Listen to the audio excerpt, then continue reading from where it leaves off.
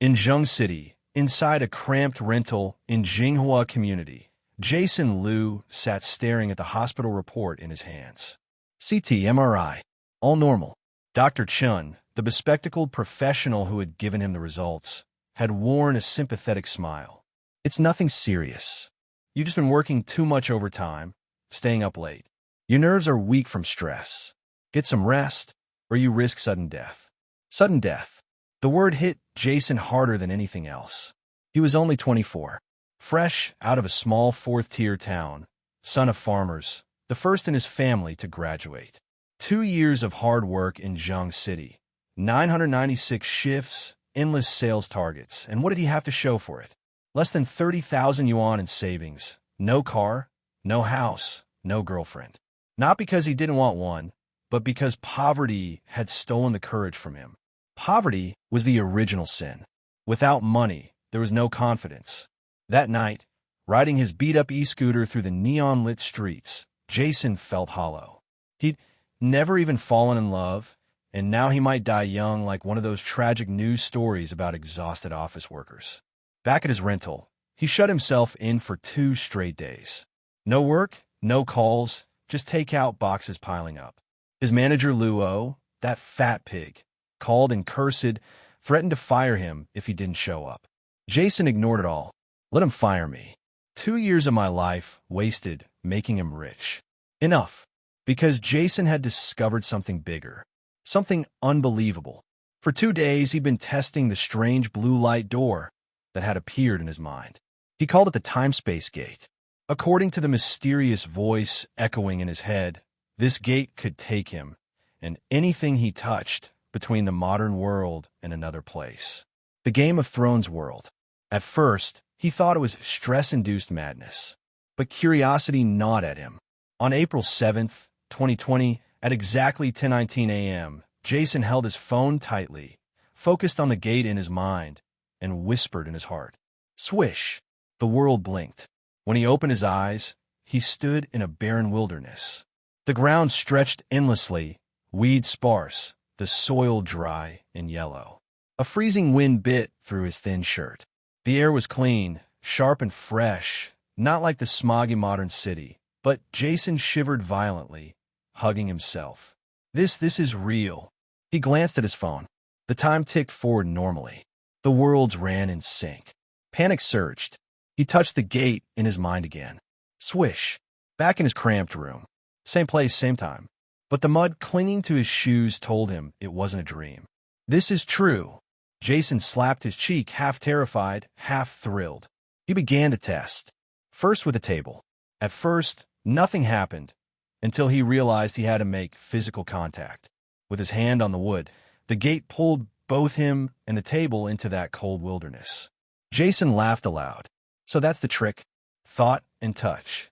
Soon he was hauling beds, wardrobes, entire pieces of furniture, back and forth, learning how the gate bundled connected objects as one. His rented room became a staging ground, a secret warehouse bridging 2 worlds. The possibilities were endless. But then another question struck him like lightning. Could he bring people through? Jason froze. No, this gate was a secret, his only chance at a different life. If anyone else knew, it would be over. And so, clutching the secret tighter than life itself, Jason Liu began his new journey. The journey of a man who could walk between worlds. Jason Liu didn't tell a soul. Not his parents. Not his younger sister. The time-space gate was his greatest secret, and once revealed, it could never be taken back. Secrets always spread, and Jason refused to burden his family with the crushing weight of it. Better that they lived ordinary, happy lives. He would carry the pressure alone. One day, when he was strong enough, he'd give them comfort and prosperity without them ever knowing the risks. With that resolve, Jason decided to test the gate further. But instead of trying with people, he chose something safer, animals. His eyes drifted to the windowsill, where 2 tiny goldfish swam lazily in a glass tank. Dejin and Xiaojin. Sorry, little guys. Do me a favor, huh? Jason muttered, lifting the tank. The fish darted nervously at the movement. If this works, I'll buy you the best feed, a bigger tank, maybe even more friends. With the tank in his arms, he activated the gate. Swish! The world shifted, and once again he stood in the cold wilderness of Westeros. Jason immediately checked the fish tank. His heart sank. The two goldfish floated belly up, lifeless, dead. His brows furrowed as he tapped the tank. No response. They were gone. Jason quickly returned to his rental. The result was the same. Dejin and Xiao Jin hadn't survived the passage. He fell silent, thinking hard. It's not just fish. Anything living, apart from me, gets erased. Even microbes, viruses, bacteria. A chill ran through him as he realized the logic. If foreign pathogens cross between two worlds, it could mean plague, mutation, even extinction.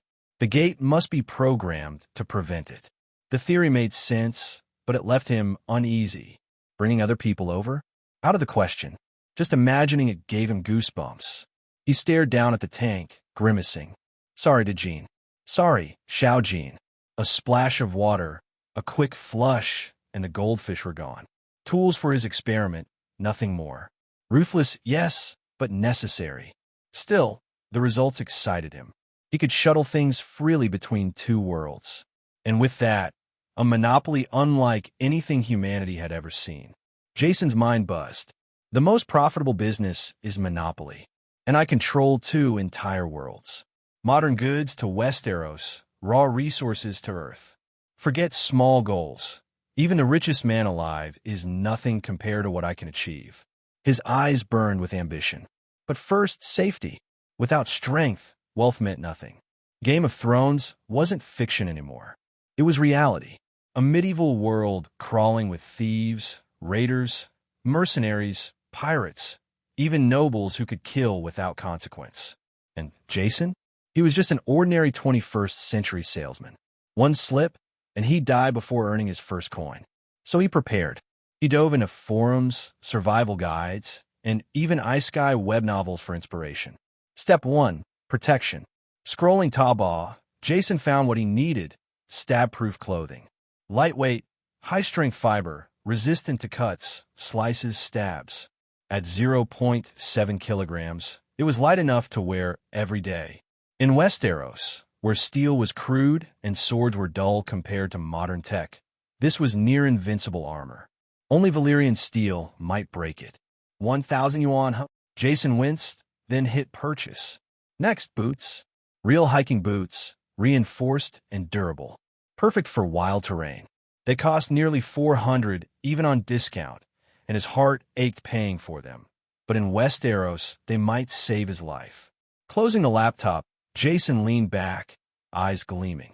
He wasn't just testing anymore. He was preparing for war. The game had begun. Hey everyone, welcome to FanFic Canon. Thanks for hitting play. I'm thrilled to bring this fan-made story to life for you. If you enjoy the ride and want more narrated fanfics, smash, subscribe, and tap the bell so you never miss an episode. And if you want audiobook of a novel of your choice, join my Patreon. Request any title that's freely available online, and I'll produce a full narration just for you. Now, let's dive into today's adventure. PP is almost done. Now it's time to buy some assault weapons. When it comes to assault weapons, the first thing that comes to many people's minds is a gun. However, it is illegal to possess this stuff, and no one dares to sell it in the Celestial Dynasty. Moreover, even if there are sales channels, it is not accessible to low-level people like Jason Liu. So gun pass. Then there is the electric baton, which can release ultra-high voltage in an instant and paralyze the enemy, which looks very good. However, when Jason Liu learned more about the restrictions on the use of electric batons, he lost interest. Because when the electric baton acts on the enemy, if the opponent is holding a conductor with good conductivity, such as an iron sword, then, after he shocks the opponent with the electric baton, if the opponent touches the iron sword, then he will also be attacked. Call. Don't let the enemy down when the enemy is not down, and let yourself down first. It will be funny. Therefore, the electric baton is not safe. Give it up. Since it's Game of Thrones in the age of cold weapons, it's not bad to get an alloy knife, right? Just take a look. Except for kitchen knives, dagger-shaped short knives, and large knives that can be sold online. They're all managed products and cannot be bought at all. Although I heard that some people sell control knives in private, but Jason Liu only heard about it and couldn't get it at all. However, it is really unrealistic for him to do this as an ordinary person. Since the control ones can't be bought, let's take a look at the weapons that can be legally held, and the power is not small. Sure enough, Jason Liu quickly found a replacement, a stick. The full name of the tactical telescopic baton is the tactical telescopic baton. It is composed of several steel rods with different thicknesses. When not in use, it shrinks in. It is only 30 centimeters short. The tip of the swing stick is thinner and narrower than the grip end. When hitting the target, because the contact area is smaller, the pressure at the contact point is extremely large, and the destructive force is stronger. Jason Liu chose a tungsten manganese alloy steel swing stick and watched the video recorded by the store. A red brick was smashed into 2 pieces by the swing stick, and a cement pipe with a diameter of 30 centimeters was directly broken into several pieces. Such power is truly amazing. Jason Liu looked happy, looked at the thousands of comments below the store, and checked the qualifications of the other party. It was indeed a regular manufacturer, and he cooperated with the security department and the public security department. So he clicked to place an order directly. 280 Ocean tungsten manganese alloy steel sling stick, free shipping to home. You can receive it in 3 days. After getting the personal protective equipment, Jason Liu bought another field travel backpack online and spent another 300 yuan. After browsing the internet for a while, I found that there was nothing to buy, so I closed the website, opened Dunyang, and start searching for standing medicines. This thing is very important. The medical technology of Game of Thrones is very backward. Jason Liu is worried that if he gets sick, at least he can give first aid. The network is really powerful, and soon there are search results listing the list of household medicines. Treatment of colds: Qingwen Lianhua capsule, Sanjiu Ganmao Ling, paracetamol, Gonkong, etc. Treatment of diarrhea: norfloxacin capsules, Smecta, Changjining, Huaxing Zinki water, etc. Stomach disease treatment: stomach biji, Jianwei Shaoshi tablets, etc. Treatment of heart disease: Suxiao Jiuxin pill, nitroglycerin, etc. Treatment of allergies: chlorpheniramine, loratadine, etc. Treatment of bruises: Yunnan Baiyao aerosol, Shangshi pain relief cream, safflower oil, etc. Jason Liu took a photo with his mobile phone and was going to go to the nearby pharmacy to get all these medicines ready. Put on a mask, push the electric bicycle that has accompanied him for 2 years, and walk into the elevator. Riding on the little electric donkey, Jason Liu came to the pharmacy on Jinghua Road, Tongheng, which is an old brand that has been passed down for hundreds of years and has a very good reputation. As soon as I walked in the door, an auntie, a salesperson in a white coat behind the counter, greeted her with a smile. "Hello, sir. What kind of medicine do you want to buy?" Jason Liu looked at the densely packed medicine boxes on the transparent glass medicine cabinet all around, walked to the counter, and took out the list of common medicines that he had taken with his mobile phone. "I want to buy some common medicines for the family, which are listed in this photo. Please help me get 2 boxes of each." The pharmacy sales aunt took over the phone, glanced at the list above, nodded quickly, and said with a smile, "No problem. It's all household medicines. We have them all. I usually put some in a medicine cabinet at home. It will be very convenient when urgently needed. It is convenient, such as Suxiao Jiuxin pill. If there are elderly people with bad heart at home, you should always keep this medicine." While explaining enthusiastically, the aunt quickly picked up the various medicines on the list. In less than 10 minutes, all the medicines on the list were found, placed on a glass counter, and a large pile appeared. Looking at the pile of pill boxes in front of her, the sales aunt smiled more enthusiastically. "This is all the medicines on the list. Do you need anything else?" Jason Liu picked up a box of Lianhua Qingwen capsules, looked at him casually, and asked, "Is penicillin sold here?" The famous penicillin, Jason Liu will not forget.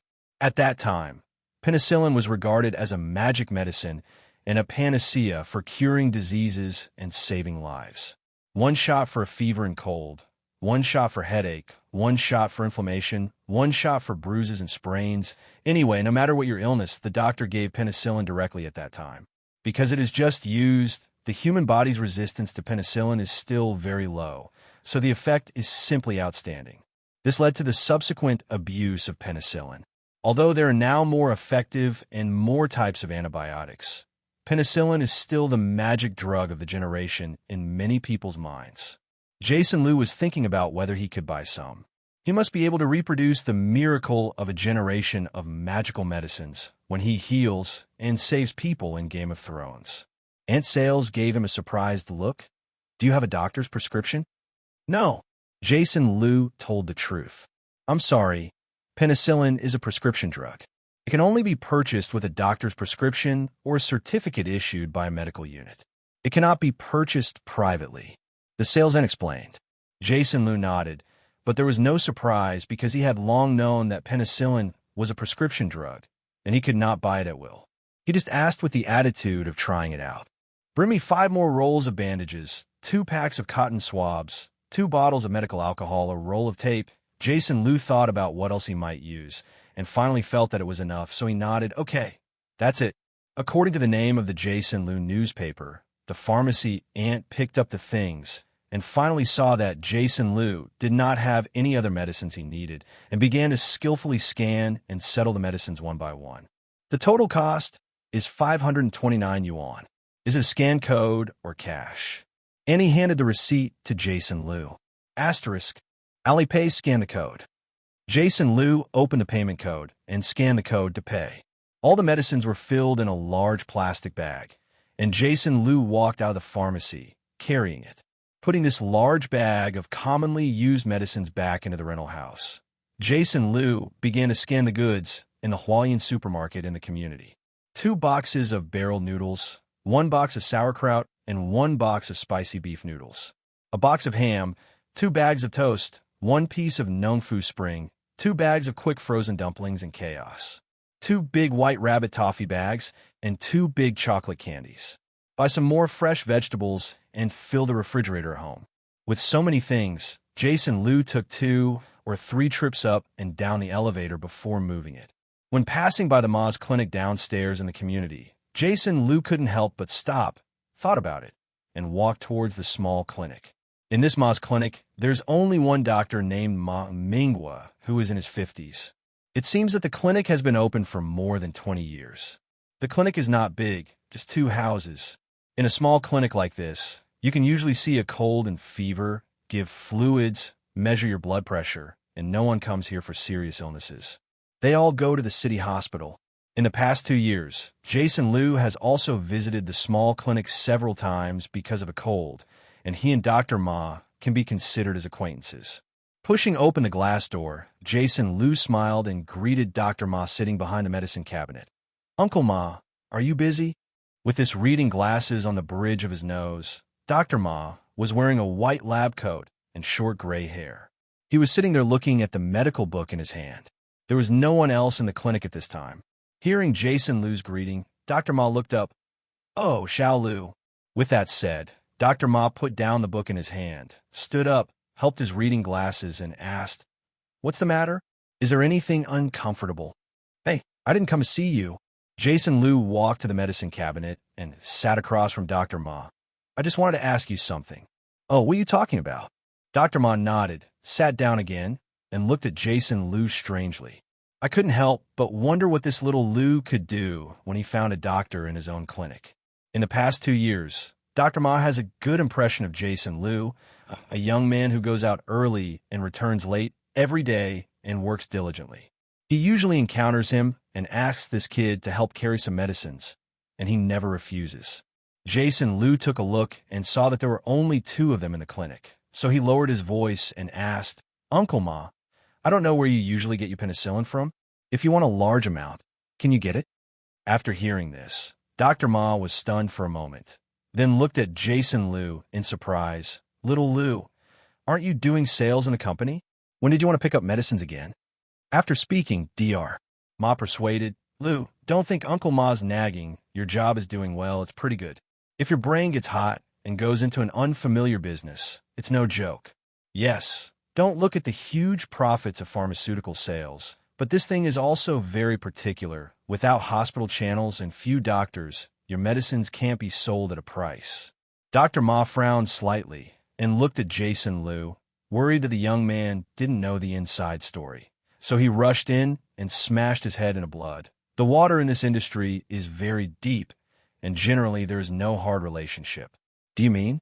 Jason Liu nodded dumbfoundedly. Of course, he understood what Dr. Ma meant, and he had heard how deep the pharmaceutical industry was. However, he did not want to go the way of pharmaceutical sales in modern times, but planned to sell medicines to another world to make huge profits. Therefore, what Dr. Ma said is not important to him at all. It's just that this kind of thing can't be explained to Dr. Ma. So Jason Liu pretended to listen, nodded in agreement, and then made his own request. Uncle Ma, see if you can sell me a few boxes of penicillin first. Let me try the water? I don't plan to try other medicines. I just want to try it with penicillin. If it doesn't work, I'll give up. You young man. Dr. Ma thought Jason Liu was unwilling. However, he had no objection to Jason Liu's suggestion to test the water with a few boxes of penicillin. After all, only a few boxes of penicillin could not be sold. Not even a few dollars to lose. Okay, I'll get you a few boxes. Dr. Ma agreed that the young man might not give up without taking a few blows. Thank you, Uncle Ma. Jason Liu was very happy to be able to buy a few boxes of penicillin, but soon hesitated. Uncle Ma, penicillin is a prescription drug and cannot be sold to individuals. If you sell it to me, will there be anything? Trouble? Who knows? Hearing Jason Liu say this, Dr. Ma was completely indifferent. It's just a few boxes of penicillin. What'd be wrong? I wonder which clinic did not rely on penicillin to cure countless patients? What are you doing now? Penicillin can't be abused. Which of those small clinics at the bottom really care? As he spoke, Dr. Ma took out 4 boxes of penicillin from the medicine cabinet, each box of 10 bottles, each bottle of 1.2 million units. I didn't expect to get penicillin so smoothly. Jason Liu was very excited. Uncle Ma, how much is this box? Dr. Ma glanced at the penicillin on the counter and said casually, this thing is very cheap. If you get it from a pharmaceutical factory, it will cost you 5 yuan a box at most, which is 50 cents a bottle. If you buy a 25 kilograms barrel of penicillin powder, a barrel costs about 150 yuan, and 1 g of raw powder has at least 1 million units. If you buy more, the price of a barrel can be negotiated again. Hearing what Dr. Ma said, Jason Liu couldn't help but stunned. It was too profitable. If you don't count the cost of drug research and development, the production cost of all finished drugs is so low that you can't believe it. The reason why many drugs are expensive is because the research and development fee is added to the cost, and the pharmaceutical factory also wants to make a profit. The pharmaceutical industry really makes money. Jason Liu sighed, slamming 4 boxes of penicillin into his pocket. Uncle Ma, give me 10 more syringes and 22 milliliters medical water for injection. Dr. Ma nodded, took the syringe and injection water again, and reminded seriously, before injecting penicillin, you must remember to do a skin test. Don't forget. Well, I remember. I've had injections before. Jason Liu hurriedly agreed. In the final settlement, there are 40 bottles of tetranuclear penicillin. Each bottle is 2 yuan. A 10 milliliters disposable syringe is 1 yuan each, a total of 10. A box of 2 milliliters medical injection water is 10 bottles, and 2 boxes are 4 yuan in total. Jason Liu spent 94 yuan at Drive Ma.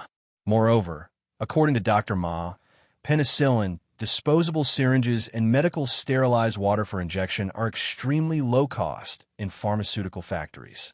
If you can buy them in large quantities, the price is several times cheaper than buying them from him. Asterisk. Jason Liu secretly remembered that if there's a large need in the future, he can ask Dr. Ma to take the lead and do business with the pharmaceutical sales representative he knows. After leaving Ma's clinic, Jason Liu returned home with penicillin content. After eating the takeaway, I opened the novel A Song of Ice and Fire and read it again. Now waiting for delivery of stab suits, sticks, travel backpacks, hiking boots ordered online. After being free, Jason Liu began to think about what to sell in Game of Thrones world. First of all, it must be cheap and large in modern times, or Game of Thrones does not have it. After all, today's big purchase left him with more than 26,000 of his 30,000 yuan deposit, so he can only buy some cheap things next. To say that in modern times, the products that are cheap and large in quantity and sell well in the world of Game of Thrones seem to be quite a lot when you think about it. Paper, gel pens, soap, shampoo, salt, plastic bowls, plastic spoons, cheap clothes, shoes, including a lot of lucrative drugs that I bought before. Paper and gel pens should sell well. After all, parchment and quill pens are the most used in Game of Thrones. They are not very easy to use, and they are relatively expensive. Most people can't use them at all. Therefore, the market for paper and gel pens will be very large, even completely replacing parchment paper. Well, make a note, stock up on a batch of paper and gel pens in bulk. Next are soaps and shampoos. These two common daily chemicals have super cleaning power. They're far from comparable to the products of Game of Thrones, and they're also very marketable. Salt. This is an important strategic resource for all countries, and the market is not small. But if you buy it in large quantities in modern times, some are not easy to buy, and the profits are not high, so they will be put on hold. Plastic bowls, plastic spoons. Compared to the metal tableware of Game of Thrones, this advantage is not obvious. You can only take the cheap route. After opening the market, presumably the profit is not bad. Cheap clothes and shoes. Relying on the terrifying productivity of the world's factories, the cost of clothes and shoes is very low, and they can definitely blow up the original clothing industry when they are sold to the world of Thrones. After all, the synthetic fiber materials produced in modern times are far more durable than the natural textiles of Game of Thrones, and are superior in comfort, style, color, and quality. It is also a lucrative business. As for medicines with powerful curative effects, this thing can not only make a lot of money, but can also play a big role in critical moments. Think about it. A doctor who is extremely skilled in medicine and can be called a genius doctor is popular with everyone at any age, which can ensure that he has a good foothold in the Game of Thrones world. Looking at the records in the book, Jason Liu thought about it and decided to purchase according to this in the early stage. Well, first buy a batch of paper and gel pens. First of all, this thing is cheap and large in quantity, and it takes up less space than other things. Although Jason Liu can go back and forth between the two worlds at any time to get things, but if he doesn't want to be discovered by his secrets, he can't really travel at any time, and some things must be brought with him. When can I find a foothold in the Game of Thrones world so that I can shuttle back and forth without any scruples? At the beginning, it is better to be cautious. After all, his ability to travel is too weird. If he is discovered by people who travel the world, the ghost knows whether they will kill him as a devil or something. After all, Game of Thrones is still in the age of ignorant beliefs. Half a step ahead is a genius, and one step ahead is a lunatic. Bruno was burned alive back then. Don't make yourself look too weird. Low-key, muffled making a fortune is the real thing. After thinking about it for a while, Jason Liu, who made up his mind to develop in a vulgar way, began to chat with various shopkeepers on the eve of the fight. A comfortable soap shop. Jason Liu, boss, if you can buy more soap in your house, can you make it cheaper? The sales girl from the Shungue soap factory was sitting in front of the computer and playing with her mobile phone when suddenly the shop number rang. The girl immediately regained her spirits. Looking at the news from the store number, she couldn't help but get excited. Could it be a big order? While thinking about it, the girl resumed the news. Dear, we are all factory direct sales. It's already very cheap. Jason Liu, if it's cheaper, I'll buy it. And it's a lot. Large quantities? How big can it be? The sales girl thought to herself and replied in a timely manner. Then how much do you want to buy? We need to see the quantity before we can decide the preferential price. Jason Liu, come for 1,000 yuan first. If you use it well, there will be bigger orders in the future. $1,000. The order is really big. The sales girl is more focused. This is a large order. If you have 1,000 yuan, the price I can give you here is 1.5 yuan, which is 0.5 yuan cheaper than the listed price. What do you think, dear? In front of the computer, Jason Liu raised his eyebrows. He didn't expect to cut off a quarter at once, and it seemed that he could continue to cut. So, Jason Liu typed again. Can it be cheaper? Sales girl. This is already the lowest price, dear. Just as Jason Liu was considering the price, another message came from the other side. Sales girl. If you buy 5,000 yuan at a time, I can ship it at 1 yuan per piece, dear. Seeing this price, Jason Liu was refreshed. Sure enough, as long as he buys more, the price can be lowered. It's just that now he doesn't have a place to store too much soap. He can rent a warehouse to store it in the future, and then buy a lot at that time. Now I had to give up. So, at 1.5 yuan each, Jason Liu ordered 1,000 bars of soap, of which 100 were soaps for bathing, 900 were soaps, and spent 1,500 yuan. To be honest, even if it is soap for washing hands and clothes, it is fine to use it directly for bathing in Game of Thrones world. However, the fragrance of soap is more suitable for the noble class, which is another product that can be sold at high price. Come to think of it, those ladies and gentlemen are happy to spend twice as much on soap. After buying soap and soap, Jason Liu found a company selling A4 paper on Pink Sixty. Like the previous Shungue, it is a small factory in Sanwu. The advantage is that the quantity is large and cheap. The size of white A4 paper is 21 cm * 29.7 cm, and each sheet weighs about 4.4 g. If you buy more than 10,000 sheets at a time, you only need 0.05 yuan for one sheet. So cheap, Jason Liu directly placed 10,000 orders, costing 500 yuan. So cheap. Then I bought 1,000 black gel pens at a small gel pen manufacturer at 1 yuan each. I bought another 10,000 black refills at 0.05 yuan each, costing 1,500 yuan. All of this added up, and Jason Liu spent another 3,500 yuan. Asterisk. It has never been so fun to spend money. After paying, Jason Liu is still a little unfulfilled. Sure enough, spending money is cool for a while, and spending money is always cool. Hey, I finally understand the happiness of the rich. It's just so unpretentious. In 3 days, Jason Liu finally finished reading the original novel, and the online shopping also arrived one after another. Looking at the room filled with boxes of soap, boxes of gel pens and refills, and a large stack of A4 paper, Jason Liu felt a sense of accomplishment in his heart. I'm looking forward to tomorrow's Tour of Thrones World Tour. In the evening, after dinner, Jason Liu was busy arranging his backpack, stuffed some bread, ham sausage, and mineral water into the bag.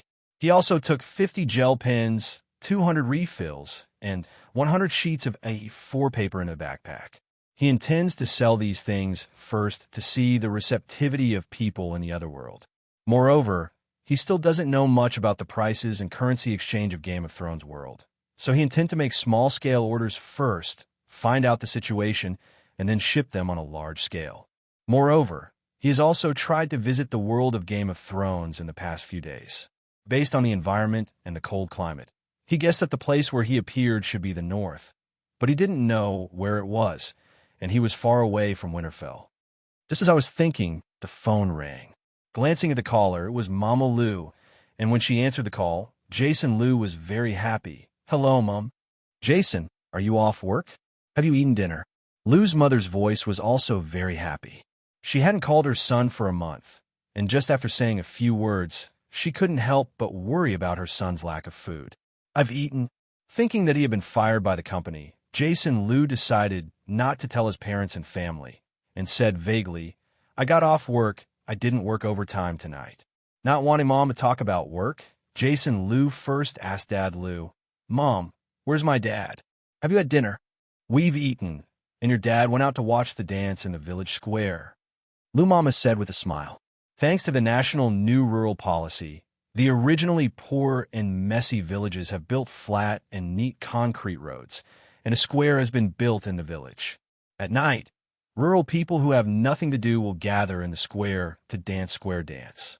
Everyone gets together to chat, dance, and lively, which is good. As far as Jason Liu knows, his mother also likes to dance with everyone in the square at night. In recent years, everyone's life has gotten better. The mother and son chatted for more than an hour. In addition to the trivial matters in life, Liu Ma started the marriage urging mode again. For example, whose child is the same age as you. And now the baby can play soy sauce, such as who has a blind date this year, getting ready to get married at the end of the year. Listening to his mother's side-by-side urging for marriage on the phone, Jason Liu couldn't help laughing and crying. He could only say that he was too busy with work, and he would definitely find a girlfriend when he had time. Don't forget, it's best to bring your girlfriend back for the new year when you go home this year. Before hanging up the phone, Liu's mother still spared no effort to urge her son to find someone to bring home. Jason Liu hung up the phone with a wry smile and understood his parents' thoughts. After all, compared to those who get married in their 30s in the city, they usually get married early in the countryside.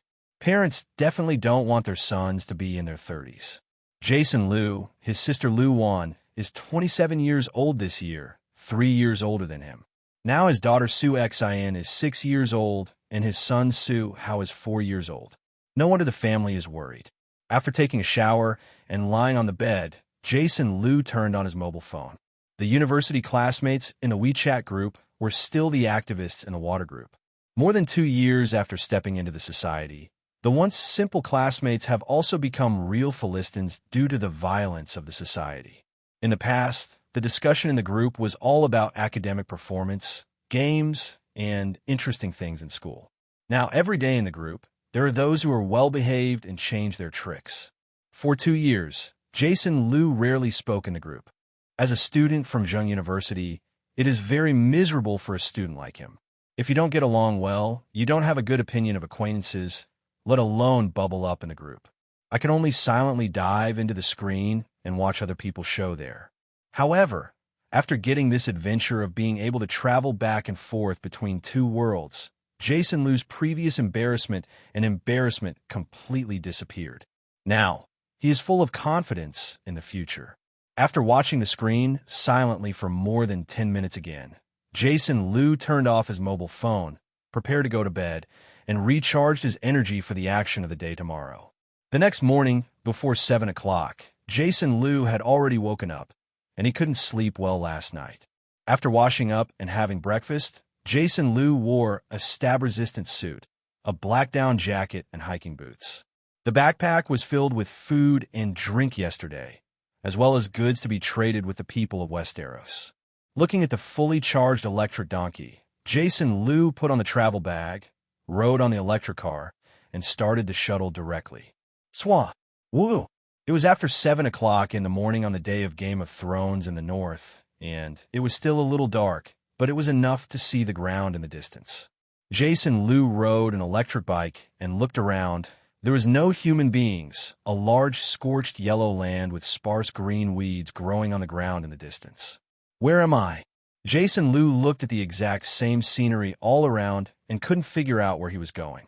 He took out the simple compass that he bought from his travel backpack, and he didn't even bother to consider whether the magnetic fields of Game of Thrones and the Earth were the same. So he rode the little electric donkey toward the south according to the direction of the compass.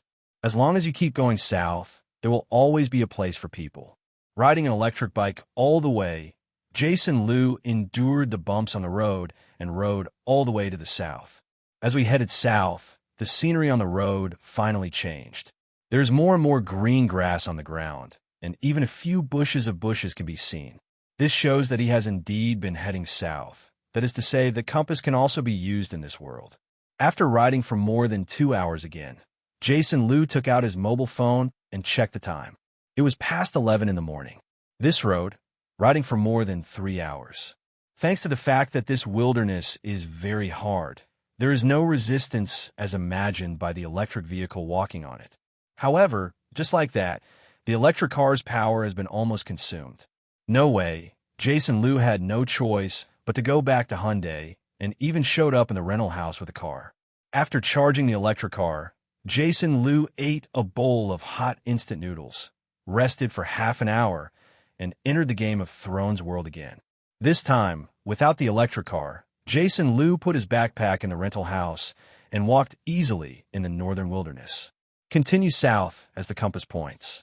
Finally, after walking for more than an hour, when Jason Liu was too tired to walk, he saw the shadow of another cottage in the distance. Asterisk. It was finally time to meet the aborigines of this world, and Jason Liu was a little excited for a while. Returned to the rental house again, put on the backpack, returned to the north, and strode towards the cottage. When he got closer, Jason Liu could see what the cottage looked like. The whole cottage is like a small fortress, surrounded by a stone wall more than 2 meters high, and the low wooden houses are crowded within the wall. The entrance to the cottage is a gate tied in rows of wood, with a small door next to it, just enough to allow one person to pass through. The cottages were built in this way, not only to defend against beasts attacking people, but also in the north, these villagers also had to defend against savages who ran over the Great Wall to rob them. As Jason Liu approached the gate of the cottage, a few children were originally dressed in tattered animal skins or sackcloth clothes. Their dirty faces were red from the cold, and the shoes on their feet had holes, revealing several children with red toes from the cold. Was immediately scared away. Like a frightened little beast, it nimbly slipped through the small door of the cottage and disappeared in front of Jason Liu. Looking at this scene, Jason Liu touched his nose embarrassedly. Am I so scary? Dang dang. Soon, the bell rang in the cottage, and the originally quiet cottage suddenly became noisy. I saw that dirty heads kept popping up behind the stone wall, and villagers holding wooden forks, axes, kitchen knives, etc. in their hands, looked over in panic. What's wrong? Jason Liu was also taken aback by the actions of the villagers in the cottage. He subconsciously pulled out his stick, and at the same time was ready to return to the modern age at any time, so as not to die before he succeeded and fall into the hands of these villagers. It would be too funny. Fortunately, the villagers crowded behind the gates and walls, buzzing in a mess. Perhaps seeing only Jason Liu alone, the panic on the faces of the villagers gradually dissipated. However, the eyes they looked over were still full of awe.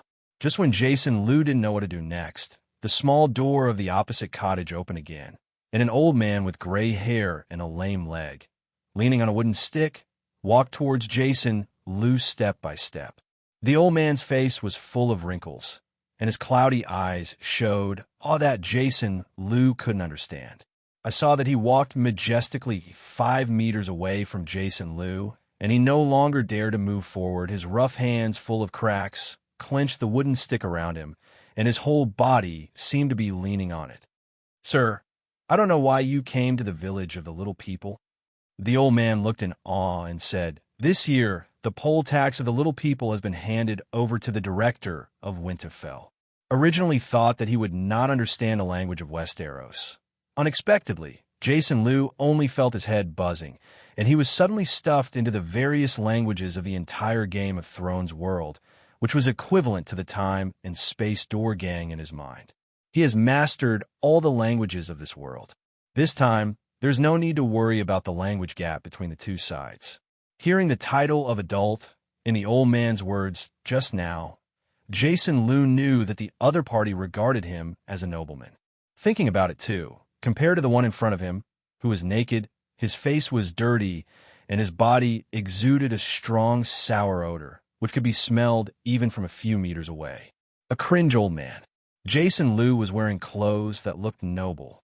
He was tall, his face was even more fair, and his temperament was even more incompatible with the commoners. No wonder he was directly identified by this old man as a nobleman. He didn't explain his identity. Since the other party misunderstood, let him misunderstand, so that it is more convenient for him to ask questions. So, Jason Liu regarded himself as a nobleman and asked directly, Who are you? What is your village called?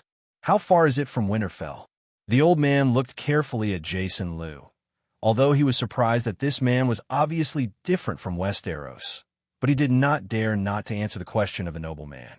Sir, this is the Sungshu village, and the villain is the village chief, Gina, the village chief, leaning on a wooden stick in both hands, dragged a lame foot on the ground, hunched over, and answered cautiously. This place is far from winter. The city is more than 10 kilometers long, and you can go south along that road, and you will reach Winterfell. After asking about the direction of Winterfell, Jason Liu planned to leave, because he really couldn't bear to look at this old man and stood in front of him with a humble and awe. So, I took out a bag of bread from my backpack and gave it to the old man as a thank you to him. Then, ignoring the trembling thanks of the old man, Jason Liu walked along the path towards Winterfell. Blessed by the old god, old Jay really met a kind adult today. I have never seen such a white and soft bread in my life, let alone eat it. Back in the cottage, looking at the surrounding villagers, village chief Gina held bread in his hands and shed tears of excitement. The other villagers all had green eyes, staring at the white bread in the hands of the village chief, and kept swallowing saliva. These people have been eating black bread mixed with sawdust and grass roots all their lives, hard like a stone, and they have never seen bread so white and soft. Those children were even more greedy, their eyes never leaving the bread in the village chief's hand, and their little heads kept fantasizing about how delicious such a soft bread is. Seeing this scene, the village chief of Gina's sighed and distributed a bag of bread to the villagers equally, so that everyone got a piece the size of their thumb. Some of the villagers who were given white bread immediately stuffed it into their mouths and devoured them. Some people put them into their mouths bit by bit, closed their eyes, and savored the sweetness of the white bread. The children moved even more quickly, swallowing the bread in their hands in the blink of an eye, and then looked at their parents eagerly. For a time, the entire Depenshu village enjoyed a handful of soft and sweet bread that could only be tasted by the nobles because of the gift of Jason Liu. Although there is only one point, this also makes the villagers very happy. Saying goodbye to Big Pine Village, Jason Liu went south along the path, and not long after, he saw the ancient city, Winterfell, sitting on a hill in the distance. The Winterfell city, which is located in the open field, is like a behemoth. From a distance, it gives people a sense of majesty. As we got closer to Winterfell, the roads leading to Winterfell became more and more pedestrians, mostly farmers from the north. Someone pushed a small cart with sacks of carrots and onions ready to be sold in the winter shelter market town outside Winterfell. Some people drove a few black-skinned pigs with tusks, which looked like wild boars, humming and chirping, occupying most of the road, and being driven forward by the owner with a whip. Asterisk. Some unkempt women, carrying baskets with some unknown wild fruits in them, holding their children in their hands, walked slowly forward. The small merchants drove the carriages, which were full of goods, and kept shouting for the people in front to make way. Some people are leading sheep, some are driving cattle, some are holding chickens and ducks, and they go in the same direction. Pigs humming, sheep bleating, cows bleating, chickens and ducks croaking, children laughing and crying, and merchants scolding. All of a sudden, the whole road was noisy and lively. Suddenly breaking into this noisy environment from the desolate wilderness, Jason Liu was in a good mood for a while. The wilderness used to give people the feeling of being empty and boring, but now he blends in with the crowd, as if he has come to another world. It's a wonderful feeling. Just when Jason Liu was full of emotion, because of his appearance that was obviously different from the Westeros, he was discovered by people on the road as soon as he walked into the crowd. For a time, the originally noisy road gradually became quiet. Jason Liu was embarrassed to find that because of his appearance, these northerners with tattered clothes and disheveled faces lowered their voices and turned their eyes to him from time to time. When Jason Liu looked at each other, those people withdrew their eyes in fear, which made him even more out of place. It seems that they also regard me as some nobleman, right? Jason Liu couldn't help but think. In Westeros, only those aristocratic lords from the ruling class who are able to eat and wear warmly and comfortably are the only noble lords from the ruling class. The commoners at the bottom are doing their best to eat a bite every day. So how can they pay attention to personal hygiene and clothing? Jason Liu, a person with a fair complexion, a tall and straight body, an invisibly confident and high-spirited temperament, cannot be cultivated by the common people. It's no wonder that all the Westeros that Jason Liu met during this time will recognize him as a nobleman. Jason Liu couldn't help but feel uncomfortable being watched by these unkempt Northlanders with a strong body odor. Not wanting to be viewed as a monkey, he tightened the backpack behind him and walked quickly through the crowd on the road. Wanting to enter the winter shelter market town outside Winterfell City, as soon as possible. Seeing this tall man, with a tall stature and noble clothes strode forward, the farmers and women in the north who were standing on the road ahead showed respectful expressions and took the initiative to step back to make way for Jason Liu. A man with a tattered straw hat was in a hurry to drive away his pigs to make way for the dolt, but instead he was put on a horse by the pigs, making him embarrassed. Seeing the corners of his mouth twitch, he tried his best to hold back his smile. When Jason Liu passed by the peddler who was driving the carriage, the other side pulled the reins of the horse crampedly, took off the hat on his head, and with a respectful smile on his face, nodded and bowed his respects to him. Compared with the ignorant farmer who spent his whole life digging food in the land, and who has not necessarily left his lord's fief in his life, the small trader who travels from south to north obviously knows the dignity of a nobleman better. It is not uncommon for this small trader to be flogged, cut off a hand, a foot, or even lose his life in severe cases because he offended the dignity of the nobles. After all, for those aristocratic gentlemen at the top, the untouchables at the bottom are not as good as the cattle and sheep in the barn of the noble gentleman. Therefore, when seeing a nobleman passing by, the small trader immediately expressed his sincere respect to the other party, lest he would offend the majesty of the adults. Jason Liu watched the small merchants around him show a pleasing smile to him. He grew up in a free and equal society, although he was not used to the humility of these low-level people. But he still warned himself in the bottom of his heart. This is the world of power, a feudal society where life is like a must, and the nobles hold all power. It is best to adapt as soon as possible. The experience along the way has made Jason Liu deeply realize the power of aristocratic status in this world. It also made him start to think about what kind of identity he wants to face the rich and powerful in Westeros. After walking for more than 10 minutes, I finally entered the winter shelter market town outside Winterfell. The so-called winter shelter market town is the wooden houses built along the Stark family's Winterfell castle. Usually in winter, after the wheat and oats are harvested, the surrounding farmers bring their families into the winter shelter market town to avoid the severe cold weather and possible wildling attack. Because the number of people gathered here gradually increased, merchants and hawkers from all over Westeros also rushed over from King's Landing, West Territory, East Territory, Hygian Land, and other places. There are even merchants from the southernmost reach and Dorne and Westeros, who take boats along the narrow sea and land at the White Harbor of the Mandalay family in the north, and take their goods by land to come to Winter City to do business. The merchants transported summer red wine from Chinting Island, kippers from Dorne, weapons and armor from King's Landing, gold jewelry from the west, and grain from the east and riverlands to the north for sale and purchase. Bear skins, wolf skins, deer skins, and other furs are transported back to the south. Again and again, the profit is still very considerable. Of course, occasionally businessmen from the free trade city-states on the other side of the narrow sea came to the winter town to do business. However, because of the bitter cold in the north and the long journey, they seldom came here, and most of them went to the prosperous King's Landing. Jason Liu walked into the market, and a strong smell of mutton came to his face. So many people who don't take baths very much all of a sudden gather together, plus the feces and urine of animals in the market. This smell is really exciting. It took a while for Jason Liu to get used to the strong smell and join the crowd. On both sides of the road, there were stalls set up by the merchants spontaneously, and behind them were their carriages, which were full of goods, and the merchants stood in front of their stalls and shouted. Some farmers just find a place and spread something that is full of oil and dirty, and I don't know if it's animal skin or sackcloth.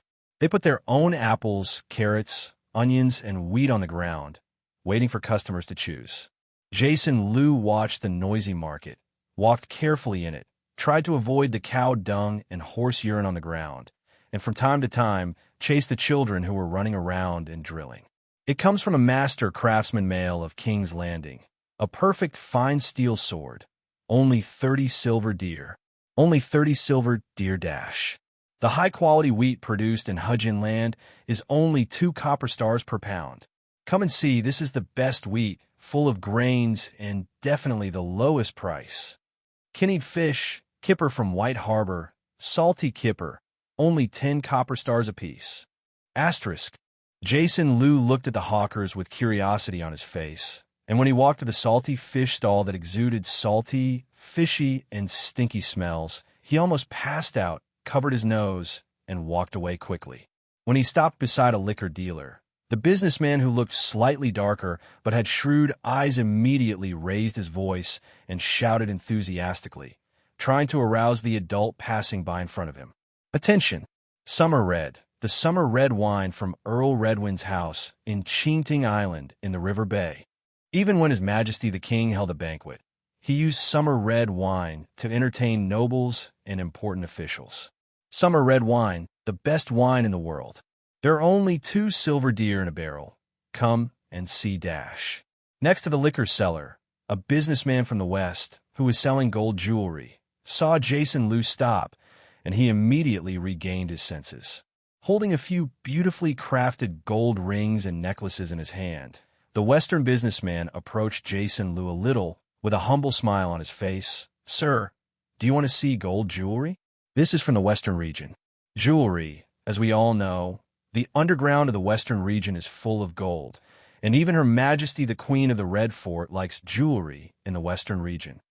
That is to say, Jason Liu's clothes are very valuable. This Western businessman has determined which nobleman he is, and only noblemen can afford to buy his gold jewelry. Ordinary poor ghosts don't even look at them. Seeing that this Western businessman was going to grab business, the wine dealer next to him was unhappy and quickly greeted, Sir, buy some villain's bar. This is the wine from Cheating Island. Only the best wine to be worthy of your noble status as an adult.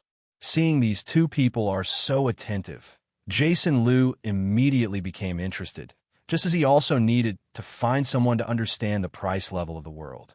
So, Jason Liu began to chat with them. You should have seen it too, right?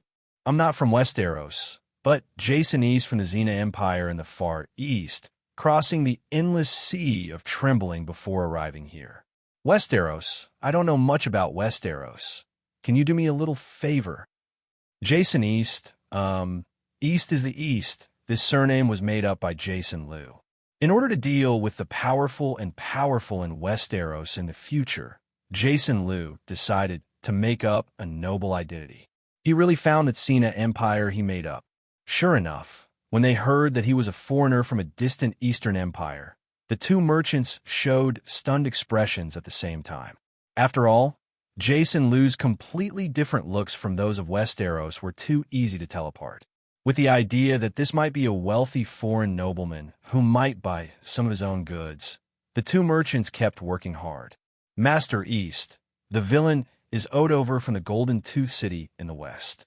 It is an honor for the villain to serve you. Odover, the merchant in the West, smiled. The wine dealer followed closely, expressing his goodwill. The villain is Cuncius of the High Court of the Reach, and I am happy to serve you. Lord East from the Xena Empire in the Far East. Thank you for your kindness, Odover and Quinzius. Jason Liu smiled at the 2, then asked his own question. I know Westeros has golden dragons, silver deers, and bronze stars, 3 currencies. What is the exchange ratio between these 3 currencies? Then how much can 1 copper star buy? I didn't expect it to be such a simple question, and Odover, a merchant from the Western region, was slightly taken aback. It seems that this adult is really new to the scene. As a result, Odover quickly reacted and replied immediately. My lord, in Westeros, 1 golden dragon can be exchanged for 100 silver deer, and 1 silver deer can be exchanged for 100 bronze stars. For a bronze star, you can almost buy 1 piece. Black bread mixed with sawdust. Listen, as the grain merchant over there shouted, 2 copper stars can buy a pound of good wheat. Quinциus interrupted next to him. Then he didn't forget to pick up a barrel of summer red wine from his booth, which was half an introduction and half a sales pitch. Just like such a barrel of summer red wine from Cheating Island, you can buy it with only 2 silver deer. Good deal. Jason Liu glanced at the small wine barrel in the hands of the wine dealer. It was a cylindrical wine barrel about 20 centimeters high and 20 centimeters wide. It cost 2 silver deer for such a small barrel. It's not cheap. It really is a fine wine that only nobles can afford. Jason Liu is more concerned about the true value of Westeros currency than the luxury of summer red wine, which is obviously a consumption of the powerful. Whether it's modern or Game of Thrones, the truest way to measure a world's currency is to look at its food prices. And wheat is undoubtedly the common reference of these two worlds. The purchase price of a pound of modern wheat is about 1.2 yuan. A pound of wheat in Westeros costs 2 bronze stars. Considering the backward productivity of Westeros, food production is certainly not as good as modern times, so food prices will also be more expensive. If the analogy is not rigorous, about 1 bronze star in Westeros is equivalent to 1 renminbi in modern times. 1 silver deer is about 100 renminbi. 1 golden dragon is about 10,000 renminbi. That's about it? Forget it. Knowing the currency and prices of Westeros from these two businessmen, Jason Liu almost had a bottom line, so he began to take out the commodities he wanted to trade, gel pens and paper. Odover, Quinzius, look at what I brought from my hometown. Jason Liu took out a gel pen and a piece of white A4 paper from his backpack and handed it to the two of them. Odover took the gel pen with a puzzled look on his face. This is pen.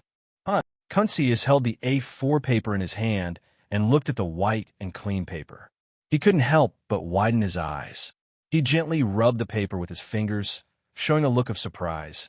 Lord East, this is not parchment, is it? It's a gel pen from my hometown. Well, like a Westeros quill, it's for writing. But it's more dipped in ink than a quill to write a few words, even a letter. It is possible to stain clothes with ink, but this gel pen does not have such a problem. It is easy to hold, easy to write, does not lose ink, and lasts for a long time. Jason Liu took the gel pen and gushed about its advantages to the two of them. Think about it. If such a pen was sold in Westeros, those nobles, priests, monks, bachelors, merchants absolutely will ditch the hard-to-use quill for a more convenient gel pen. After finishing speaking, Jason Liu took the A4 paper and wrote directly on it with a gel pen. In just 1 minute, he had written more than 50 words on the A4 paper. Asterisk. Needless to say, Odover and Quinzius, who are Westeros, can easily see that this gel pen is much more convenient than a quill. Awesome. I mean, Lord Easter, this pen called a gel pen from your hometown is so good. The lords of Westeros would surely be happy to throw away their pesky quills and smelly ink bottle. Choose to buy this gel pen. Quinzius blushed with excitement and couldn't help but exclaimed, "How much do you sell for such a gel pen? I want to buy 10, no, 20. Yes, I want to buy 20. I want it too. I want it too." As a businessman with a keen sense of smell, Odover also saw the market prospect of gel pens and shouted impatiently, "I want 22. The shouting here immediately attracted the attention of the people around, and several businessmen gathered around. When Jason Liu once again demonstrated the advantages of gel pens, such as convenient writing, easy holding, instant drying, no ink scattering, and long use time, they were all attracted and wanted to pay for it. "I want to, give me 10. That's great. I'm going to buy 5 of these pens. Give me 15. For a time, Jason Liu was surrounded by businessmen, shouting so loudly that his ears hurt. "Quiet, everyone, quiet dash." Jason Liu raised his voice, shouted to silence the crowd, and waited for the merchants to shut their mouth before saying, "As you can see, this gel pen is so much better than a quill, and even better, as long as the refill ink in the pen barrel is used up, you can unscrew the pen head below, put on a new refill full of ink, and you can continue to use it." While talking, Jason Liu demonstrated how to replace the new refill. This time, the merchants couldn't sit still, and they all stared at the gel pen in Jason Liu's hand, eager to buy it immediately and take it back to sell. "Lord East, please tell me, how much does such a gel pen cost? How much does a refill cost?" Odover asked what everyone in the room was saying, and the scene fell silent, all staring at Jason Liu. "Can anyone tell me how much a quill pen and a bottle of ink cost?" Jason Liu didn't answer directly, because he didn't know how much it should sell for now, but he had an idea and was going to refer to Westeros' price of quill and ink. An ordinary quill pen and a bottle of ink need about 40 copper stars. Someone replied, "Is it that expensive?" Hearing this price, Jason Liu was surprised. After all, 40 copper stars can buy 20 caddies of wheat. However, considering the limited dissemination of knowledge in feudal society and the extremely high cost of education, this price does not seem too outrageous. After thinking about it quickly in my heart, I quickly set the price for the gel pen and refill. 1 silver deer for a gel pen, 50 bronze stars for a refill. Jason Liu shouted out the price. Hearing the price quoted by Jason Liu, the surrounding merchants suddenly fell silent. The price was indeed a bit expensive, and many people began to consider whether it was worth it. However, it didn't take long for someone to stand up and buy 10 gel pens and 50 refills. This is a businessman from King's Landing. He is brave enough to buy it before others, and wants to take it back to King's Landing and try it. With a smile on his lips, Jason Liu counted out 10 gel pens from his backpack and 50 refills for each other, and then received 35 silver deer. Seeing that someone was the first to buy it, Odover, a businessman from the western border, couldn't help but directly bought 10 gel pens and 30 refills. Jason Liu made another 25 silver deer. "I want it too, I want it too. Give me 2, I want 2 gel pens and 10 refills. Give me 5 gel pens and 20 refills." Soon, all 50 gel pens and 200 refills in Jason Liu's backpack were sold out, and a total of 150 silver deer were received. Many merchants have not bought gel pens and refills and are clamoring to buy them. Jason Liu told them that they would still be here tomorrow, and more gel pens and refills would be sold to them, which finally appeased these hot-eyed businessmen. "I'll buy a gel pen tomorrow, but look at this kind of white and smooth paper. Do you need it?" After selling the pen, Jason Liu once again started to sell the A4 paper in his backpack. Seeing the white and smooth A4 paper, and seeing Jason Liu writing on A4 paper with a gel pen with his own eyes, businessmen are very interested in this paper. After asking about the high price of 30 copper stars for a piece of palm-sized parchment, Jason Liu decided to set the price of A4 paper at 10 copper stars. At such a low price, the only 100 sheets of A4 paper were snapped up, and even the one written by Jason Liu was bought. 100 sheets of A4 paper. Because of the small quantity, a total of 10 silver deer were sold. This time, a total of 160 silver deer were received. According to the conversion of 1 copper star equal to 1 yuan, a gel pen by Jason Liu was sold for 100 yuan, and the purchase price was 1 yuan, which was directly sold for 100 times the sky-high price. The purchase price of a pen refill is 0.05 yuan, and it is sold for 50 copper stars, which is equivalent to 50 yuan for a pen, a direct increase of 1,000 times. The purchase price of a piece of A4 paper is 0.05 yuan, and it is sold for 10 copper stars, which is equal to 10 yuan for a piece of paper, an increase of 200 times. Gel pens, refills, and A4 paper. If you buy more quantities at one time in the future, the purchase price can be cheaper. For such cheap things to be sold to Westeros is hundreds of times of huge profits, which made Jason a little shocked for a while. The so-called businesses in modern times are all weak. How many industries can achieve hundreds of times the profits? Feeling that the heart was beating a little faster, it took Jason Liu a while to regain his composure. "This is the beginning. I will earn more and more in the future," calm and calm. Seeing that Jason Liu had no more goods to sell, the merchants asked in detail when they could buy them tomorrow, and then slowly dispersed. Jason Liu sold a large amount of silver coins and was about to leave the market when he caught a glimpse of the gold jewelry on the stall of Odover, a merchant from the west border, and a thought suddenly flashed in his mind. "Odover, do you know how much silver is in this silver deer coin?" Jason Liu walked over to the merchant in the west and asked in a low voice. "I just bought a gel pen and refill, and I was thinking of taking it back to Odover, who sold it to the great aristocracy and made a lot of money. I am more attentive to Jason Liu, the man who brought him wealth. Master Easter, silver deer like this usually contain about 20 g of silver, and the rest are copper and lead metals." 20 g silver? Jason Liu quickly calculated in his heart that according to the modern 1G silver of about 4 yuan, a silver deer is about 80 yuan, which is less than the expected 100 yuan. Asterisk. It seems to be very disadvantageous if you directly sell silver. So, Jason Liu asked again, what about the golden dragon? How much gold does a golden dragon contain? A golden dragon contains about 30 G of gold.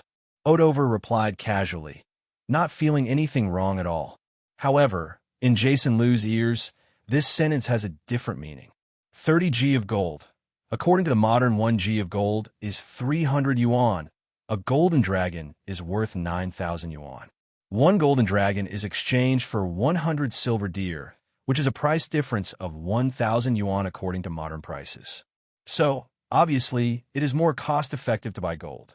After making a clear calculation, Jason Liu made a decisive move and bought Odover's gold jewelry with silver deer. 120 silver deer directly bought all the gold jewelry of the merchants in the West. The gold jewelry is estimated to be 33 G, and it should be able to sell for 9,900 yuan if you get it back in modern times. Feeling that this trip made a lot of money, Jason Liu was very happy. After saying hello to the merchants in the West, he quickly walked out of the winter market town and found a hidden corner. Jason Liu shuttled directly back to the rental house. Lying down heavily on the bed, he let out a long breath. Jason Liu hurriedly took out gold jewelry and 40 silver deer. Looking at the gold and silver coins scattered on the bed, he couldn't help laughing. Haha, it's so profitable. Really, it's a blast. Forgetting to eat lunch, Jason Liu then took out his phone and started looking for the address of the Jindian in Zheng City. He wants to sell the gold and collect the funds. Because of gold controls, it is illegal to trade gold privately. However, nothing is absolute. As long as there is profit, regulation is just empty talk. Jason Liu is looking for the kind of gold shop that is not well known, and only such a shop will accept private gold. Of course, those big gold stores may also accept it, but they don't necessarily take care of small customers like him. If it doesn't matter, they don't want you at all for worrying about causing trouble. So, you can only find that kind of small gold shop. After dinner, Jason Liu put the gold rings and a gold necklace in his pocket and rode a small electric donkey to the gold shop he found. Hungly Gold Store has only 2 storefronts. Walking into the store, Jason Liu was a little nervous. After all, it was the first time he had done such a thing. Hello, sir. Do you want to buy gold jewelry? Seeing a customer coming in, the salesperson behind the counter came over and asked with a smile. Jason Liu glanced at this average-looking, good-looking young lady, just nodded and asked calmly, "Is your boss here? I have something to talk to your boss." The sales clerk looked at Jason Liu suspiciously. Maybe because Jason Liu was angry on Facebook and he looked handsome, she said a moment and went to the backstage to find the boss. Soon, a fat man in a suit and tie, looking to be in his 40s with a general belly, walked over with a smile. "Hello, I'm Wang Hungli, the owner of Hungly Gold Store. I don't know about you, little brother. What's the matter with me?" Jason Liu didn't speak, just looked at the salesman beside Boss Wang. Boss Wang also noticed Jason Liu's gaze, so he nodded and asked the salesman beside him to work, and then looked at Jason Liu again. Jason Liu coughed lightly, still a little nervous, and said in a low voice, "Boss Wang, do you accept gold here?" Boss Wang nodded clearly and did not answer directly, but said with a smile, "Little brother, come, let's talk later." Having said that, Boss Wang took Jason Liu into the small office at the back. "What's the name of the little brother?" Boss Wang asked Jason Liu to sit across from the sofa, poured a glass of water in the water dispenser, and handed it to Jason Liu. "My name is Jason Liu. Thank you." Jason Liu took the water glass and thanked him. Boss Wang sat down opposite and then asked about the gold. "I wonder how much gold do you have, Brother Liu?"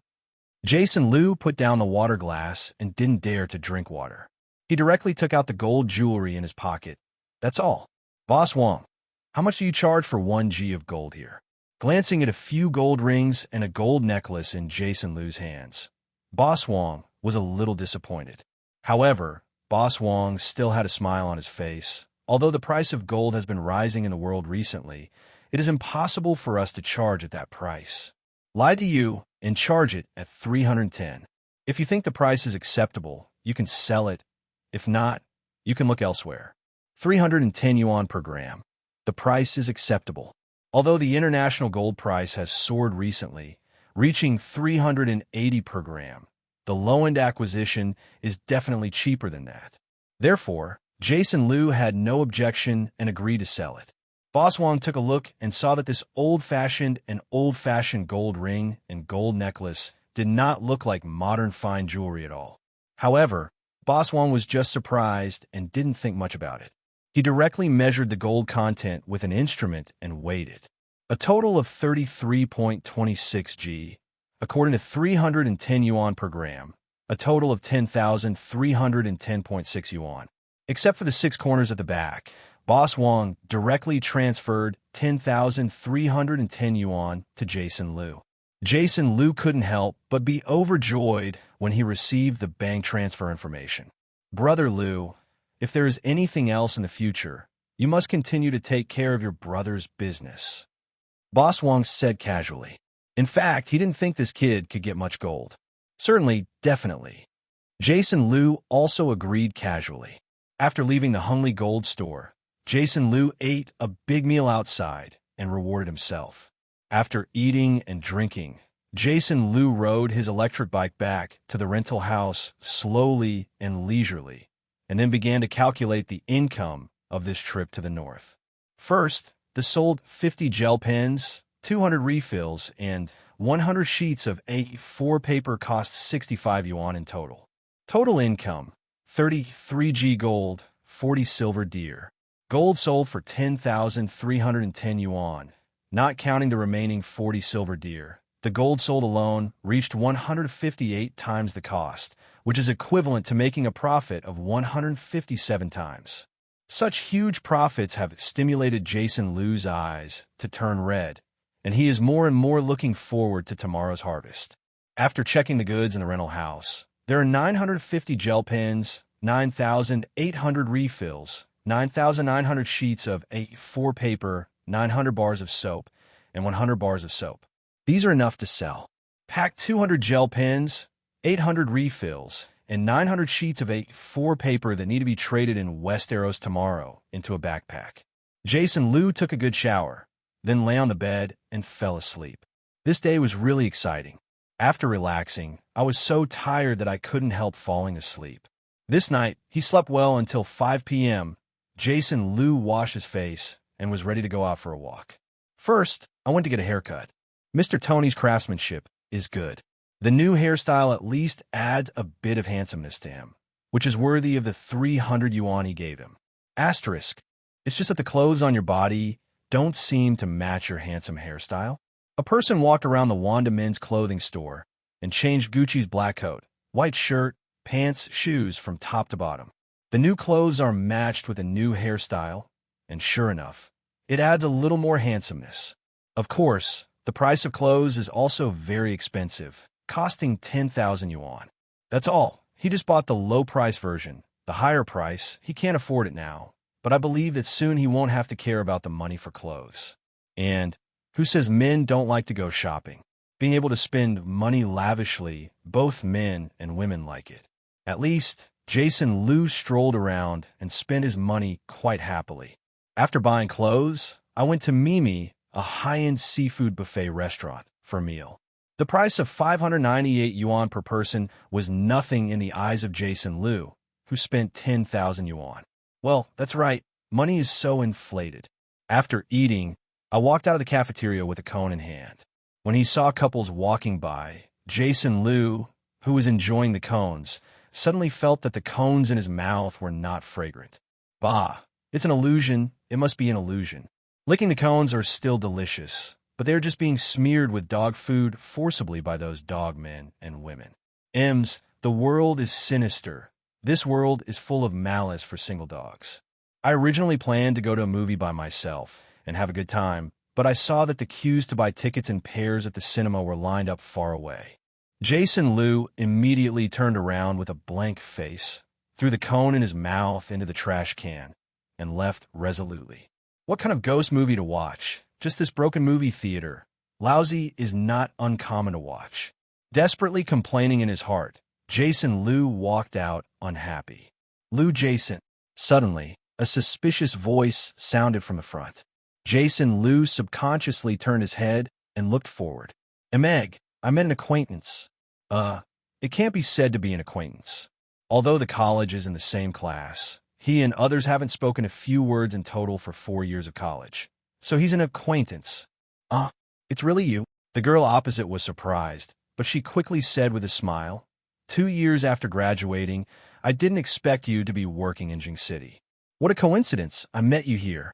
Looking at the girl in front of her, or a goddess would be more appropriate.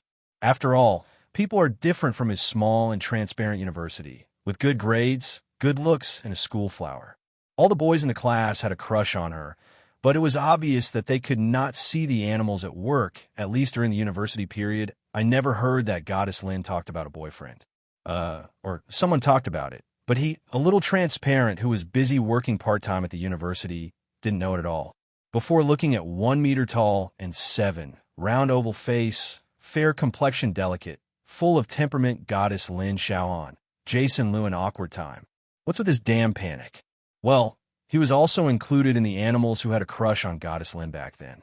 It's just that Jason Liu, who has been single for 24 years, has no experience in chasing girls at all, and he didn't have the courage to confess to Lin Xiaohua.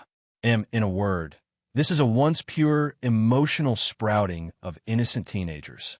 Although that what a coincidence, classmate Lin Xiaoan. Being stared at by Lin Xiaohua's big eyes. Lin Jason suddenly felt uncomfortable and didn't dare to look at her at all. His eyes were even more serious. He glanced around in panic and answered vaguely in his mouth. Xiaoan, who is this little brother? Are you still not introducing me? The girl with Lin Xiaoan, holding Goddess Lin's arm, smiled teasingly. Well, what do you say? Friends who don't have girls are generally beautiful. If Goddess Lin's face value is 90 points, then this friend of hers has a face value of 80 points. After hitting his best friend secretly, Lin Xiaoan was not as restrained as Jason Liu and introduced them to the two generously. Jason Liu, my college classmate. Then he introduced the girlfriends around him. This is my girlfriend, Jiang Chu Chu. She is also from Zhengda, but she is a foreign language major, 1 year lower than us. Jason Liu nodded towards Jiang Chu Chu and said hello. Junior girl, hello. Jiang Chu Chu smiled and rolled her big eyes. Oh, little brother, who is still calling me a junior now? Jason Liu was just saying hello casually, but he didn't expect this kind of reaction from his schoolgirl and was stunned. Looking at the jaw-dropping Jason Liu, Jiang Chu Chu was very proud. She said with a smile, little brother, if you met a beautiful girl on the road, how would you say hello? Miss? Jason Liu blurted out subconsciously. That's right. Jiang Chu Chu nodded with a smile. Then his face changed, staring blankly at Jason Liu, and said coldly, where am I, young? Jason Liu's eyes widened suddenly. His face was stunned. He didn't understand how to be good, and his face changed all of a sudden. In the 24 years of his life, Jason Liu felt that this was the most embarrassing moment when he chatted with girls. At this time, his brain seemed to have stopped turning, and he couldn't think at all. Who am I? Where am I? Looking at Jason Liu, who seemed to be in a state of panic, Lin Xiaohan couldn't help laughing even though he blamed his best friend for making jokes. Stop making trouble, Chu Chu. Look at you, don't scare my classmates. Lin Xiaohan slapped her girlfriend on the shoulder lightly, but the corners of her mouth curved up, revealing her forcible smile. Ha dash. Jiang Chu Chu changed his face in an instant and laughed loudly. Looking at the two smiling faces, Jason Liu felt that his expression at this time must be a capital. I'm sorry, little brother. I was just joking with you, don't you mind? Jiang Chu Chu smiled, and even more so in his heart. What the hell is this man? Is there still such a simple little brother? Jason Liu pulled up the corners of his mouth, revealing a bitter face.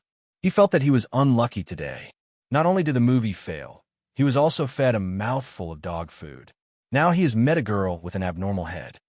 Nothing. Jason Liu shook his head with a dry smile. He didn't want to stay here for a moment. So he said directly, Lin Xiaohan, Are you here to watch a movie?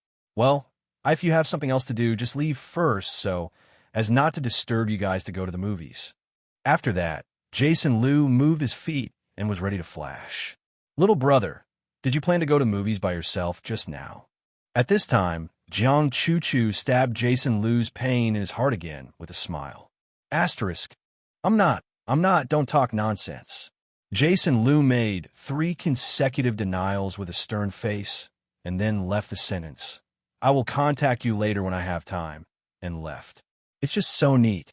Hey, Jason Liu. Wait. Lin Xiaoan watched as Jason Liu quickly disappeared from the door of the cinema and had to swallow the remaining words in his mouth. Jiang Chu's eyes widened, looking at Jason Liu's disappearing back. Couldn't help but complain. Xiaoan, what kind of superb man do you know? We both are young and beautiful beauties, right? Why did this guy run away like a ghost? Jiang Chu, you are too embarrassed to say such a thing. It's not that you are joking and scaring people away.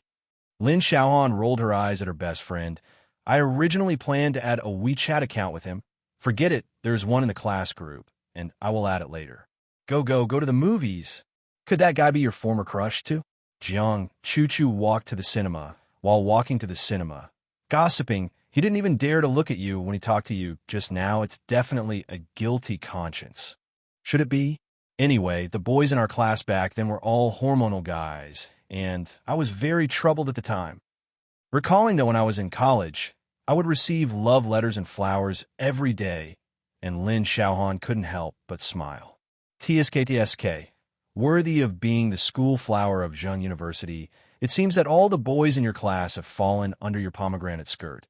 Even the little brother just now. Jiang Chu laughed. By the way, you didn't have one back then. Did you catch your eye? At that time, I was mainly thinking about studying. How can I think about it? Lin Xiaohan shook his head and then urged, hurry up and wait in line. There will be more people waiting for you. While chatting and laughing in a low voice, the two lined up at the back of the line, waiting to buy tickets to enter the venue. On the other side, Jason Liu, who fled in embarrassment, finally walked out of Wanda.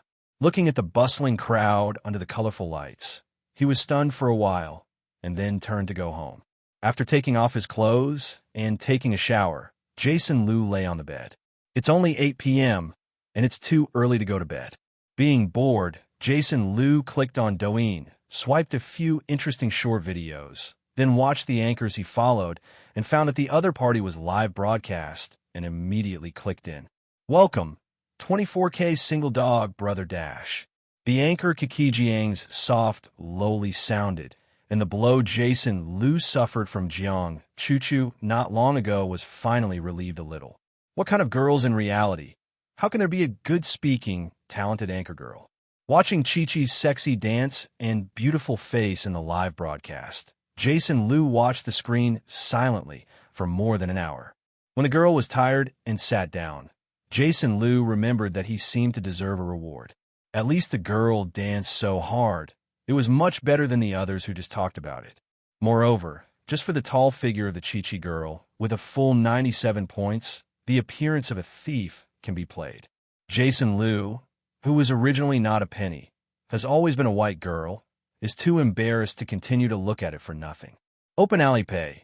Charge 100 yuan first and get 1,000 diamonds. 1,000 flowers were ordered and sent out one by one, and it took a few minutes to send. The original level 0 whiteboard, 24K single dog, suddenly rose to LV5. It's that simple and straightforward.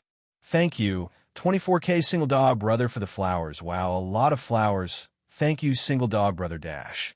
Seeing 1,000 flowers swiping the screen for a few minutes, Chi-Chi Zhang's delicate face flushed with joy, which made her even more attractive. Thank you, 24K single dog for the 1,000 flowers. Thank you, brother, for your support. I love you, By XIN by accent. Chi-Chi Zhang kept comparing her heart to the camera with both hands. 24K single dog. Well, I got it. One in the waves. Catch the big guy upstairs alive. Chi-Chi's angel. Thank you for your support. I hope you all support my family, Chi-Chi. Indifferent pig. The wallet is empty. La. The workers have done their best. // come on. Beautiful street. It's only 100 yuan. Sprinkle water. Beautiful street. Send Ferrari *1. Beautiful street. Send Ferrari *1. 2 sports cars worth 120 yuan were given away, and Chi Jiang immediately sent a stack of thanks. Thank you, Liang Zai E Street. Brother sports car? Thank you, brother. You don't need to buy gifts, as long as you can watch Chi Jiang dance. It's gone. Meg, is this being despised by that beautiful street? I can't stand it. Jason Liu, who was thinking of continuing to rush for 1,000 and slap the opponent hard in the face, looked at the time. It was almost 10 o'clock. Time flies. Sure enough, the good time is always so short. Just after watching the girls' live broadcast for a while, almost 2 hours have passed. Thinking of going to Westeros tomorrow to make money, Jason Liu just turned off his phone, went to the toilet, and then went to sleep. The next morning, I went down to have breakfast and checked the time. It was just right at 8:13 in the morning. Jason Liu put on a stab-proof suit, put on hiking boots, and was re-entered the world of Game of Thrones with this backpack. Yesterday, he sold gel pens and white A4 paper in Bidon Market Town, and most people in Bidon Market Town have heard of him. A foreign aristocrat who came to Westeros from the Far East, across the endless trembling sea, brought the magical pen and paper of the Far East. In the boring winter market town, everyone is very interested in such mysterious rumors.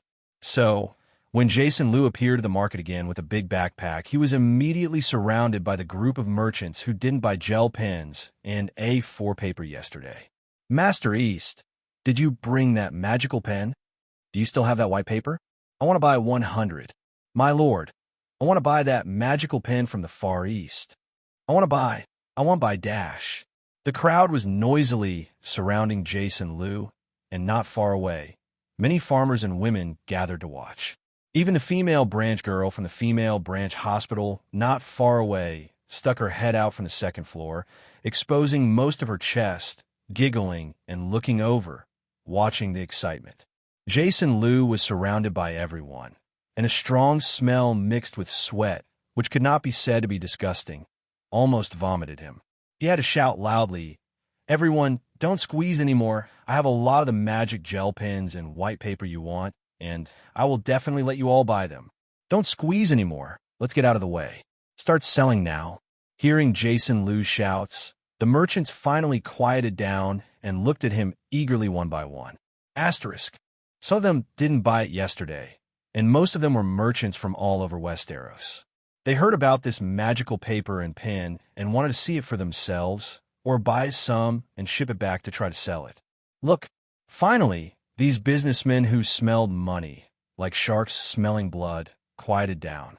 Jason Liu quickly opened his backpack and started selling the gel pens, refills, and A4 paper he brought. I want 50 gel pens, 200 refills, and 100 pieces of white paper.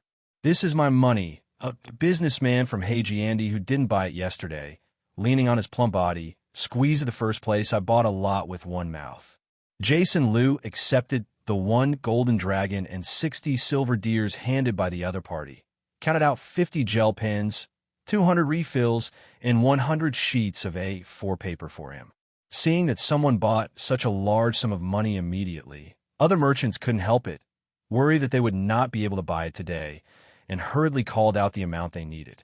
While busy collecting money, Jason Liu counted out the corresponding amount to the other party, and was very busy. After nearly 3 hours of work, I finally sold out all the 200 gel pens, 800 refills, and 900 sheets of A4 paper that I brought this time. There is none left. How can there be no more? This is too little, isn't it? Master East, do you still have that kind of pen and paper? I want 100 sheets of white paper. Damn, I should have squeezed it further, but I didn't buy it now. Master East, do you have any more? Please bring some more for sale. Lord East, when will you sell this magical pen and paper? I want a lot. I have the money ready dash.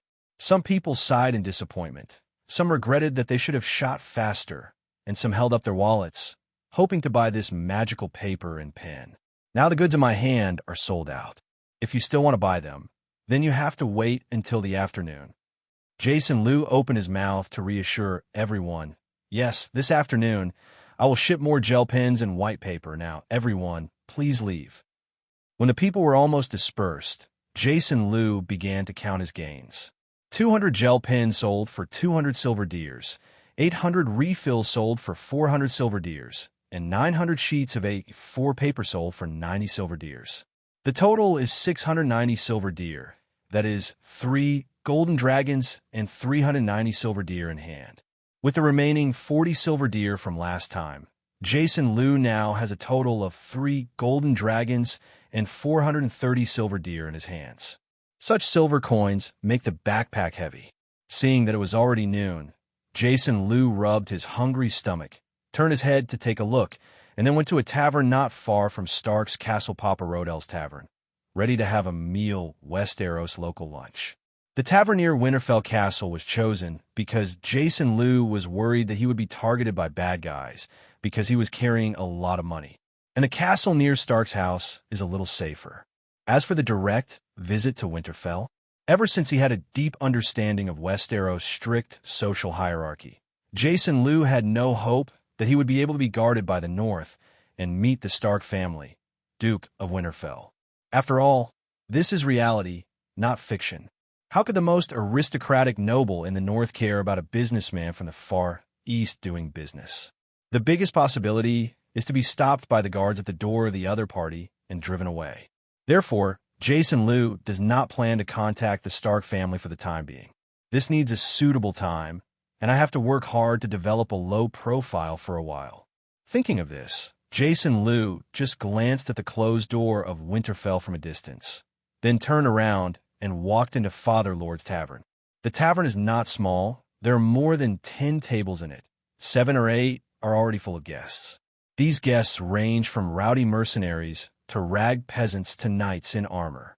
Those knights had trout patterns on their chest armors, and they seemed to be knights of the Tully family, the Lord of the River. When Jason Liu walked in, the people in the tavern looked at him in amazement, and they all heard that there has been a visit to the Winterfell market town of Winterfell in the past 2 days. It is said that a noble from the far east brought some magical item. These had nothing to do with them, and they were just a little curious about how Jason Liu looked different from the Westeros, then stopped paying attention, drank each other, and continued to talk and laugh loudly.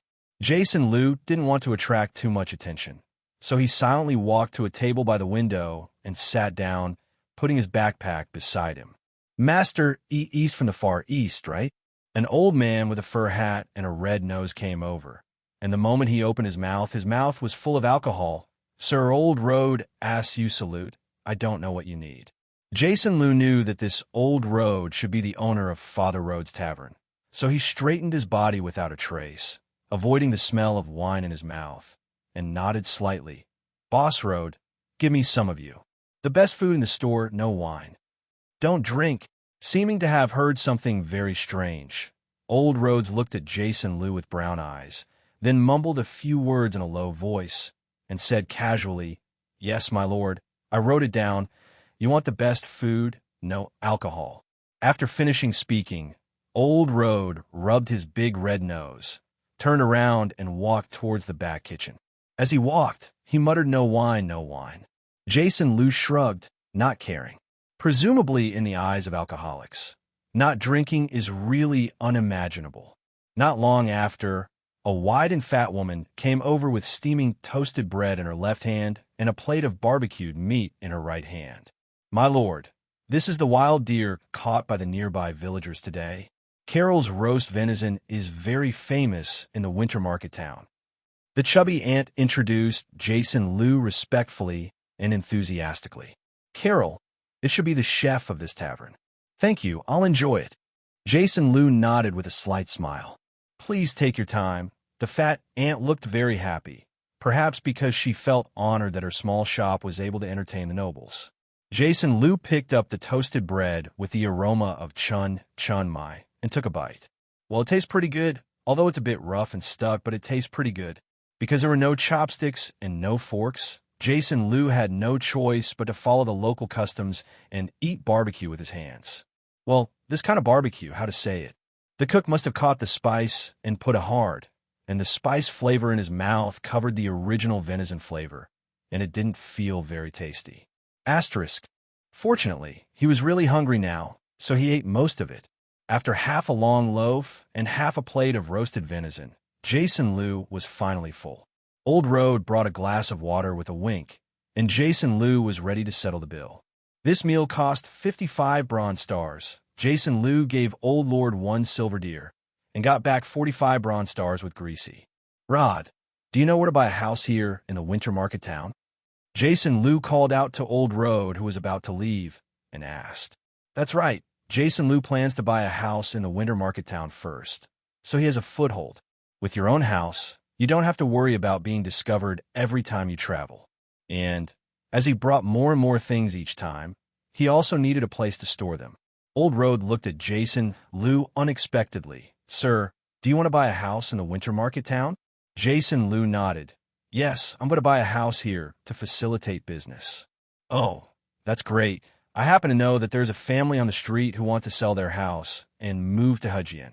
So Old Roads raised his right hand slightly. His thumb kept his hand stroking on the silver deer. The meaning is obvious. This service is not for nothing, and you have to charge an intermediary fee. Jason Liu understood the meaning of the other party almost instantly, smiled lightly, put a silver deer and the 45 bronze stars covered with oil stars on the table, and looked at Old Road. As long as you help me buy it down that house, these are all yours. Old Road's eyes suddenly lit up, looking greedily at the shiny silver deer and bronze star on the table, and repeatedly agreed. No problem, my lord. Just leave it to me. I will definitely let you buy that house. After finalizing the benefit fee, Old Road was obviously motivated. Greeting his wife, the fat aunt, Old Road led Jason Liu through a narrow alley and quickly stopped in front of a 2-story wooden house. Hey, Richard, is your old guy still alive? Old Road raised his voice and slammed hard on the wooden door, shouting constantly, Come out, old guy. There are a nobleman has taken a fancy to your house. Hurry up and open the door, you damn slacker. Be careful, Luo. You killed this day. My door is about to be smashed by you dash. The wooden door was opened, and a gray-haired old man came out from the door. He squinted and looked at this side. You said that some noble adults want to buy my house? Is it true? When he saw Jason Liu standing behind Lao Luo, his face immediately showed a trace of respect, which was the subconscious reaction of the commoners of Westeros when facing the nobles. Sir, please come in. Old Road ignored the other party, but turned around and invited Jason Liu eagerly. Please come in and have a look. Although Richard is a slacker, but his family's the house is the largest in the neighborhood. Coming quickly, my lord, the owner, the old man Richard, also smiled ingratiatingly and invited Jason Liu to come in and have a look. Jason Liu followed Old Roads to take a look inside the house. There was a 2-story wooden house in front of it, about 200 square meters, and there was a small yard at the back of the house. This house should have been inhabited by not many people for a period of time. The house was a little messy and had a musty smell. The store on the first floor facing the street can be directly used as a storefront in the future, and the second floor of the wooden house can be used as a warehouse and housing. Looking through the windows on the second floor, Jason Liu looked at the houses on both sides and found that, as Old Road said, this house is the largest in the neighborhood. Other houses are generally 1 or 2 rooms, with an area of less than 100 square meters. Other than a little messy, the rest is okay. Deciding to buy the house, Jason Liu asked owner Richard the price. 220 silver deer, that is 2 golden dragons and 20 silver deer, the whole house is sold. After all, this is a winter market town, and generally no one will buy a house here, and those who live here cannot afford it. According to Old Roads, Richard was lucky to meet Jason Liu. Otherwise, he would not have thought that he could sell it so easily. This price is not too expensive in Jason Liu's opinion, so he didn't bargain and paid 220 silver deer directly to Richard. The happy Richard promised again and again that he would pack up and leave immediately and head to the Riverland. After the transaction was completed, Jason Liu generously gave the other party the benefit he promised to Old Road, and then gave him a silver deer and asked him to find some people to clean the house inside and out. Old Rhodes promised that he would find someone to clean the house now, so that Lord Easter could live in before night. Richard, who got the money, simply packed up a few clothes and left. Old Rhodes, who got the money, quickly found 4 stout women, and in less than 2 hours, he cleaned the whole house. Well, the main thing was that the house was empty, and everything that could be taken was taken away by the Richards. So it's quick to clean up too. After sending Old Rhodes and the women away, Jason Liu closed the door, came to the 2nd floor, and returned directly to the rental house. Throwing away his backpack, Jason Liu started to carry gel pens, refills, A4 paper, 100 bars of soap, and 900 bars of soap piled up in the rental house. Because he plans to continue selling pens and paper in the winter market town in the afternoon, and even plans to launch a new product, soap. After moving all the things in the rental house to the house in the winter market town, Jason Liu moved all 750 gel pens, for 1,000 refills, for 1,000 sheets of paper, and 100 bars of soap downstairs. Soap, this is going to try the water to see how everyone reacts. After finishing this, Jason Liu locked the door and went to the market not far away. As soon as he arrived, the merchants who had been waiting for him to show up flocked again. This time, more merchants gathered because some people heard that after someone bought a gel pen yesterday, they sold it directly to Winterfell. It is said that Miss Sansa Stark, the daughter of Lord Eddard of Winterfell, used this magical gel pen and liked it very much. This unconfirmed piece of news quickly spread among the merchants in the winter market town. In the end, it was even said that Duke Eddard personally used this gel pen and was full of praise. In any case, the businessmen who were originally in a wait-and-see state were really excited now. As soon as Jason Liu appeared, they immediately scrambled to gather. "Everyone, come with me." Jason Liu didn't talk nonsense. He took the merchants directly to his store and put the paper and pen on the counter. "Master East, I want 50 gel pens, 300 refills, and 200 sheets of white paper. I want 100 gel pens, 500 refills, and 500 sheets of white paper." Asterisk. When the merchants saw the paper and pens placed on the counter, they were immediately excited, and they reported the amount they needed. 50 for this, 100 for that. Pen and paper again. Jason Liu was sweating profusely. All afternoon, all the gel pens and refills that Jason Liu removed were sold out, and there were 2,000 A4 sheets left. It seems that the price of A4 paper is indeed a bit expensive, and there is no pen to sell. Jason Liu is already thinking about reducing the price of A4 paper. Most of them were bought, but some merchants had to buy some white paper when they saw that they were out of gel pens. Just as they were about to leave, Jason Liu took out the 100 bars of soap he had prepared. "Wait a minute, everyone. I have another item from the Far East here. Make sure everyone likes it, Jason Liu said, taking out the prepared water basin and a bar of soap. Hearing what Jason Liu said, the businessmen who were planning to leave immediately stopped and looked at Jason Liu curiously. Jason Liu held the soap in his hand and introduced, "This is soap. It can be used to wash clothes, wash your hands, wash your face, and even take a bath. No matter what kind of oily soil it is, just put a little soap on it, and you can wash it clean." Saying that, Jason Liu motioned to a businessman next to him to use the soap. After the other party washed his hands, the water in the basin turned black obviously, but the businessman's own hands were much cleaner. The businessman put his hand under his nose and sniffed and said in amazement, "It's amazing. The oil on my hands is not only clean, but there's a faint fragrance on my hands after washing." The so-called light fragrance should be the chemical smell of soap. Of course, compared to the sour smell of sweat on the businessman's oily hands, the soap smell is really fragrant. Then, Jason Liu tried washing dirty clothes in front of everyone, and the effect was really good, much better than the soap clips commonly used in Westeros. The merchants suddenly became interested in the soap and asked about the price. This time, Jason Liu was well prepared and quoted a price of 50 copper stars. This price is very expensive for the common people, but it is really nothing for the rich and powerful. So without much effort, the 100 bars of soap were all sold. It was announced that today's goods were all sold out, and the merchants happily took the goods they bought and left. Jason Liu closed the door and started calculating today's earnings. It's not that I don't know, but I was shocked. I sold so many this afternoon, and I suddenly earned 3,000 silver deers, which is 23 gold dragons and 700 silver deers. Apart from the 220 silver deer that bought the house and the 3 silver deer paid to Old Roads, Jason Liu now has a total of 26 gold dragons and 907 silver deers in his hands. In terms of gold alone, 26 golden dragons have at least 780 G of gold, which is 241,800 yuan at 310 yuan per gram. Earned 240,000 a day. This number shocked Jason Liu. Excited, Jason Liu took all the golden dragons and silver deer directly and shuttled back to the rental house.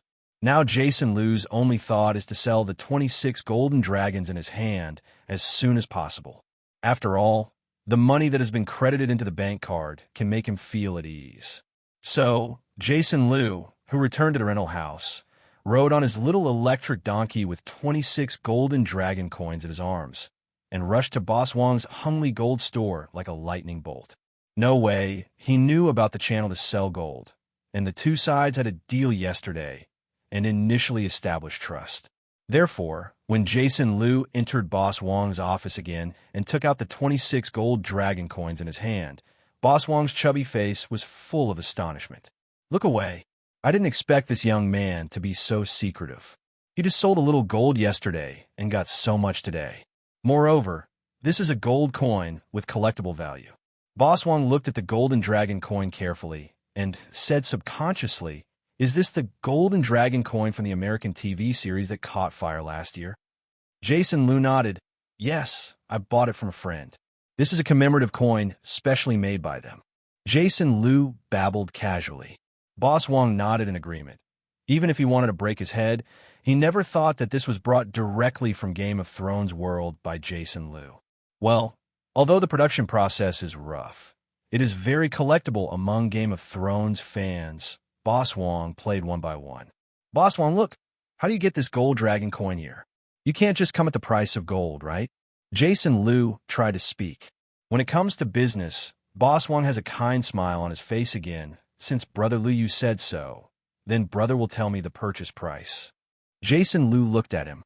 "Cough, Brother Liu. First of all, I don't do collections. The collection value of this kind of commemorative coins doesn't mean much to me. However, since you take care of my business, my brother is in charge. Gold and dragon coins, not counting gold content, are directly weighed according to the price of pure gold." Boss Wang smiled, looked at Jason Liu and asked, "Brother Liu, what do you think?" Jason Liu doesn't believe the bullshit that the other party's collection value doesn't mean much to me. If it doesn't make sense, you will directly buy the whole golden dragon coin as pure gold? What to say depends on friendship. What kind of friendship does a ghost have with you? However, Jason Liu himself has no other channels, and he does not want to attract the attention of the police department because of the frequent change of sellers. So when he proposed the purchase price of 330 yuan per gram of gold, Boss Wang immediately shook his head. The two people bargained for a long time and finally decided to pay 320 yuan per gram. Although he knew he was at a loss, Jason Liu didn't care too much. After all, after he developed, he might have the opportunity to sell golden dragon coins. 26 golden dragon coins, with a total weight of 908.71 G, are worth 290,787.2 yuan at 320 yuan per gram. Boss Wang finally rounded it up, a total of 291,000 yuan. Bank transfer. Jason Liu received the account information shortly after. At this time, the balance in his bank card reached 300,000. Under the hospitality of Boss Wang, the two exchanged mobile phone numbers and added WeChat IDs. Then, Jason Liu took brisk steps, rode a small electric donkey, and returned home with a gust of wind. The gel pens have been sold out, and another batch needs to be added. There are 5,000 refills left, and another batch needs to be added. There are still 7,000 sheets of A4 paper, and he plans to sell it at a reduced price, or he can add another 10,000 sheets. For soap, sell the ones you have in your hand first. Find a merchant and contact the purchase. 10,000 gel pens, each 0.5 yuan, a total of 5,000 yuan. 100,000 refills, each 0.05 yuan, a total of 5,000 yuan. 10,000 sheets of A4 paper, 0.05 yuan each, a total of 500 yuan. This time, I spent 10,500 yuan. If I could sell all of them, I could earn more than 100 times the profit. Jason Liu can make millions in one fell swoop. Asterisk. Below is a piece of rainbow fart. Since the development of live broadcast, there's so many beautiful anchors, and the audience is already tired of aesthetics, and usually no one wants to give rewards. Now someone threw 5,000 oceans all at once, of course. The group of hangings in the live broadcast room paid their respects. 24K, single dog. Sister Chi-Chi, I'll see you dance next time. Down, sleep. Seeing the newly added barrage of the audience willing to spend money, Chi-Chi Sauce was more attentive and immediately said sweetly, "Okay, brother single dog, Chi-Chi will wait for you to come back next time. Rest early." Satisfied, Jason Liu turned off his phone and went to sleep. After all, he has to go to the warehouse tomorrow, which is the real business. As for the sand sculpture in the live broadcast room, he is already a mature adult, but he will not be angry with his sand sculpture. In a live broadcast room, watching 24K single dog ignored him and went offline, making Liangzai Ija annoyed for a while. "I have taken off the rabbit, so you will play this for me? Young people don't talk about martial arts. Mousetail juice." The next morning, Jason Liu had breakfast, got into the agent's car, and went to see the warehouse. Sitting in the car, Jason Liu also began to consider that he should buy a car after a while. After all, in such a big city, it is really inconvenient to not have a car. However, if you want to buy a car, you still need to buy a good car. After a while, you will be worth tens of millions. I'm still too poor now. To make money, well, try to make money. After more than half an hour, the car stopped at the entrance of an abandoned factory building next to the outer ring road of the high-tech zone. Then he drove straight in through the door that had no gate and got off the car in front of a warehouse transformed from the original workshop. "Mr. Liu, come, let me go in and have a look." The brokerage brother in a business suit opened the door of the warehouse with the key in his hand and led Jason Liu inside. Jason Liu took a closer look. This warehouse is not small. According to the introduction of the intermediary brother, the warehouse has 500 square meters. It was previously rented to the Express Company as a transfer station. However, the Express Company has built a smart warehousing and logistics center in Zheng City, and this transfer station is no longer needed. Looking at the several parcels of express wrapping paper scattered on the ground, Jason Liu took a careful look at the structure of the warehouse. There was no problem of water leakage. Overall, it looked good enough for him to store the goods. Satisfied, Jason Liu didn't want to bother to look for it anymore and planned to rent the warehouse directly. "How much is the monthly rent?" The brokerage brother heard that Jason Liu was willing to rent and immediately came to the spirit. "Mr. Liu, the monthly rent of this warehouse is 20,000 yuan, but the rent starts at least half a year, and if the rental is suspended in the middle, even if the time is less than half a year, the money will not be refunded." After finishing speaking, the brokerage brother looked at Jason Liu worriedly, for fear that he would refuse. This warehouse has been under the pressure of their intermediary company for several months, and they also want to get rid of it as soon as possible. Therefore, in terms of quotations, there is absolutely no need to go higher. Jason Liu secretly calculated that in the suburbs of first-tier cities, renting a warehouse of more than 500 square meters per month for 20,000 yuan is not expensive, and it is completely acceptable. Without much thought, Jason Liu agreed. "That's great, Mr. Liu. We'll go back to the company to sign the contract." The brokerage brother is very happy. He can get a lot of commission after completing the transaction. By the way, is there a neighborhood with a better environment? Jason Liu asked suddenly because he wanted to live closer to the warehouse so that it would be easier to come to the warehouse to deliver goods to Westeros. The environment is better? The agent was stunned for a moment. This place is already outside the third ring road. How can there be a high-rise residential area with a good environment? However, the villa area has a good environment. After thinking about it, the brokerage brother tried to recommend, "Mr. Liu, there are no good high-rise residential areas here, but another villa area is very good." Our company also has ready-made houses for rent. What do you think? Villa. Jason Liu was stunned. He wanted to find a big house with 3 bedrooms and 1 living room, but never thought of renting a villa. However, after being reminded by the agent, Jason Liu's eyes were opened. Or rent a villa directly. The half-year rent for the warehouse costs 120,000 yuan. After paying the money, there will be about 200,000 yuan left. Combined with the money earned from trading in Westeros every day, let alone renting a villa, even buying a villa would not take long. With no pressure, Jason Liu immediately agreed to the proposal of the brokerage brother and planned to rent a villa here. Unexpectedly, another big deal was made suddenly. The broker's face was flushed with excitement, and the service was even more warm and thoughtful. Mr. Liu, I'll take you to the nearby Forest Peninsula Villa area to see the house, and I'll call the contract directly. Colleagues brought it. Jason Liu nodded, satisfied with the attentive service. The car turned a corner and drove for less than 10 minutes before arriving at the villa area on the Forest Peninsula. After registering at the gate, the agent's younger brother drove Jason Liu into the villa area. Along the way, there are shady trees, elegant environment, golf course, clear island lake, newly mowed lawn, and even the air is much fresher than in the city. Jason Liu is very satisfied with the environment here. Sure enough, this is the enjoyment of the rich. The car stopped at Villa 7 in Peninsula Forest.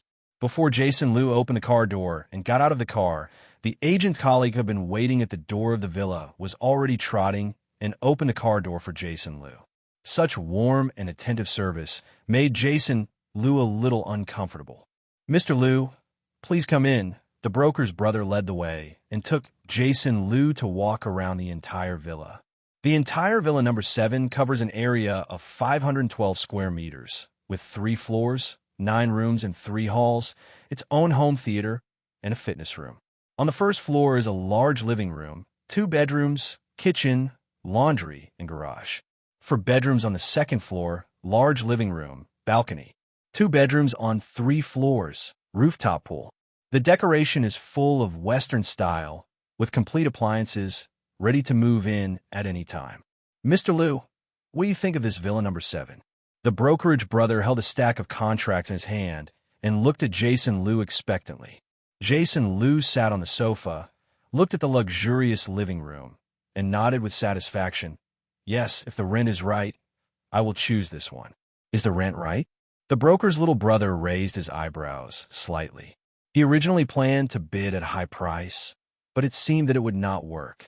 After calculating in his mind the commission that could be obtained from completing the warehouse and the villa transaction, the intermediary brother gritted his teeth and gave a price that is not too high. 25,000 yuan per month, deposit 1 and pay 3. Mr.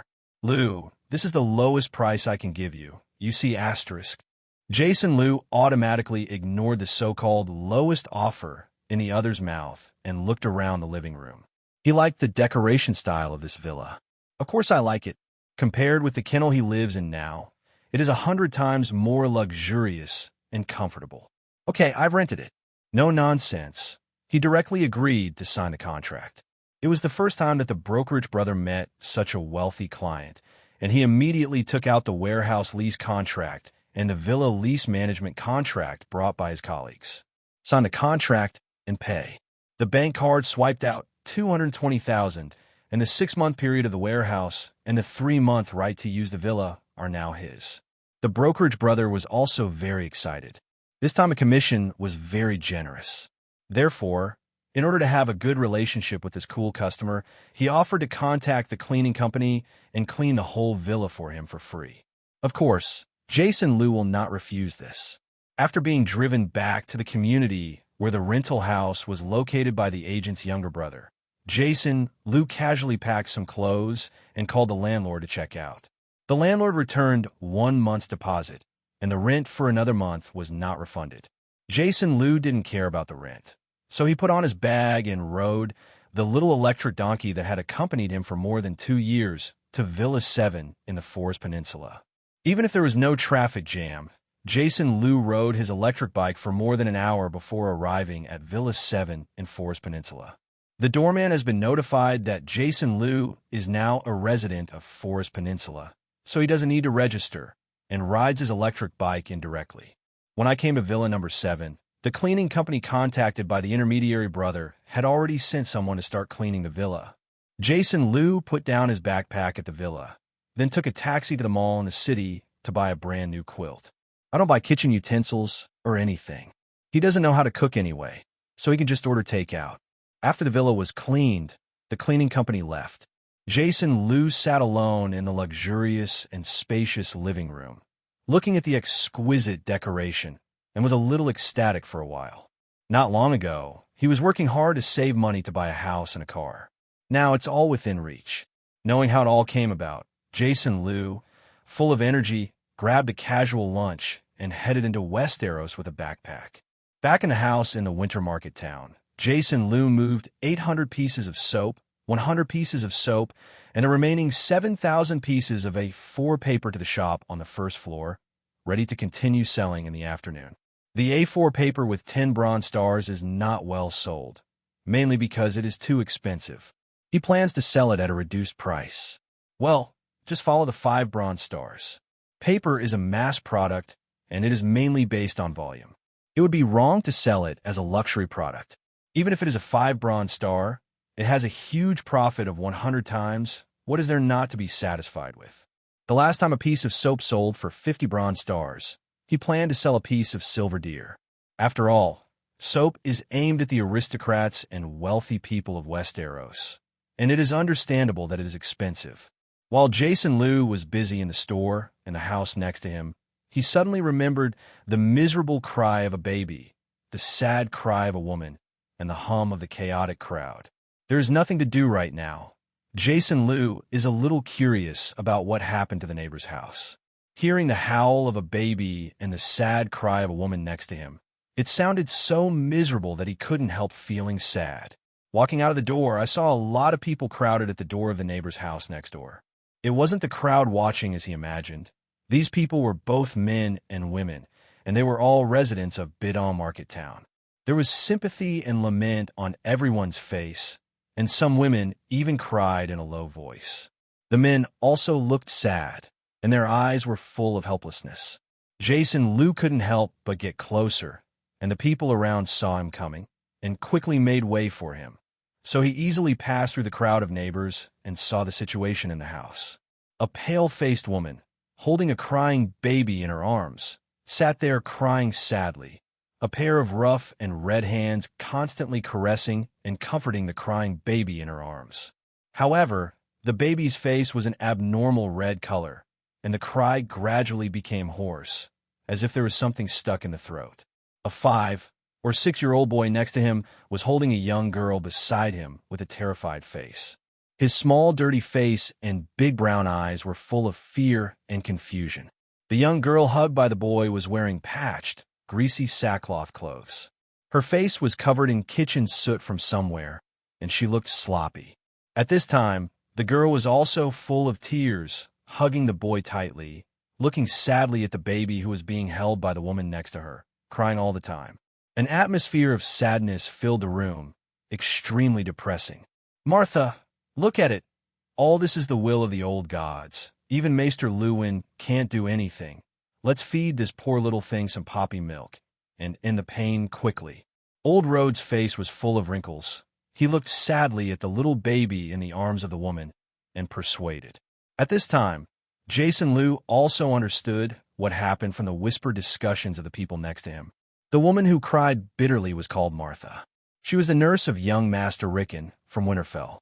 Because her daughter had been having a fever and crying nonstop these past few days, her body was even hotter. Martha asked Maester Luwin of Winterfell to save her daughter. Maester Luwin dispensed medicine for the baby girl, but the condition did not improve at all, but worsened. A disease that even Maester Luwin can't cure. In this era of extremely poor medical conditions, it is equivalent to proclaiming the death of this baby girl. There was no other way but to watch the poor daughter in her arms howling in pain until she stopped breathing. This is too cruel for a mother.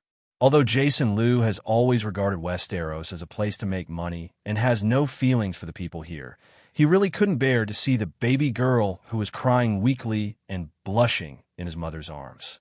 After all, this is a small life. He felt he should do something. Gritting his teeth, Jason Liu walked towards the baby girl. Old Road found Jason Liu coming. Not only looked up at him, but his eyes were filled with surprise. "Lord East, why are you here?" Jason Liu looked back at the baby girl, hesitated, and then said, "Well, in fact, in addition to selling goods from the Far East to Westeros, I also brought medicine from the Far East. Maybe I might have a way to treat this poor little girl." "Is what you said true?" Old Rhodes suddenly widened his eyes, looking excited, and the big red nose on his face even more reddened. Asterisk. Thump. Hearing Jason Liu's words, Masha, who was crying with her child in her arms, knelt directly in front of him and cried out with a sad expression, "My lord, woo woo woo, please be merciful. Save my poor child. Please, please, my lord." The young girl next to him also dragged the little boy to his knees, looking at Jason Liu with tears in his big brown eyes. "My lord, please save poor Lillian, in the name of the old and new gods. As long as you to keep Lillian alive, I am willing to serve you and your family for the rest of my life. I beg your mercy, my lord." In the past 2 days, the girl has also heard about Jason Liu and learned that this nobleman, who is said to be from the Far East, bought the house next to their house. However, today was the first time she saw it. Don't kneel, get up." Seeing the other person kneeling directly in front of him, Jason Liu suddenly panicked and wanted to reach out to help, but felt embarrassed. So he had to say, "I promise to try to use the medicine I brought to treat this child, but I can't guarantee that I will be able to save her. Do you agree to let me try?" Jason Liu made it clear first. He didn't say that he would be able to cure the baby girl. He just tried it, and it was up to the mother of the baby girl to agree or not. "Since you have a way, then try it quickly. I hope the old god blesses. Maybe the magical medicine you brought can save poor Lillian." Before the baby girl wooden tool could speak, Old Rhodes had already agreed.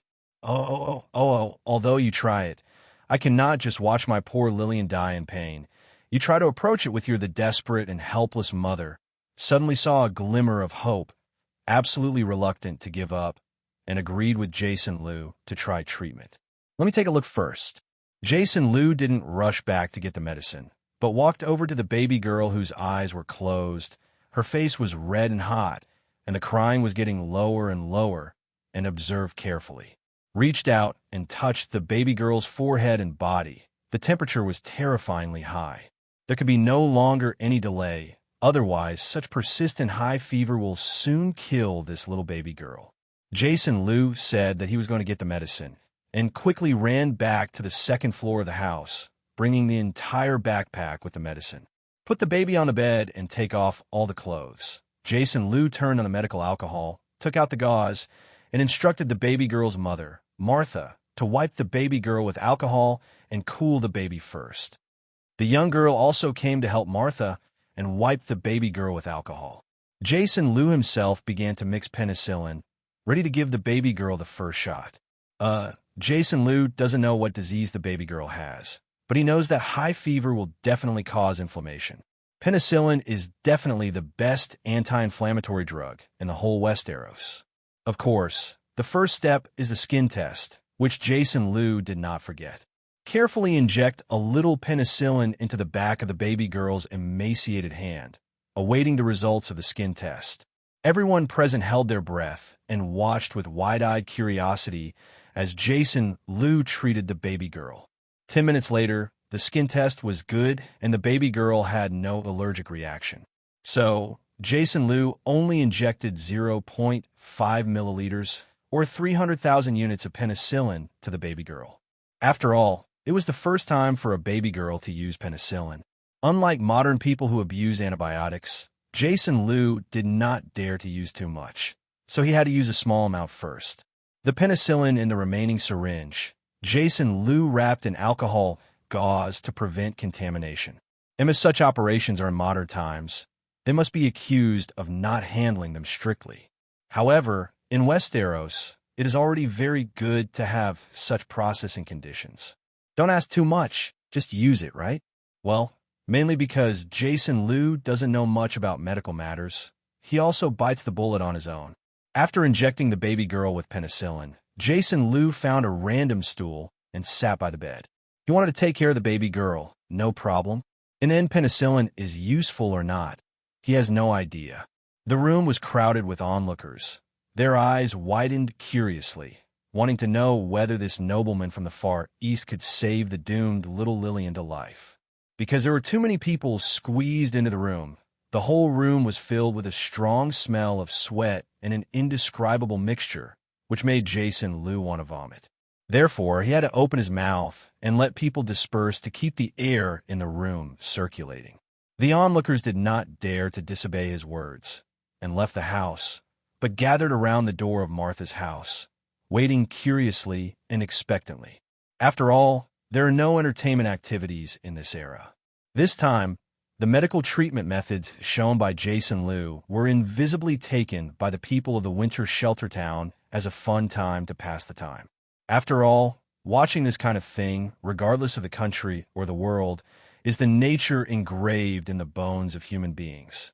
As soon as the people in the house left, the air immediately became much fresher. As for the people who didn't want to leave, Jason Liu didn't pay any attention. They just looked at it. Time passed slowly, watching the baby girl gradually stop crying. The painful little face gradually healed, the breathing became stable, and she began to fall asleep. Jason Liu finally breathed a sigh of relief. It seemed that penicillin really worked. Reaching out and touching the baby girl's forehead and body, the temperature dropped significantly. Let Martha and the young girl stop wiping down the alcohol and get the baby girl dressed and covered with a blanket. Fortunately, it is early summer. Even in the north, the temperature is not too low during the day, and a blanket is enough. Well, it seems that the medicine I brought has already worked. As long as tonight is passed safely, this child will survive. Jason Liu told the child's mother happily. Thank you, my lord. You saved my little Lillian. I can't express my gratitude to you. Martha's pale face flushed with excitement, and she knelt down again. At Jason Liu's feet, he kept saying thanks. Even the young girl and the little boy looked at him gratefully. Please get up. You don't have to kneel down here with us. Get up quickly. We don't like others to kneel down. Jason Liu helped the thin young mother up through his clothes. Hearing Jason Liu's words, Masha didn't dare to kneel anymore. She quickly stood up, turned around, and walked into the house. After a while, she saw a dozen silver deer in her hand, which should be all her belongings. Come over. Sir, please accept this money, asterisk. The young mother had a look of embarrassment on her face. Although I know that the magic medicine you gave Lillian must be extremely expensive, this is all the money I can spend. Jason Liu glanced at the dozen silver coins held by Martha's rough and cracked hands and sighed softly, knowing that it must be very difficult for their family to save these silver deer, so he refused. After all, he has no shortage of money at all. After shirking for a while, Masha saw that the noble man from the far east really didn't want her money, and Masha wanted to kneel again gratefully. Jason Liu stopped her with a headache. People surrounding the house, learning that Jason Liu's treatment was really effective, walked in one after another and confirmed it with their own eyes. It was also learned that this noble man from the far east did not even receive money to treat Xiao Lillian for free, which made the people in Bidon Market Town appreciate his kindness and kindness.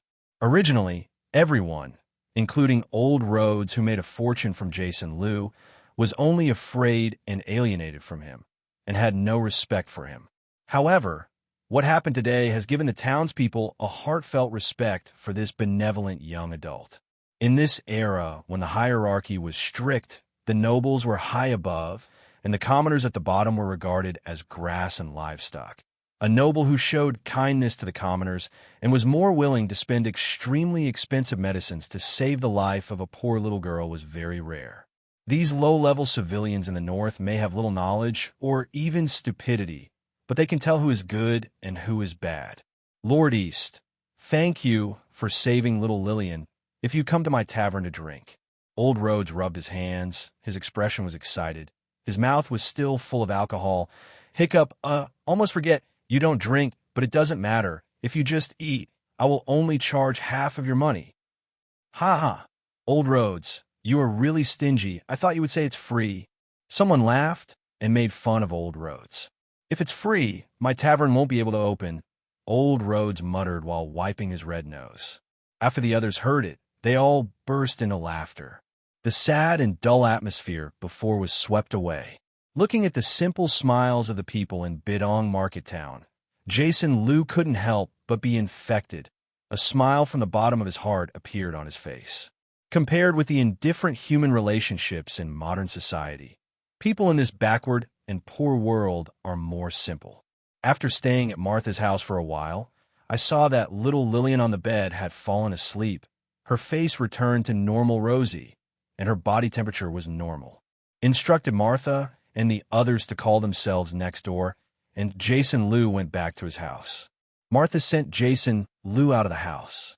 When she came back, she saw her eldest son, Michael, who was only 5 years old, lying on the side of the bed, looking at her sister nervously. Hug your son lightly. Michael hugged his mother tightly. What happened today scared him, and his small body trembled slightly. Mother, Lillian is all right now, right? Michael, with black hair, looking up at his dirty little face, finally had a bit of energy in his big eyes. I don't want my sister to die like my father. I want my sister. My Michael. Martha couldn't help crying, hugging her son's head tightly with both hands, kissing his forehead, and comforting him repeatedly. Darling, don't worry. The Easter just now people have cured your sister. Lillian won't die. Sister. Seeing Masha crying with her nephew, the young girl next to her, that is, Masha's younger sister, stroked her sister's shoulder, tears running across her black and gray cheeks. It's great. I thought poor Lillian would really leave us like brother-in-law Vic. It's so nice, woo-woo. Thank you, Lena, my sister. I'm lucky to have you and Michael with me. Martha wiped away the tears on her face, and a smile appeared on her face. All thanks to the Honorable Lord East, who saved our little Lillian. May the old God bless such a benevolent and kind Lord. Thinking of Jason Liu, who had just left, Martha looked at her sister and begged, Lena, dear sister, just leave it to me to take care of it. If you can, go to Lord Easter next door to see if it's okay. Is there anything you can do to help? I heard that Lord Easter came to Westeros from the far east alone. Without a maid by his side, it would be inconvenient to live alone. Speaking of Jason Liu, Lena thought of what she had said before, that if the other party could cure Lillian, she would rather serve him and his family for a lifetime, and if Lord Easter agreed, she would be willing to serve him as a maid. After all, it is not easy to meet a benevolent nobleman. Thinking like this, Lena nodded and got up to go to the next door to see if there was anything she could do to help. Wait a minute, Lena. Martha stopped her sister and pointed to the black ash on her face. I made you smear the black ash on your face before. Now go wash your face and change into clean clothes. Go past. Lena was stunned for a moment, and she didn't understand what her sister meant. Deliberately smearing black and gray on her face to cover her beautiful face and make herself look ugly. This is also the way to live here to ensure your own safety. After all, since her brother-in-law Vic died of illness 2 years ago, there have been only women and children left in their family. Lena, who was originally just a little girl, has become more and more beautiful over the past 2 years.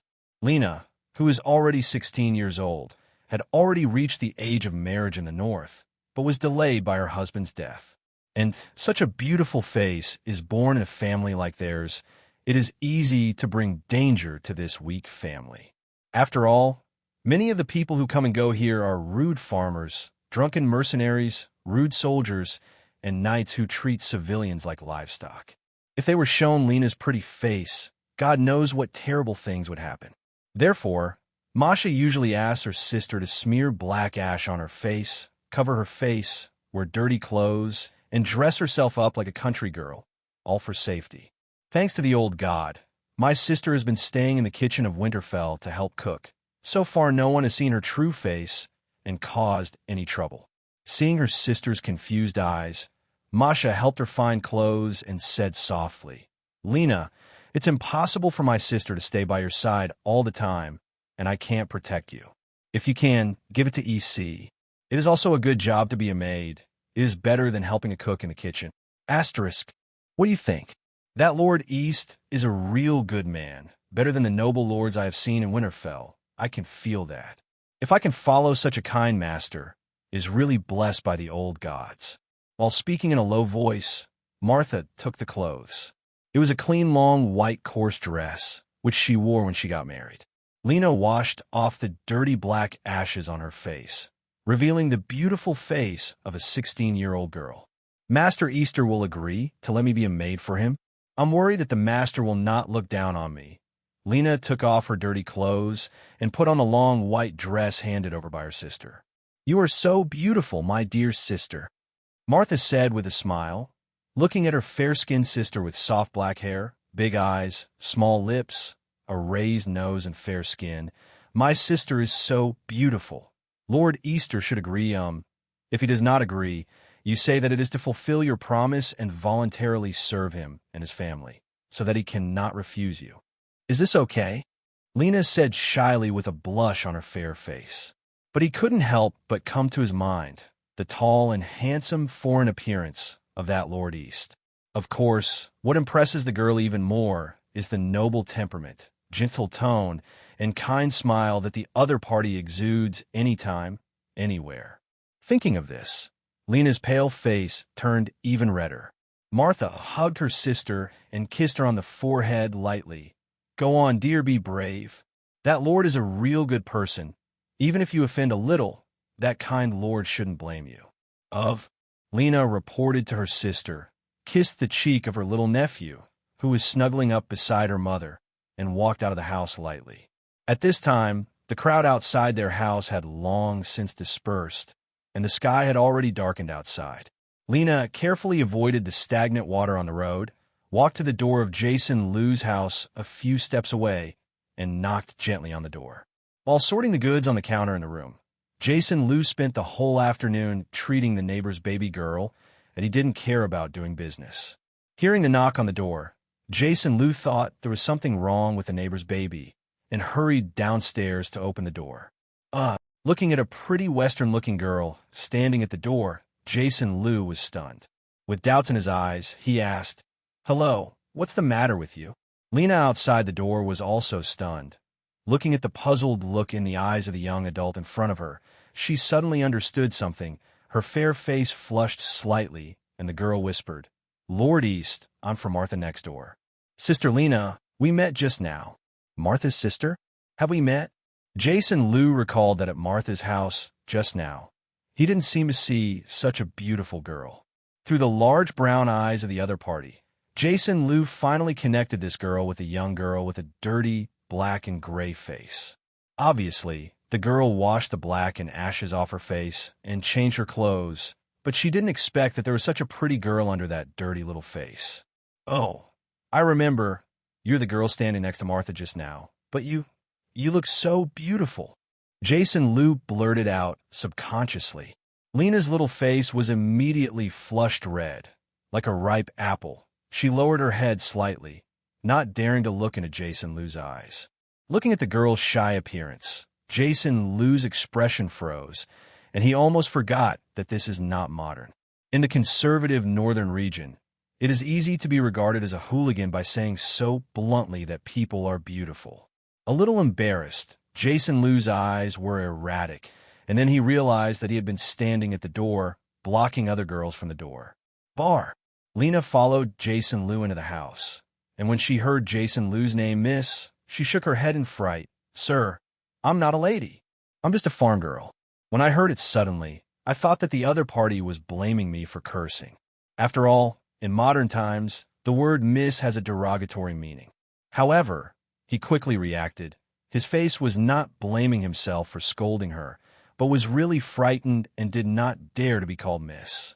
Because in Westeros, where the hierarchy is strict, only unmarried women from noble families can be called young ladies.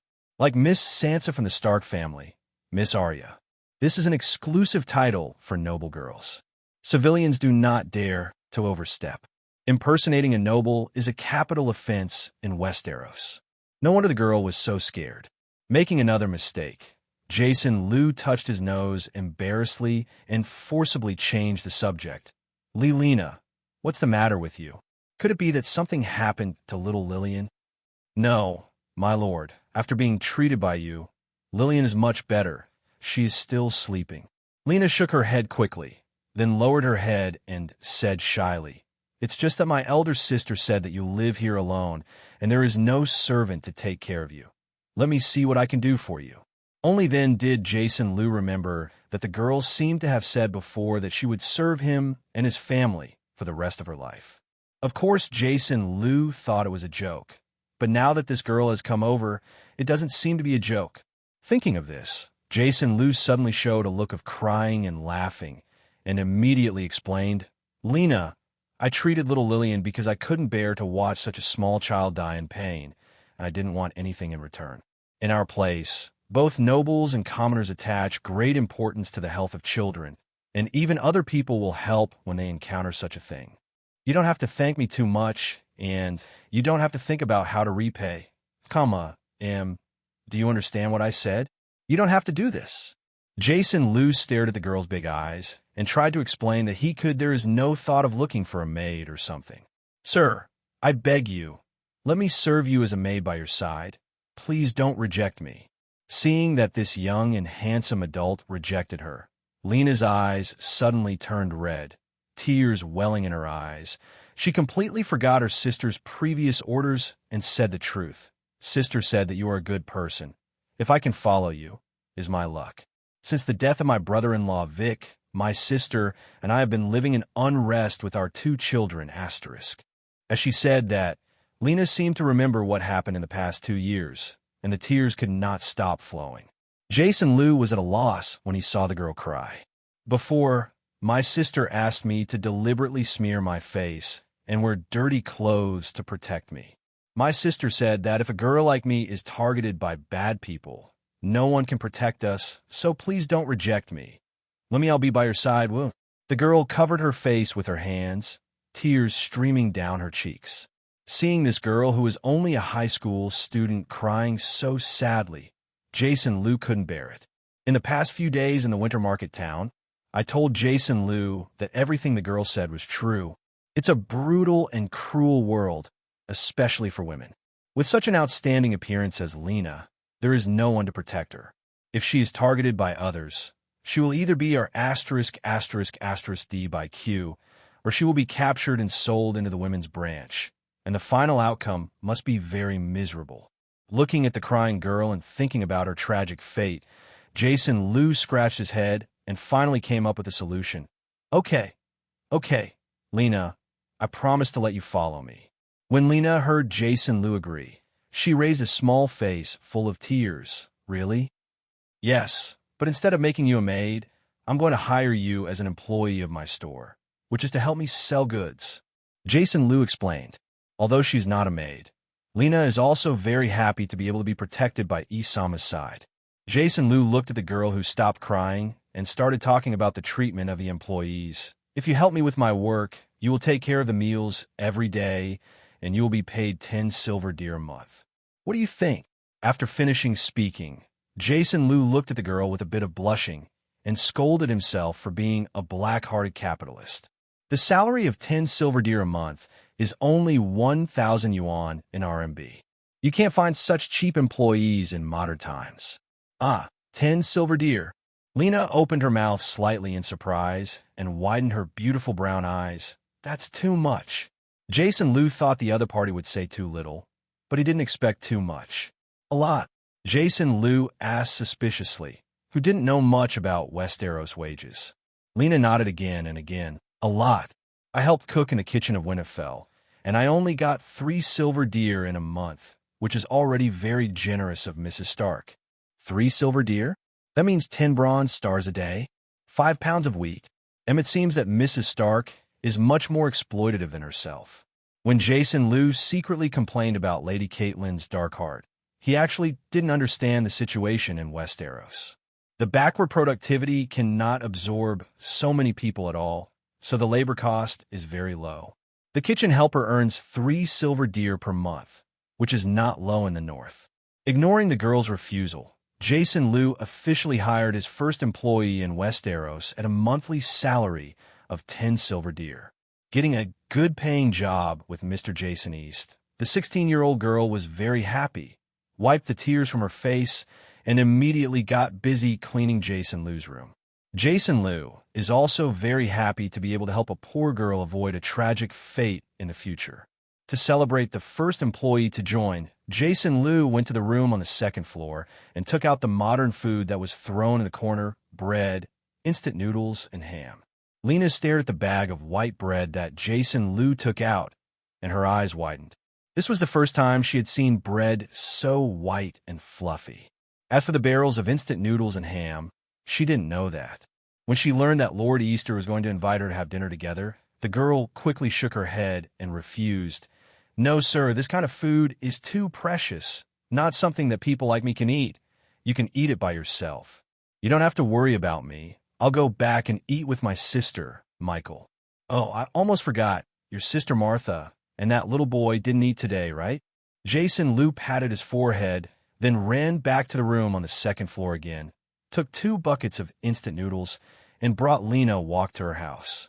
"Let's go, even if my boss invites you and your sister's family to dinner tonight." Jason Liu closed the door and walked next door with Lena. But Lena was moved and disturbed. "This is the boss's order. Don't refuse." Jason Liu emphasized his tone, and the girl didn't dare to refuse. Seeing her sister and Lord Easter coming together, Martha was surprised. She quickly put down her sleeping son and walked over with a reserved face. "Sir, I hope Lena doesn't cause you any trouble. What are you doing? Just tell Lena to do it." "Martha, I have hired Lena as an employee in the store, and I will ask her to help me sell the goods from Kine in the future. Let me tell you first." Jason Liu put the things in his hand in the only one in the room. "On a dark table," he said with a smile. Staff? Selling goods." Martha was surprised. It was completely different from what she thought. Lena was happily beside her sister and told her sister that Jason Liu promised her 10 silver deer wages per month. 10 silver deer? Martha's expression changed, and she said, terrified, No, my lord, you saved my Lillian. How can we ask you for so much money? Let Lena follow you, can help you by your side. Just take care of her food and don't need any wages at all." "You don't have to worry, Masha. This is what I said to Lena," Jason Liu reassured. Looking at the uneasy Masha, and 10 silver deer a month, it doesn't mean anything to me at all. What? Compared to my hometown, this salary is already very small. That's it. To not let the other party refuse anymore, Jason Liu continued. "If you don't agree, then I'll find someone else." Martha pursed the corners of her mouth and finally no longer refused. "Haha, to celebrate my first hire in Westeros, I'll treat you to food from my hometown tonight." Jason Liu was busy at the table, tearing off the packaging of the instant noodle bucket, and ordered Lena goes to boil water. Although she didn't know what to do with boiling water, Lena obediently went to the kitchen to boil water. Martha covered her son and daughter on the bed with blankets, went to the kitchen to help, and asked her sister in a low voice, why did she end up being an employee hired by Lord Easter instead of being a maid? The two sisters whispered while boiling water in the kitchen. Jason Liu opened 4 buckets of instant noodles and put 2 ham sausages into each bucket. After thinking about it, she was worried that maybe Sister Martha, who had been hungry all day, would not have enough to eat, so she put 4 ham sausages into the other 3 buckets. With a big bag of bread on the table, it must be enough. He only eats a bucket of instant noodles. When the hot water boiled, Jason Liu instructed Lena to pour the boiling water into the instant noodle bucket, then cover it, wait a few minutes, and then eat. Sniff! The aroma of instant noodles permeated the air, causing sisters Martha and Lena to twitch their noses. So fragrant. Of course, Jason Liu had already had enough of the instant noodle smell, and he didn't feel any fragrance at all.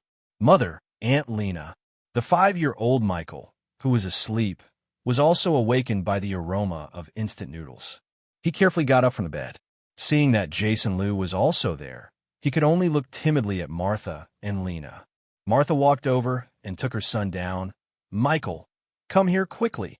This is Lord Jason Easter, who healed your sister Lillian today, and now Lord Easter has graciously invited us have dinner.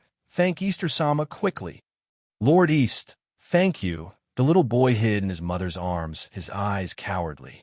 Jason Liu smiled gently at the little boy. Your name is Michael, right? Come on, lad, and try them food from my hometown. The high-fat and salty instant noodles are indeed a rare delicacy for the Lena family, whose main food is black bread as hard as bricks all day long. Looking at the gentle-faced Jason Liu, knowing that it was the young adult who cured his sister's illness and saved her from the god of death, the little boy bravely left his mother's arms, walked to Jason Liu, and raised his voice. Small face, eyes weak like a small beast. Thank you, Lord East. Thank you for saving my sister Lillian. The little boy wringed his hands uneasily. After expressing his gratitude, he immediately lowered his head, not daring to look up again. Jason Liu stroked the little guy's head lightly behind him, smiled, and said, Okay, I accept your thanks, little guy. Now, hurry up and try some delicious instant noodles. At Jason Liu's insistence, Lena's family sat restrainedly at the same table with him and began to enjoy the modern instant noodles. Fizz, Michael ate too fast, sticking out his tongue. Lena's eyes widened, and she couldn't help but praise, It's so delicious. This is the best food I've ever eaten in my life. Martha also ate in big gulps, completely ignoring the hot noodles. She hadn't eaten for a day, and she was extremely hungry now. Hearing Lena's praise for the deliciousness of instant noodles, Martha nodded repeatedly and kept thanking Jason Liu. She sighed in her heart that their family was really lucky to have met such a kind-hearted aristocrat as Mr. Jason East.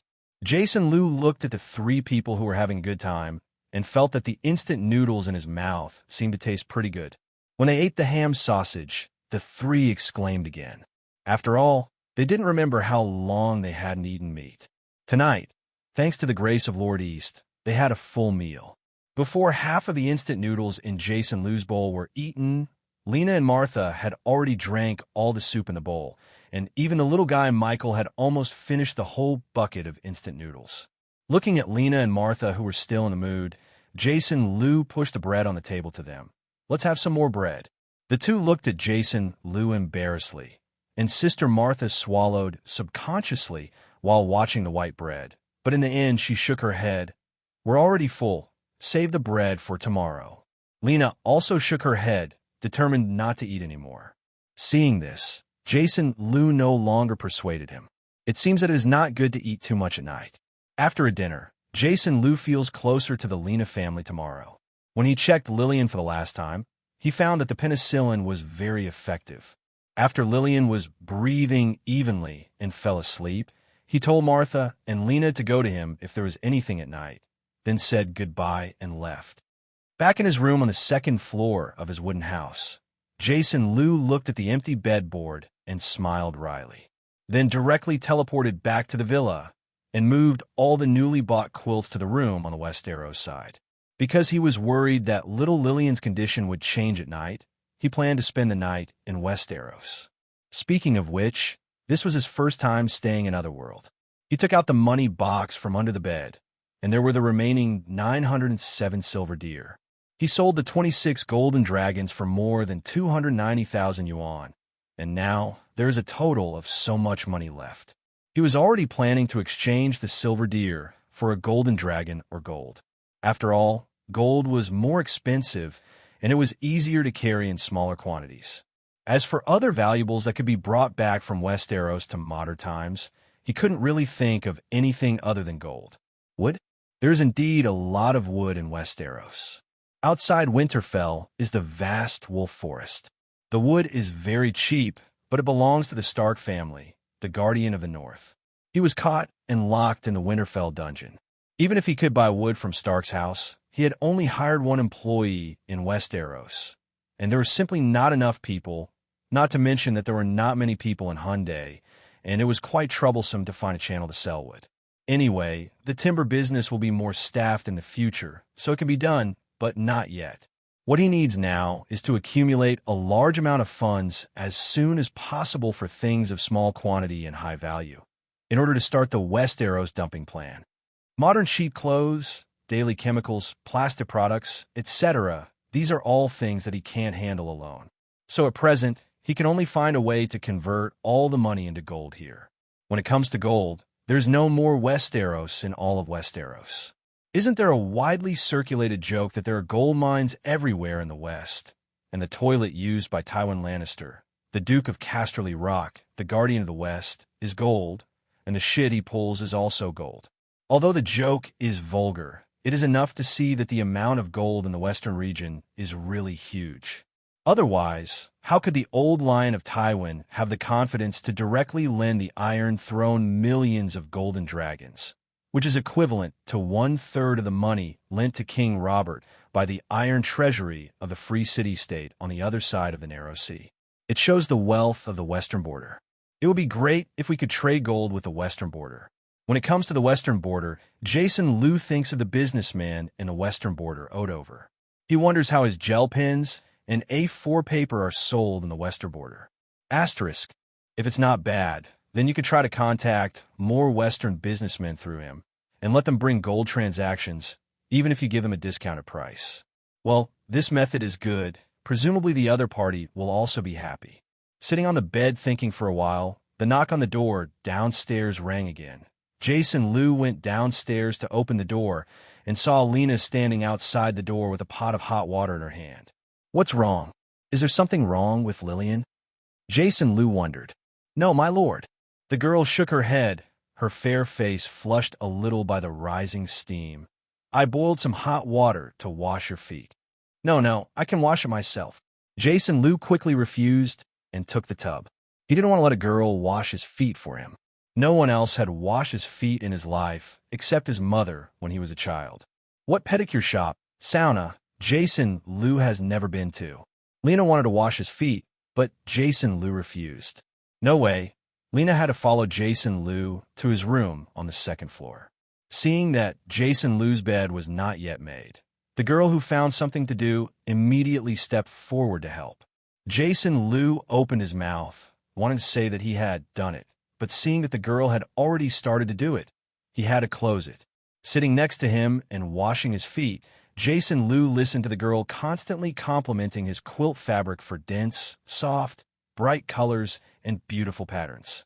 I'll give you a bed in the future, which is a very common thing on our side, Jason Liu said casually. Lena's face was full of longing, but she quickly blushed and shook her head in rejection. After washing his feet, Jason Liu also planned to rest. After all, there is no entertainment except dim oil lamps, so he can only sleep. However, looking at Lena standing beside the bed with her head bowed and blushing, Jason Liu couldn't help but start chasing people. Lena, it's late. It's time to go to bed. Hearing the word sleep, the girl seemed startled.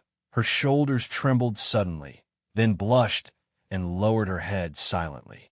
Jason Liu scratched his head, looked at the other person suspiciously, and felt that his words were too euphemistic, and the girl probably didn't understand that she meant to chase people away. So, Jason Liu said again, Lena, it's very late. Go home and sleep. I'm going to rest too. After urging 3 times in a row, Lena blushed, her eyes flashed like a fawn, her face was flushed, and her voice was like a mosquito. Sir, you will be cold when you sleep alone at night. After saying this, Lena's face was even bigger and blood was dripping red, and her head was desperately down, as if she was going to hide in the crevice. He casually took a towel from his backpack and wiped his feet. Jason Liu heard Lena's low voice, his face full of confusion. Why is it cold? This is a brand-name quilt I just bought, and it's summer in the north now. Well, although the temperature is lower than in the south, it won't be cold at all with a quilt. Feeling that the girl was overly concerned, Jason Liu reached out and patted his chest. Don't worry. I'm in good health, and I'm not afraid of the cold at all. Originally because of the previous words, Lena, who was too shy, didn't know what to do when she heard Jason Liu's answer. She is 16 years old this year, and she can get married at the age of 13 in Westeros. In a sense, Lena is now an old girl. In addition, people in Westeros are generally precocious, and when it comes to men and women, Lena has also heard a lot. After all, The women in the kitchen were no worse than the soldiers at Winterfell when they told dirty jokes. Lena also understood a lot under the influence of her ears and eyes. Not to mention, it was her sister Martha's idea that she came here tonight. Of course, in Lena's heart, she is also full of admiration for such a tall, handsome, polite, and benevolent aristocratic young Master Jason East. After all, the Cinderella version of the story of the knight and the princess, the daughter of the noble and the commoner, is also the most talked about story in Westeros. Although simple girls don't know, the reason why such stories are widely circulated and sought after by many civilians is precisely because such Cinderella stories are too few and too rare in reality, and can only be things in a beautiful fantasy. That's why everyone is so enthusiastic. Lena's head was a little cloudy at this time, which was completely different from the good night she imagined. When she was sent to the door by Lord East, she didn't realize how she got back. Seeing that Lena came back alone, Martha's eyes darkened and she sighed, thinking that her sister was rejected by Lord Easter. But think about it. As a handsome, noble, and benevolent noble like Lord Easter, he will definitely marry a young lady from a big noble family in the future. A country girl with only a pretty face like her sister is not worthy of Lord Easter at all. In order not to hurt her sister's self-esteem, Martha didn't say much. After washing her feet, the family lay on the bed. At this time, Lena gradually came to understand it, as if she was rejected by Lord East, right? Although a little sad, she originally felt that she was not worthy of Lord East, and she was expected to be rejected, but she was not as sad as she imagined. On the first night in Westeros, I couldn't sleep as expected. After tossing around for an afternoon today, Jason Lou slept soundly. The next morning, he was woken up by Lena's knock on the door. After washing his face and brushing his teeth, Jason Lou had breakfast at Lena's house. Well, there were fried eggs, yesterday's bread and carrot, and onion bisque. Jason Lou handed over all the instant noodles, ham, and bread in the room to Lena, and the future cooking will be Lena's. Well, in this way, 10 silver deer a month, hiring a clerk, cook, cleaner, and half a servant is really a big profit. Although I couldn't bear in my heart, I said no, but my body was very honest. It's so cool to have someone help with cleaning the room, cooking, etc., just waiting to eat. Sure enough, it was corrupted by the aftermath of feudalism. After breakfast, Jason Lou looked at the little Lillian who had woken up and knew from Lena that Lillian was 1 year old. I measured Lillian with a thermometer. It was more than 36 degrees. Well, the temperature is normal. The little girl now does not cry or make trouble and looks at him curiously with wide eyes. Jason Lou touched the little girl's thin face, and in order to ensure complete anti-inflammatory, he injected the penicillin left in the syringe yesterday into her. It seems that little Lillian has been completely out of danger and will recover in a few days. After checking little Lillian, Jason Lou returned to his store next to him. Yesterday, I didn't do business for 1 day. After having dinner today, Jason Lou opened the store and prepared to sell the remaining soap, 7,000 sheets of A4 paper, and 5,000 refills as much as possible. Lena first went to Winterfell, quit her job as a kitchen steward, and started selling goods in the store with Jason Lou. Because yesterday he cured little Lillian, who was determined to be unsaved by Maester Luwin from Winterfell, and this incident spread throughout the entire Winterfell market town outside Winterfell in just one night. The penicillin he took out and the injection method he used made his reputation even louder after the publicity of the townspeople present yesterday. Before, everyone regarded him as a small noble merchant who came from a far and unknown place and sold some exotic items. Today, everyone says that he is a great noble of the Great East family from the Far East, because the magic medicine called penicillin that rescued little Lillian from the god of death was only available to the top nobles. So, of course, Jason Lou is considered to be a great noble from the Far East. There's a magic medicine. It is a great noble, This reason is very good and powerful. Jason Lou is happy to be identified as a great noble. After all, his status is high, and he will be better able to deal with the powerful in Westeros in the future. Today's business is not bad. Those merchants who have bought back soap and tried it, this time finally dare to buy in large quantities. Let Lena collect the money, while Jason Liu picks up the goods at the counter. Sold 300 bars of soap, and 100 bars of soap was unexpectedly better than soap. 100 soaps were bought directly by a merchant from King's Landing. A 4-paper sold 2,000 sheets at a time due to the half-price reduction, each with 5 bronze stars. The refills also sold 1,000 PCS. Although it is not very comfortable to use without a barrel, it is still much more convenient than a quill. 50 bronze stars for a piece of soap, 300 for 150 silver deer. 1 silver deer piece of soap, 100 sold for 100 silver deer, that is 1 golden dragon. 5 bronze stars, 2,000 sheets of A4 paper, sold for 100 silver deer. A refill of 50 copper stars sold for 500 silver deers for 1,000 pieces, that is 3 gold dragons and 200 silver deers. In the morning, for golden dragons and 450 silver deer were earned. Lena looked at the big money box, full of silver coins, and opened her mouth in surprise. It was the first time she had seen so much money in such a big age. Jason Liu closed the door and put all the money together, a total of 4 golden dragons, 1357 silver deer. There are 2 mini silver deer, and if you want to get it back for sale in modern times, it is more convenient to replace it with golden dragons. It's just such a large amount of money, which is not easy to exchange in this Westeros, where there are no banks and banks. After learning about Jason Liu's distress, Lena proposed to find Maester Luwin of Winterfell to help exchange it into a golden dragon. Because Winterfell needs to pay the servant salaries every month, they usually use silver deer, so they will change them. Hearing Lena's proposal, Jason Liu's eyes lit up.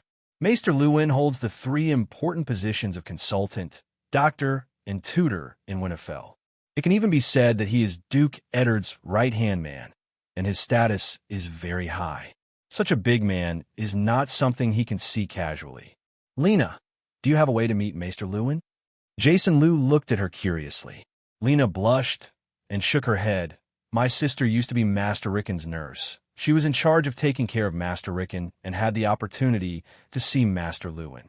The last time Lillian was seriously ill, it was her sister who went to ask Master Luwin for treatment. Then ask your sister to help you find Bachelor Luwin, and said. Jason Liu patted his forehead, took out 10 refills, and handed them to Lena. These 10 refills are given to Bachelor Luwin. I'm sure he'll love this gift. Coming from a modern society, he knows the unspoken rules of etiquette, and Jason Liu also uses it. 10 refills. If Maester Luwin can help, it will be a good deal. Lena took 10 refills and told her about it at noon when her sister Martha was back. Martha thought for a while, then nodded. Leave this to me. In the afternoon, Martha took the child and talked to Hilly, who was also the maid of Master Rickon, and asked her to help take care of Master Rickon for a while she went to the Bachelor Tower to find Master Luwin. In the Maester's Tower, Maester Luwin is not there. Only Maester's assistant Boris is feeding the crows in the crow house. Martha, I heard that little Lillian's illness was cured by the nobleman from a foreign country in the winter town. Is this true? Seeing Martha coming, Boris put down the corn in his hand and came over in surprise. Looking at little Lillian being held in Martha's arms, Boris personally tested the little girl's body temperature. Looking at the ruddy little Lillian, he finally believed the rumors when he passed by the stable today. Seeing her little daughter who was slowly recovering to health, Martha couldn't help but smile. Yes, it's all thanks to the kindness of Lord Jason East. My little Lillian was able to recover from the god of death. Escape from the scythe. It's unbelievable. I was there when Master Luwin treated little Lillian. Obviously, little Lillian's condition is extremely serious, and no one in the whole Westeros can cure it. It is absolutely hopeless. Saying that, Boris also realized that he had said something wrong, and quickly apologized. I'm sorry, I didn't mean that I was just too surprised. You know, this kind of treatment from that foreign nobleman, if it is really confirmed to be effective, this incident will definitely shock the Shuetching. Martha didn't care about the Shuetching. She came here to help exchange golden dragons for Lord Easter. 1,000 silver deer to be exchanged for golden dragon. Boris was surprised when he learned that Martha came here. It is said that the foreign nobleman brought strange goods and made a lot of money. It seems that these rumors, it's all real.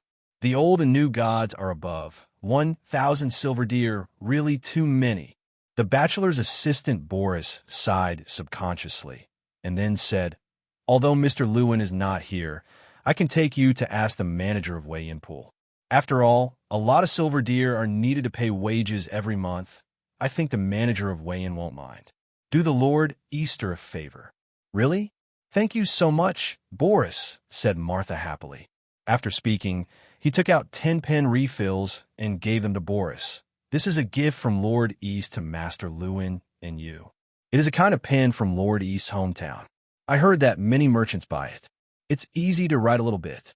Boris took the refill in surprise. "Ah, I've heard of this kind of pen, but I haven't used it yet. Let me try it." With that said, Boris took out a small piece of parchment and wrote on the parchment with the refill in his hand. Asterisk. "Excellent," Boris exclaimed happily. "This pen is much better than a quill." "Thank you, Martha, and thank you for the generous Easter. I think Master Lewin will love this kind of pen." After receiving such a gift, Bachelor's assistant Boris couldn't help laughing.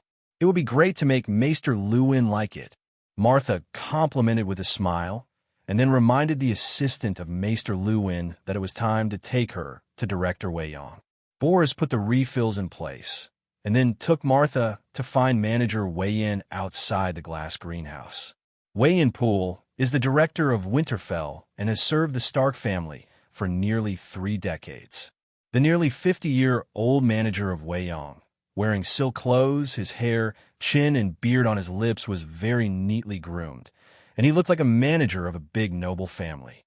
After listening to the news conveyed by Boris, Director Weiyang first congratulated little Lillian on her recovery, and then readily agreed to the request of the silver deer to exchange for the golden dragon. "Please bring that Lord East to wait for me outside the gate of Winterfell. I'll get the money, and I'll find you soon." Director Weiyang was called by the servants in the glass flower room after he finished speaking. After Martha got the assurance from the manager of Weiyang, she immediately came to Jason Liu's store and told him all this. "Thank you, Martha. I'll take the money and go with you." Jason Liu happily took the 1,000 silver deer he had prepared. As for the remaining 357 silver deer, he does not plan to exchange it. "Let Lena stay to watch the shop and take care of Michael by the way." Jason Liu brought another 10 bars of soap and was going to give it to the manager of Weiyang, so he could try it out. It was comfortable to use, and he would buy it in the future. Follow Martha to wait outside the gates of Winterfell. The walls of Winterfell are thick and stacked with huge stones. No wonder it can exist for thousands of years in the cold winter. Only stones in the world can exist for thousands of years without changing their appearance. Stark's castle. The gate alone is 5 meters high. It is made of thick and sturdy oak. The gate is painted with black paint. Judging from the mottled color above, this gate should have been around for a long time. 2 soldiers in full armor, armed with shields and spears, guarded both sides of the gate, watching Jason Liu with arrogance and vigilance. There are more soldiers guarding the gate. Jason Liu didn't care about the vigilant eyes of the soldiers, and looked at the ancient castle with thousands of years of history in front of him.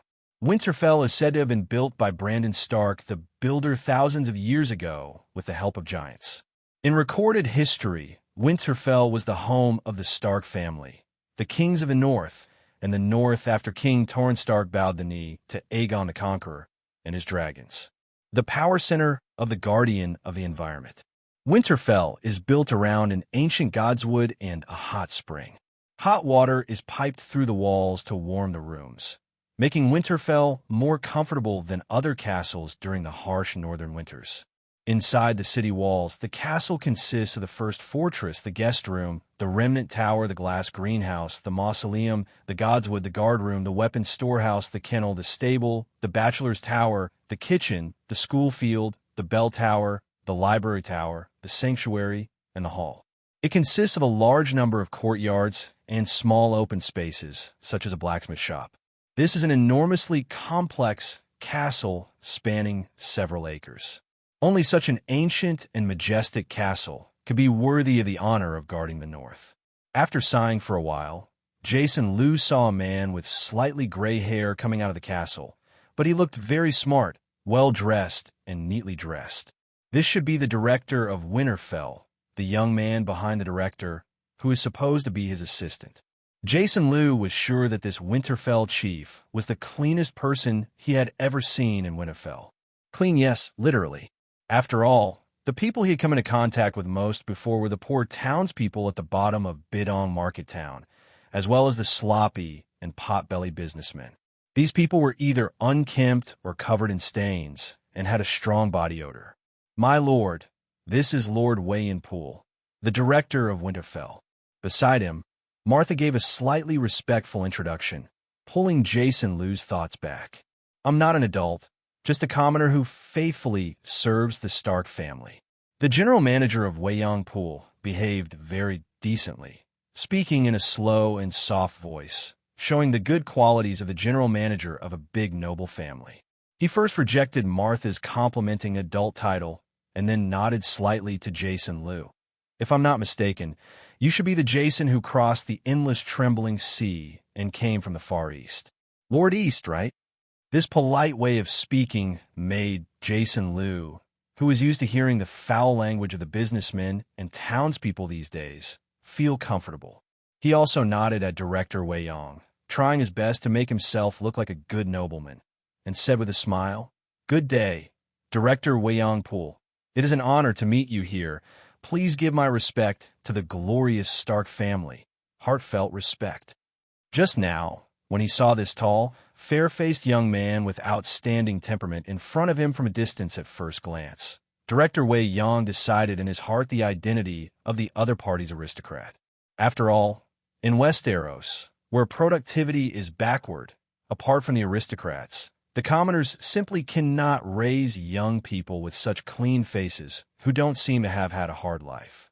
Pushing himself and others, wanting to come to the hometown of Lord Easter should be the same as Westeros. Now, seeing the other party's dignified response and the inadvertently revealing noble temperament, it makes Director Wei Yong conclude that the young Jason East in front of him is not only a nobleman, but may also be a real nobleman. I just don't know how the other party ran so far and came to Westeros through the endless trembling sea full of danger. In just a split second, Director Wei Yong had countless thoughts in his mind, but the smile on his face was still the same. On behalf of the Stark family, I also pay tribute to you and your family. It was already determined in his heart that the other party might be a great nobleman, and the attitude of Wei Yong became more friendly.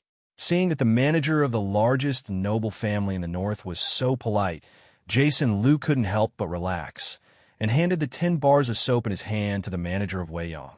This is a gift from me to the manager of Wei Yong, soap from my hometown, very effective for cleaning oily stains from the body and clothes. Asterisk. Soap? Although it is not clear what the strange name is, the purpose of the soap mentioned by Jason Liu still intrigues Director Wei Yong. As the general manager of Winterfell, I manage so many servants and chores, and the laundry room needs to be cleaned every day. There are several big pots of clothes. If this thing called soap is really as effective as this young adult said, then it was so good. Asking his assistant to take the gift, Director Wei Yong quickly thanked him, and then happily expressed that he could help him exchange the silver deer in his hand into a golden dragon. Things are going so well, and Jason Liu is happy too. The assistant counted the entire 1,000 silver deer several times. After confirming that it was correct, Director Wei Yong took out 10 golden dragons from the purse and handed them to Jason Liu. This time the exchange is complete. When the two sides said goodbye to each other, Director Wei Yong, who was very fond of this handsome and noble young nobleman, said, "Master Jason, welcome you to visit Winter City next time. If Lord Ed learns that there is a young man from the Far East, promising nobles come to visit, and they will surely be willing to take the time to meet you. Of course, I will, after all preparations are made, I will visit the glorious Stark family in person." Jason Liu responded with a smile. A visit is a must visit.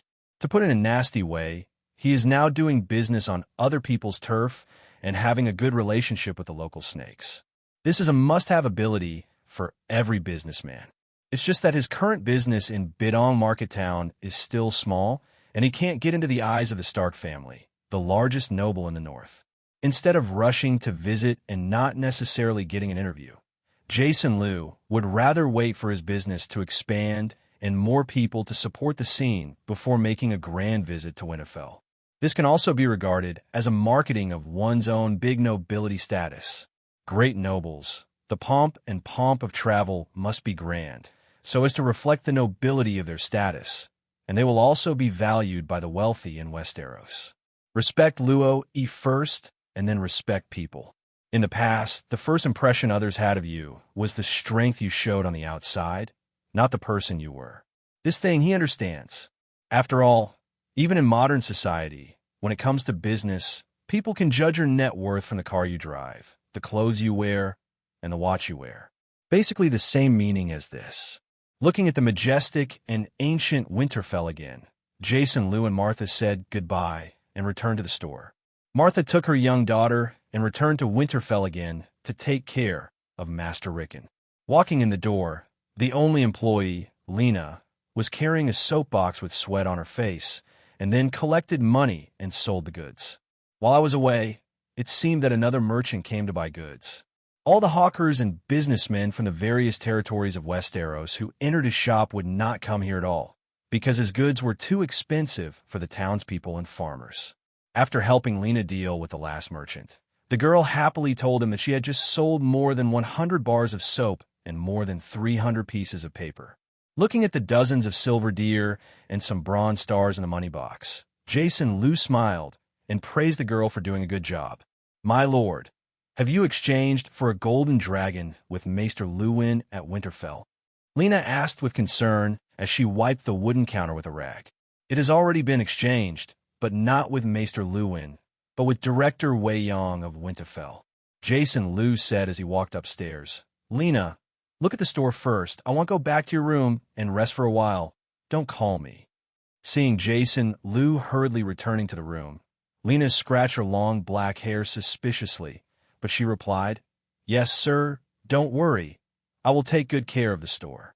Jason Liu returned to the room, closed the door, and teleported back to the villa. I turned on my mobile phone and looked at the logistics on my mobile phone until it arrived in Jung City this afternoon, so I was not in a hurry to go to the warehouse. Jason Liu washed his face, left the villa, took a taxi, and went straight to the nearby shopping mall. First, I bought 2 brand-new beddings for Lena and Martha's family, as well as some women's clothes.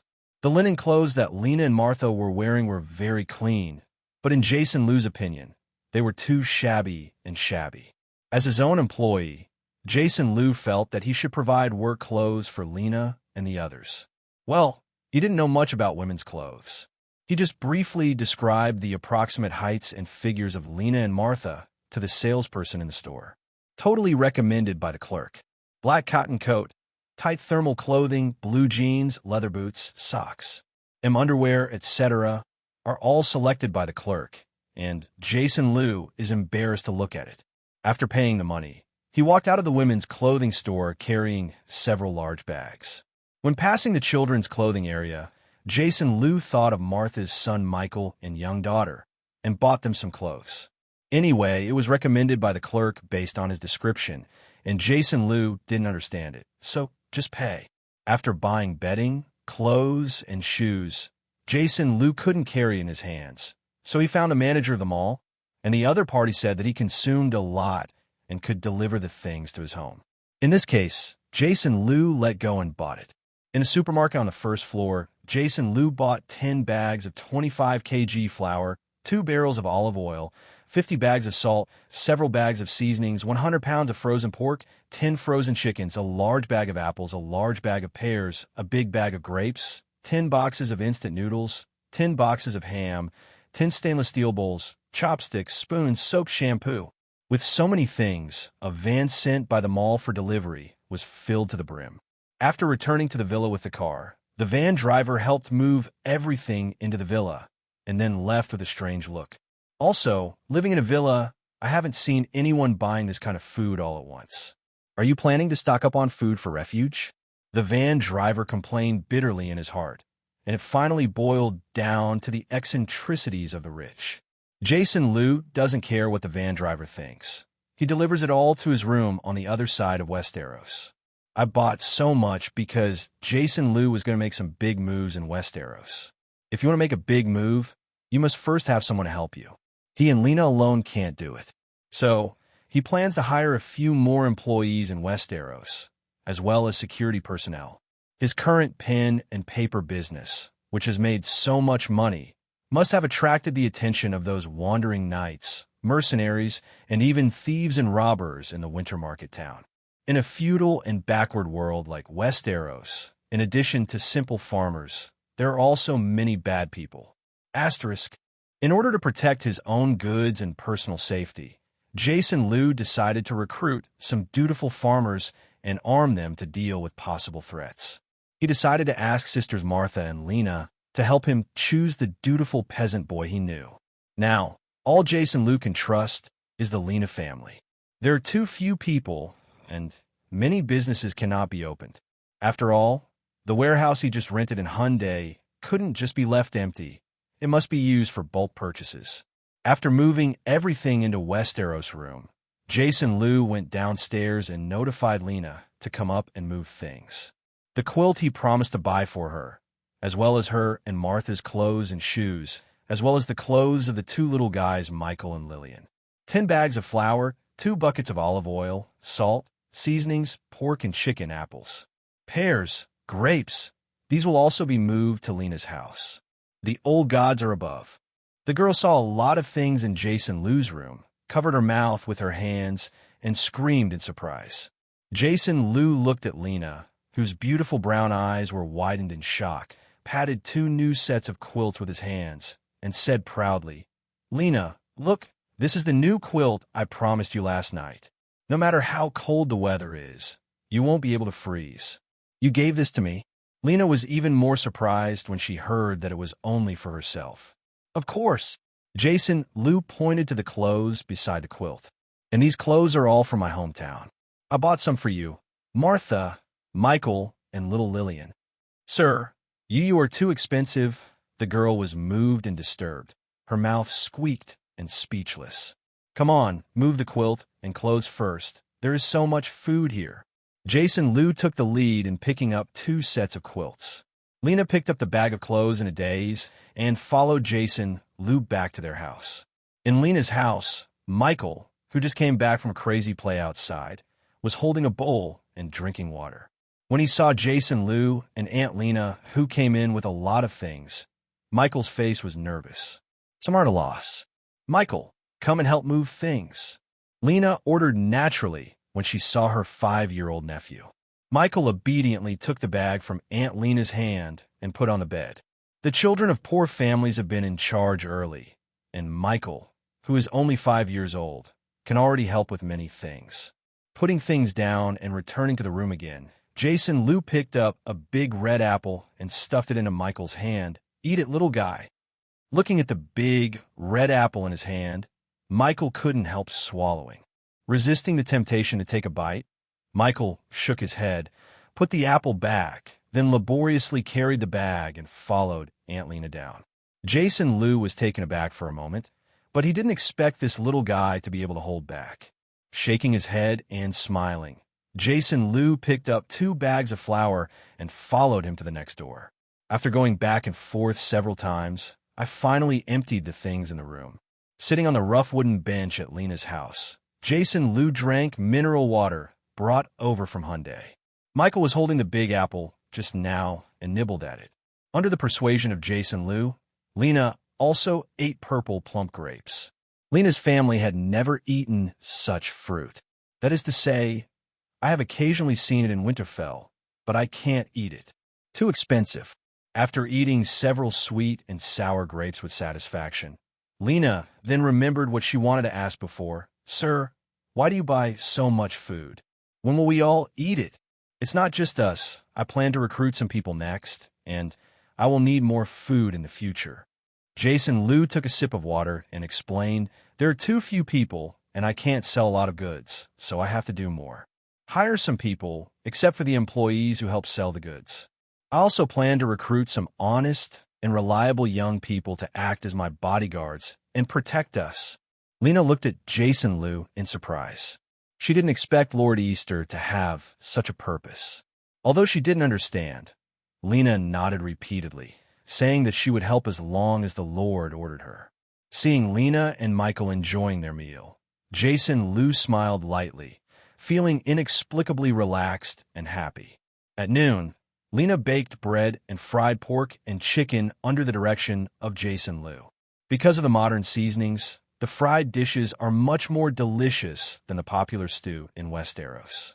At noon, Martha took time to come back and was startled when she saw a lot of food in the house. After Jason Liu told Masha about his previous idea of recruiting people, Masha said that he was very familiar with the nearby neighbors and could help him find some reliable young people. Martha, like Lena, you quit your job at Winterfell. Come and help me. Jason Liu thinks that Martha is quite knowledgeable. She should have been taking care of Rick and Stark in Winterfell. See, many big figures naturally gained their knowledge and were much stronger than ordinary peasant women. I. Martha was very excited. After all, she was able to stay at home and work with high wages and taking care of Michael. The young mother was very willing. Of course you can. Jason Liu decided. I'm going to quit my job at Winterfell this afternoon and help me recruit. I'm going to have a big job in Winterfell Market. Although it's not clear how big business Jason East is going to do, Martha secretly decided that she must work hard for Jason and repay him. Now that the decision has been made, Martha returns to Winterfell, finds Director Wei Yin, and quits her job of taking care of Master Rickon. Director Wei Yang asked the reason casually, and after learning that she was going to hire the Lord Jason East, he agreed with Martha to leave and settle the wages for these days. In the afternoon, Jason Liu temporarily stopped doing business, and his shop was crowded with townspeople who heard the wind. Martha released the news that he was recruiting and immediately caused a sensation in the Winter Market Town. One is because people in Bidong Market Town know that the young adult has made a lot of money in business, and because the other party has a magical medicine, he treated little Lillian for free, which made everyone respect him. The salary given by Jason Liu is also very high. The employees in the store are provided with room and board, and the monthly salary is 6 silver deer, which is 20 bronze stars a day, which is very high in the north. That's right, food and lodging and clothes. Considering that the shop needs guards and the guards recruited will live here, Jason Liu directly bought several houses nearby. Those families didn't want to sell them at first, but Lord Jason Easter gave too much.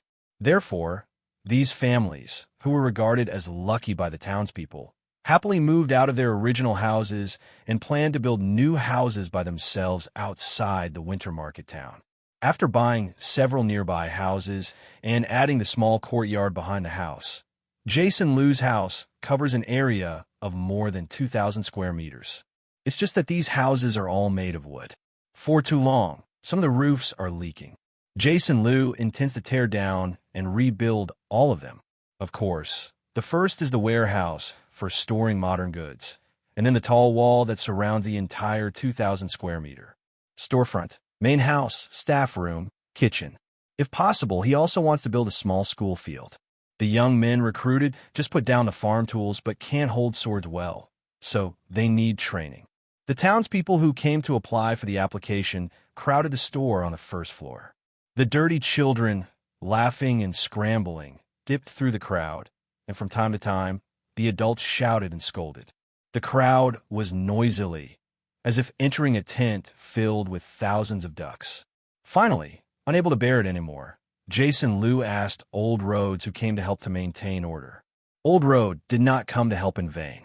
His youngest son, D***K, was also on the list of guards to be recruited. Looking at the 16-year-old boy with a height of 1.9 meters and a sturdy physique, but with a simple, honest, and timid expression, Jason Liu was very satisfied. Although Old Rhodes kept scolding himself that this young son was a useless person, and that he had grown such a big man, in fact, his brain was a little bit insane, and his courage and stature were completely reversed. But Jason Liu likes simple and honest, even some simple big man D****k, assuring Old Rhodes that he would recruit D***k into his bodyguards. Old Rhodes became happy. Therefore, at this time, the loud voice of Old Rhodes resounded in the whole room. Old God is above. God damn it. Hurry up and shut up, you idiots who croak like ducks. Be quiet. And then if the fuss goes on, Lord Jason will stop recruiting your sons and daughters to help in the store. So for the sake of the old gods, shut up your damn stinky mouth. Harrison, hurry up and shut up for me. I can hear your idiot's loud voice from such a distance. Old Road cursed at a thin farmer at the door. Shut up your stinky mouth, and I'll let you taste Father Rhodes' fist later. You brainless idiot. The farmer named Harrison was scolded by Old Rhodes and did not dare to refute. He shrank his neck, muttered a few words in a low voice, spit on the ground, closed his mouth but let himself. The family squeezed forward again. Old Road glared at him, but said nothing. Reaching out and grabbing little boy who ran by, Old Road stared at him and said intimidatingly, "And you little bastards, get lousy back to your father and run around again. Be careful of me. Let D***K grab you and throw you into the wolf forest outside to feed the wolves." After being frightened by Old Rhodes for a while, those little guys didn't dare to run around and scream and returned to their family obediently. Soon, after Father Rhodes greeted everyone present with a series of rude words such as F***K, F***K, etc., the room finally became quiet. After listening to Old Rhodes for more than 10 minutes, he swears in different ways, and Jason Liu can't help but sweat. It turns out that this old guy was extremely polite when he talked to him before. After a few casual sighs, Jason Liu took advantage of the moment when everyone was quiet and immediately started recruiting jobs. Martha stood beside him with little Lillian in her arms, introduced him to young men and women, and from time to time whispered beside him briefly about her evaluation of this person. Jason Liu doesn't know this young and mature face at all, so he decides whether to hire or not based on Martha's evaluation. This is Dillian and his wife Vamida. Martha pointed to the bowed farmer in front of her, with a pleasing smile on his face and a tattered hat on his head, and then pointed to the 3 young men standing cramped behind their parents. This is Dillian's. The eldest son Barlow, the second son Baron, the younger son Bard. Then Martha whispered in Jason Liu's ear, "Dillian's 3 sons are all honest peasant children, but because the family is too poor, all 3 sons are of marriageable age, but they can't get a wife." Jason Liu nodded secretly, asked a few simple questions, and asked them to wait outside the room. Then Jason Liu met several more people with the help of Martha. After a few hours of work, I finally finished watching all the applicants. In the end, he recruited 5 teenagers and a pair of sisters. Old Lord's youngest son D***K tall, 16. Farmer Dillian's 3 sons are Barlow, 17, Baron, 16, and Bud, 15. Both parents, with a younger sister, a 16-year-old blonde teenager McCann who is struggling to survive. Farmer Hogg's 2 daughters, the eldest, Susan, 19, were abandoned by her husband and returned to their parents' home. The youngest daughter, Vanessa, is 15 years old. In Jason Liu's view, these are just children of junior high school and high school age. In Westeros, where the average life expectancy is more than 30 years old, 16 years old is already an adult. The teenagers who were selected were very happy, and those who were not selected, Jason Liu comforted them, and next time they recruited people, they would continue to choose from them. This is how to calm down and let everyone disperse. According to what was agreed before, in order to stabilize the hearts of these young parents, Jason Liu directly handed over the first month's wages, 6 silver deers per person, to their parents. These selected teenagers blushed with excitement when they saw their parents accepting their wages. This was the first time they had seen so much money when they were so grown up. Old Road and his wife Roma, Dillian and his wife Vamida, Hogg and his wife Shula accepted the money, thanked them repeatedly, and kept telling their children that they must be loyal to Lord Jason East and earnestly serve Lord Jason, do something, or break their legs. After sending the parents of these teenagers away, Jason Liu turned to look at the 7 people standing in front of him cautiously. Thump! Before Jason Liu could say anything, the blond boy named McCann knelt directly in front of him. Lord East, please let me take my sister with me. Asterisk.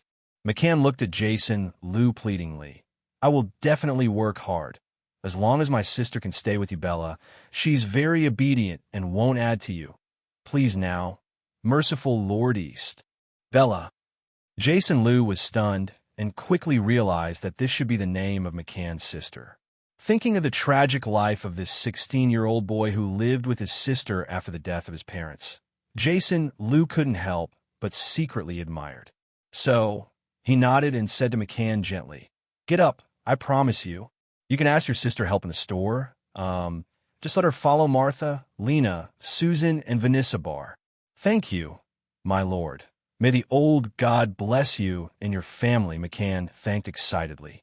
Get up quickly, remember, McCann, and all of you. Jason Liu looked at the others. There is no kneeling in my hometown, and you must not kneel again in the future. Otherwise, I will resign you. Yes, my lord, we remembered it. These honest peasant children are trained like domestic cattle and horses, and they dare not object at all. McCann got up from the ground, looked out the door hesitantly, and hesitated. What's the matter, McCann? Jason Liu noticed the blond boy's strangeness and couldn't help asking.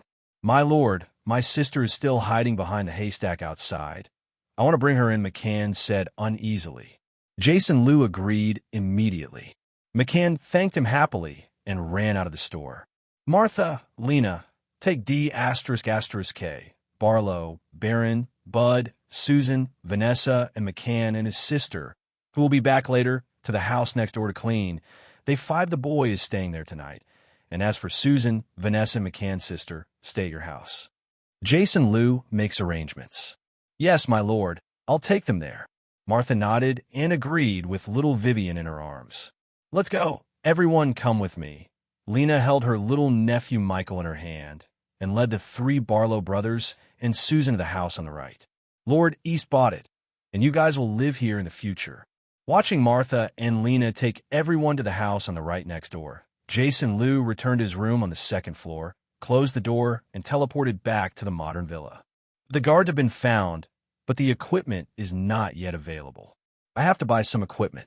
Jason Liu muttered to himself, turned on his mobile phone, and ordered 5 sets of stab-resistant clothing from the stab-resistant clothing manufacturer he bought last time, costing 5,000 yuan.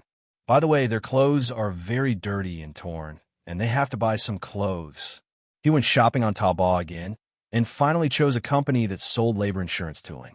According to the approximate size in his memory, he ordered 4 sets of black and durable labor insurance tooling for all employees. This is 40 sets of tooling, and the price is 50 yuan per set, which is very cheap. After writing the address to the warehouse location, Jason Liu looked at the paper and pen he bought last time, and it had already arrived in Zheng City. So he called the logistics company and told them to deliver the goods to the warehouse.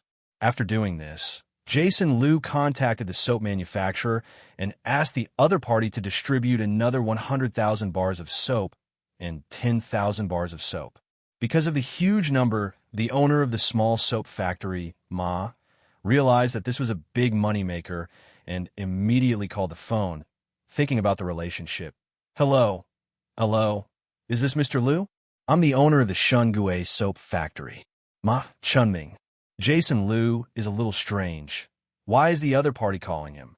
But he still said politely, Hello, boss Ma. I bought so much this time. Can't the price be the same as last time? Of course. You are a major customer of our factory and will definitely give you the best price. Boss Ma said quickly. Regardless of the soaps, all the soaps are charged at 0.5 yuan per piece. How about Mr. Liu? It's not my old man. Ma Chue, you can't get a lower price than me here in other places. Well, okay, just at this price.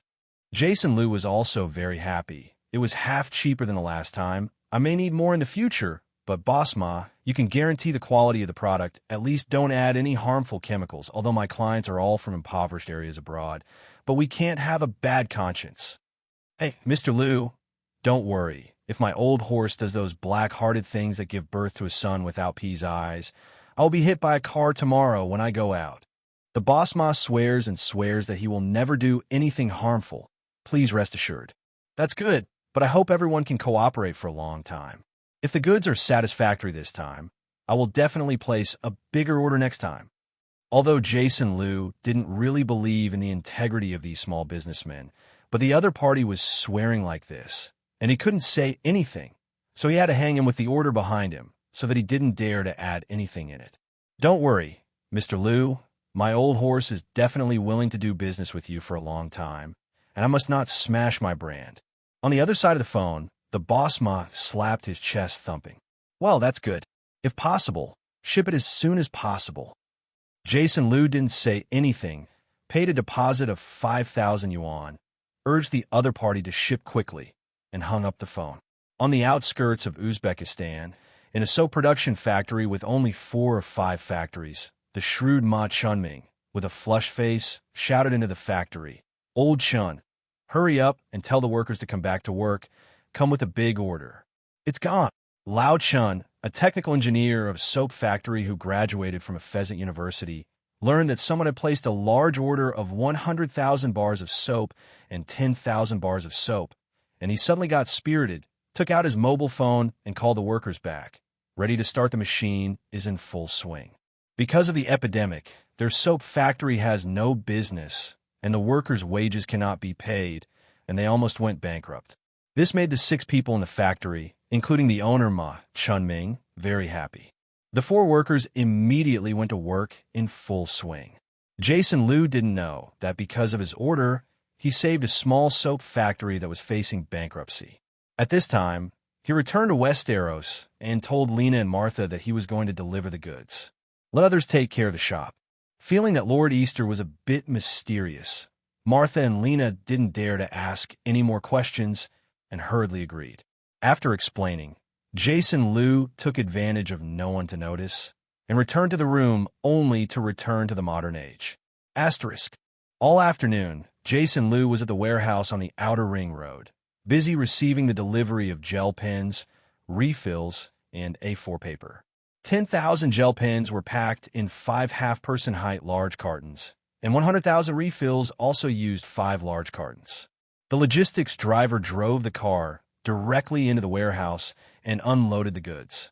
In the end, 10,000 sheets of A4 paper were sent, and a sheet of paper was about 4.4 g, almost 44 kg, and it was also a large carton.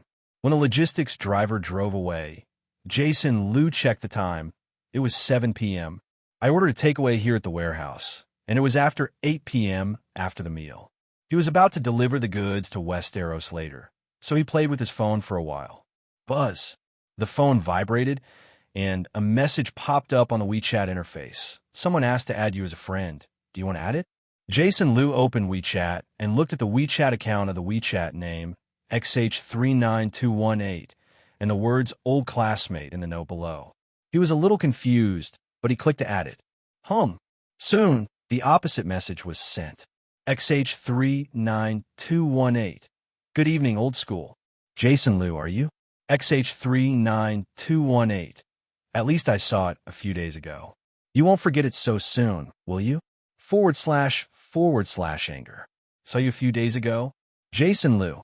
Are you Lin Xiaoan? XH39218. Well, it's me, and my WeChat ID is also in the class group. Don't you recognize it? / smile. In a high-end community in Zheng City, Lin Xiaoan, dressed in white furry pajamas, was sitting on the bed chatting on WeChat. He didn't expect that Jason Liu didn't know his WeChat ID. He thought this guy, Gao, did it on purpose. Jason Liu. Oh, I haven't seen much of the members of the class group, and I don't know your WeChat ID. Now I'll just change your remarks. Having said that, Jason Liu started to change the note to Lin Xiaoan. Lin Xiaoan. Well, even if what you said is true, I originally planned to exchange WeChat with you last time, but you were walking too fast, so this is the WeChat I found you in the class group and added. Jason Liu. Haha. Last time I was in a hurry and left first. Lin Xiaoan. Oh, you say yes. / smile. Recalling that Jason Liu was molested by his girlfriend and ran away with embarrassment, Lin Xiaohan couldn't help laughing. Jason Liu, do you have anything to do with me? Jason Liu felt a little strange and didn't know what Lin Xiaohan had to do with him. After all, after he and Goddess Lin graduated in the same year, the last time they met was only the first time in 2 years. If it wasn't for Lin Xiaohan adding him on WeChat today, he would have forgotten about it. Lin Xiaohan, I'm sorry, last time my best friend Jiang Chu was just joking with you. She likes to make trouble, so don't take it to heart. Jason Liu, oh, it's okay, your best friend is quite lively, hee. Jason Liu has a headache when he thinks of that eccentric girl. He is an introvert, and he has never been good at dealing with this kind of girl who escapes from thinking and likes to make jokes. If you see that girl again in the future, you must avoid it far away. No, I hope not to see you again in the future. Lin Xiaohan, it's fine if you don't mind. Seeing you walking so fast, I thought you were angry. Jason Liu complained inwardly, but he wasn't angry when he was angry. He was a single mother and child who couldn't handle the jokes with girls. Jason Liu, well, I don't mind. After the message was sent, there was a long silence between the two. Jason Liu doesn't know what to say next. He has never chased girls and has no experience in chatting with girls. Although I have a good impression of the former school flower goddess, I don't know how to say it. To be precise, I'm not confident. I am worried that if my confession is rejected, it will be too embarrassing, so I don't dare and I don't know what to talk about. Lin Xiaohan on the other end of the phone chatted with her best friend Jiang Chu for a long time, but she didn't wait for a message from Jason Liu for a long time, which surprised Goddess Lin. According to past experience, if the animals in the class have the opportunity to chat with themselves, they would like to keep chatting, no matter how impatient she is. But today I met someone who was not interested in chatting with me, which made Lin Xiaohan a little interested. After all, that day, she wore an Armani brand, clean and refreshing, and the most important thing was Jason Liu, who was still handsome. She gave her a good impression and felt that Jason Liu should get along well after graduation. Therefore, Goddess Lin put Jason Liu among those who will be selected in the future, and this is the matter of adding WeChat. Apologizing and explaining for my girlfriend is just an excuse. Mainly, she wanted to get to know Jason Liu. It is rare among classmates who can afford to wear luxury brand names, which shows that Jason Liu is young and promising. She has always wanted to find a capable boyfriend, or at least a successful career. Lin Xiaohan doesn't look down on those rich second-generation scumbags who rely on their parents. Although her family has no money, it is also a well-off family. As an only child, she has not lacked any money since she was a child. After waiting for a while, seeing that the other party really didn't mean to send a message, Lin Xiaohan was curious. Lin Xiaohan, is that how you chat? / white eyes.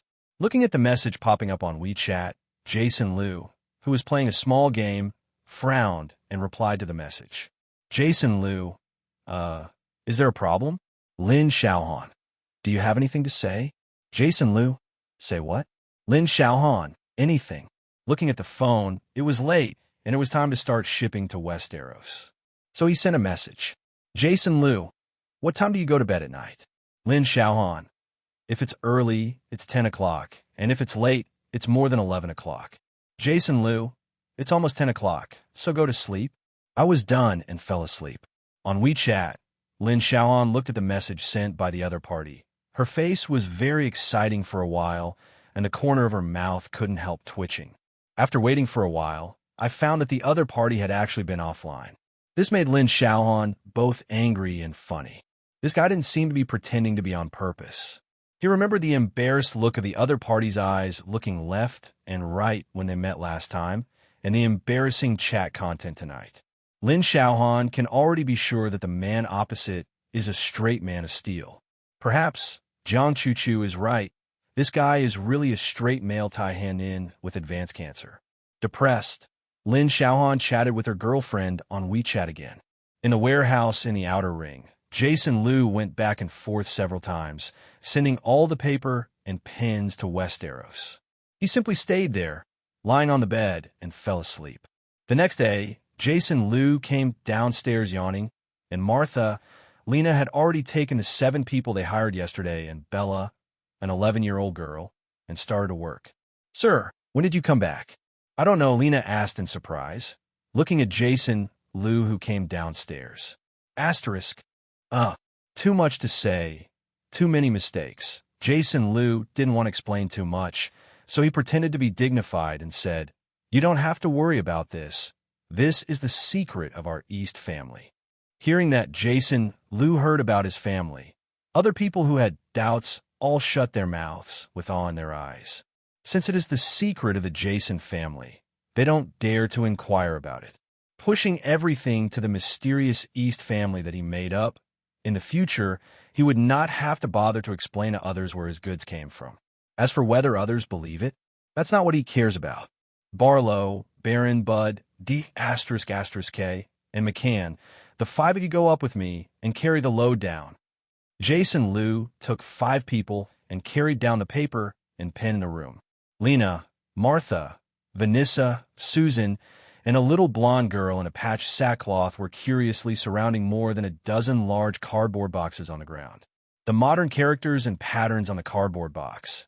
Jason Liu is not worried that the people who play in a world can understand it. If anyone asks, he will say that it is the language of his hometown. Looking at McCann, standing aside with a grin, Jason Liu asked him, "Is that little girl your sister?" "Yes, my lord." Hearing Lord Easter's question, McCann immediately stood up and replied respectfully, "This is my sister Bella. She is 11 years old, and she is helping Martha and Lena in the store now. Bella, hurry up and see Mr. Jason." Saying that, McCann called his sister over to salute Jason Liu. Bella was thin and small, and like his brother McCann, she appeared to be severely malnourished. The little girl walked over cautiously, looked at Jason Liu timidly with pure blue eyes, and said hello in a low voice. "Master Jason, good day. You're Bella, aren't you? What a cute girl." Jason Liu smiled and gently rubbed the girl's long, silky blonde hair, which looked like it had just been washed and smelled of shampoo. It was Lena who washed the girl's hair with the shampoo he brought from Hyundai. After getting along for a few days, Lena and Martha both knew that Mr. Jason East loves cleanliness, so they also began to pay attention to their own hygiene.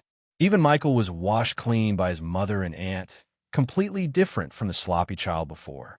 Hearing the praise from this handsome and kind young noble, the little girl showed a happy smile and lowered her head shyly. "Oh, by the way, I remember the last time I bought candy." Jason Liu suddenly thought the candy he bought a long time ago was thrown into the backpack in the room. So he went back to the room and took out 2 bags of toffee. "Come on, everyone, come and taste the toffee I brought from my hometown." Jason Liu distributed the candy to everyone, and everyone loved the beautiful candy wrappers wrapped around it. Michael eagerly peeled off the candy wrapper and put the sugar in his mouth. The strong, milky fragrance and sweetness made the little guy narrow his eyes happily. Bella carefully opened the candy wrapper, reached out and pinched the candy, licked it, and the milk-flavored candy instantly brought a big smile on the little girl's face. Martha, Lena, Susan, and Vanessa all enjoyed themselves too. Even the 3 Barlow brothers, D***K and McCann, grinned happily. After eating the candy, Jason Liu clapped his hands and instructed D***K, "Go and invite your father Luos here. Just say I have something to look for him." "Yes, my lord." D***K answered honestly. Without asking any further questions, he turned his head and ran towards the house. It didn't take long for Old Road's rude voice to come from outside the door. "Come on, D***K. The old God forgive me. How could I have such a stupid son as you, if it wasn't for Lord Jason? I am worried that after I die, you will still be alive. Run faster. Do you want your family to wait for you?" With Old Road scolding, the 2 walked into the store. "Rod, I'm sorry, it might take you a while." Jason Liu looked at Old Road's iconic red nose and almost couldn't help laughing. Old Road lifted his foot and kicked his younger sons, but scolded "hurry up" in a low voice, and then walked over with a respectful and enthusiastic smile as if he had changed his face. "It's a villain's honor to be able to serve you, Lord Jason." Old Road smiled. Although his mouth was full of alcohol, his eyes were clear, Please tell me, my lord. As long as the villain can do it, we'll definitely serve you. I'm going to demolish these dilapidated houses I just bought and build a bigger storefront and a warehouse. I don't know who to call for this kind of house building." Jason Liu didn't talk nonsense and directly stated his purpose of looking for Old Roads. After listening to the words of the nobles in front of him, Old Road suddenly understood the purpose of looking for him. So, he confidently made the ticket, "Don't have to worry about you. As long as the money is enough, he can help find someone to do it and ensure that the new house will be built according to Jason Liu's requirements." Seeing that Old Road was so confident, Jason Liu was also happy to leave this matter to him. After all, he didn't have time to focus on the trivial matters of building a house. After the negotiation, Old Roads went back to his tavern to talk to his wife Roma, put on his bearskin hat, and went to find a familiar mason. Now that the three Barlow brothers, D*****K and McCann, are going to be recruited as guards, Jason Liu is going to take them to buy weapons. Westeros's bulky and imposing agile armor is no longer needed, and he has ordered light and strong stab-resistant suits for 5 people. Today I mainly buy iron swords, shields, and spears. Bringing the money bag, Jason Liu and the 5 went straight to the blacksmith shop in the Winter Market town. Call. Ding ding ding ding ding ding ding ding ding ding ding ding ding ding ding ding ding ding ding. The fire in the blacksmith shop was blazing, and the heat wave was blowing toward the face, and the hammering sound kept ringing. Although the blacksmith Master Raymond has gray hair, his naked upper body is full of muscles and looks very strong. I learned that this famous person in the Winter Market town recently, who is said to be a great noble from the Far East adopting empire, wants to buy weapons. Although he does not know how far this so-called Far East is, there is no reason to refuse the business. Knowing that this young great noble was not short of money, Master Raymond directly took out the best swords, spears, and shields in the blacksmith shop. Jason Liu picked up an iron sword curiously and started with a heavy one. The sword's body glowed with a cold light, and it looked pretty good. An iron sword costs 20 silver deer, a spear costs 7 silver deer, and an ironclad shield is the cheapest, only 4 silver deer. Asterisk. Jason Liu bought 5 iron swords, 5 spears, and 5 shields. A total of 155 silver deer were spent. Originally, he also wanted to buy a sword to play with, but thinking that the smelting technology in this era is too poor, let it go. If there is a chance in the future, I can directly find someone to order a beautiful, tough, and sharp alloy steel sword in modern times, which is definitely much better than the iron sword of Westeros. The first time I took a sword, the 5 people were both novel and clumsy. After all, they used to work in the fields with farm implements and never practiced using swords, so their movements were inevitably a bit ugly. Jason Liu shook his head with a wry smile. Although children from farm families are honest and obedient, they also need constant training to become a qualified soldier. He really doesn't understand the military training. Before military training, there would be a queue. It seems that there is still a chance to find a swordsman instructor to train these boys. In the afternoon, just after buying the weapons, Jason Liu, who had not had time to bite the bullet and get on the horse himself, instructed the 5 McCanns to practice swordsmanship, was surrounded by several masons and builders brought by Old Roads. Master East, how big a store do you want to build? Is it stone or wood? Different materials have different construction plans. How did you think about the warehouse? How big is it to build? What are the materials?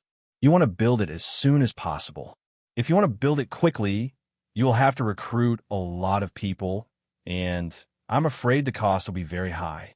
These masons in the Winter Market town, who had been timid when they saw him, immediately became confident and dared to ask their own questions when they talked about their professional work of building a house. Very good. I'm glad that you have raised so many questions that I have not considered in detail before. Jason Liu raised his hand and pressed it down, motioning for these masons with messy hair and shabby clothes like ordinary people in the Winter Market town to calm down, and then continued, I bought these houses behind me. These musty houses look like they're going to collapse at any time. The first thing you have to do is to demolish them all. A few young masons looked up at the 5 or 6 houses on the opposite side. These are the wooden houses that the townspeople of Baidanji town generally live in. They are completely similar to their wooden houses. They didn't see it. These houses could collapse at any time. Although they were somewhat disapproving, they felt that these houses were not as bad as the young adult in front of them said, but they did not dare to object. After all, you will have to rely on the grace of Lord East to help you earn money, right? As long as they are paid, they will do what the employer asks. Jason Liu roughly explained his requirements, such as building the storefront first, all of which are made of stone. Then there are the warehouses for storing goods, which are also built of stone and are waterproof and snowproof. After all, is it possible that there will be heavy snow in the north? So don't crush your warehouse. Pull up a stone fence, at least 3 meters high, to enclose all the houses. Next is the main house where he lives, as well as the house where the guards and staff live, a large kitchen, and a small school field. Well, the focus of the toilet has made some suggestions. The toilets for men and women are separated, and it is best to dig a large septic tank. Septic tank? What is this? A few masons were dumbfounded. Seeing the blank faces of the masons, Jason Liu patted his head. Forget it, I personally know what you guys built by then. After some discussion, the masons and house builders in Bidong Market Town said that they could do this job completely. I need you to build with the fastest speed. As many people are needed, I can directly recruit them in the Winter Shelter Market Town and the surrounding cottages. It doesn't matter if I spend more money. I only care about the speed. Jason Liu emphasized at the end. Since the money is no problem, several masons said that the speed is no problem. They will call all the idle masons in the surrounding villages and then recruit more people to work, and they will be able to build the East University with the fastest speed. Man's house. As for the wages, these masons quoted them as 30 silver deer each. Jason Liu said it was no problem and promised that as long as the houses built were of good quality and fast, he would finally give them an extra reward in addition to the wages. This made the masons flush with excitement, eager to recruit people to work immediately. The job of recruiting other masons is handed over to these masons. After all, they all do this, and most of them know each other. A large number of ordinary helpers. This Jason Liu decided to recruit himself, not to let the masons intervene. After all, he intends to give these ordinary helpers better treatment to prevent these masons from turning into black-hearted contractors and squeezing the money of ordinary helpers. The second reason is to give better treatment and recruit people from Baidanji town and nearby villages to work in a large range, which is equivalent to giving most people a benefit. The locals have a good relationship. It is foreseeable that he should stay in the north to do business for a long time, and it is also very important for him to have a good relationship with these local people, at least until he develops and has a certain ability to protect himself and his property. He will never go to other parts of Westeros. It is because the world is too unsafe. Wretched development is king. After all, the life of the dog is the most important thing. After sending away the masons who were in a hurry to gather the masons in the nearby village, Jason Liu asked Bard, the youngest and most clever of the 3 Barlow brothers, to run home and find his parents. Susan was also sent to call her parents Hogg and Shula.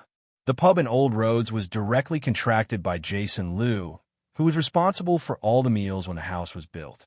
When Old Road heard the young adult's thoughts, his eyes widened in shock, and he cried out, You mean you want to take care of all the workers' meals? Why? Can't your pub serve so many people? Jason Liu looked at him strangely, wondering why he was making such a fuss. No, my lord. My tavern is enough for hundreds of people to eat. Old Road shook his head first and then shouted, But you just pay them wages, you don't need to worry about food. This kind of thing has never happened in the north. Seeing the anxious expression on his face, he said this, breathing out white air, like an Old Road who was thinking about himself. Jason Liu smiled. Then when I come here, I have it. Old Roads persuaded the young adults in front of him to change their minds, and it was a great loss to spend so much money to feed those lazy farmers like animals. Asterisk. However, Jason Liu has his own plans, and the internal reasons cannot be explained to old roads. So, he took out the majesty of a nobleman and forced it to do so. Old Road was helpless and could only agree. Of course, this is also a good thing for him. After all, the money given by Lord East allows him to make a lot of money. Not long after, Bud, who was not far from the winter market town, brought his parents Dillian and Vamida, and Susan also came with her parents, Hogshira. The two respectful-looking farmer couples carefully greeted Jason Liu. Last time I said that I didn't like others to kneel, so the four of them just bowed deeply and saluted. Dirian, Vamida, Hog, and Shula, I want to hire you to help the Old Roads family cook for the house workers.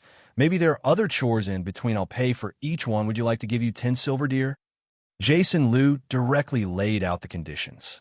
Hearing that they could get 10 silver deer as a reward, the four of them immediately agreed in succession with joy on their faces. Feeling that today must be their lucky day, no, Master Jason East is their lucky god. Seeing that the four agreed, Jason Liu asked Lena to fetch 100 silver deer and handed it over to Old Roads to buy food. After the start of work, he started serving meals. Then let Martha take Dillian, Vamida, Hog, and Shula to start recruiting helpers in the winter market town and surrounding villages.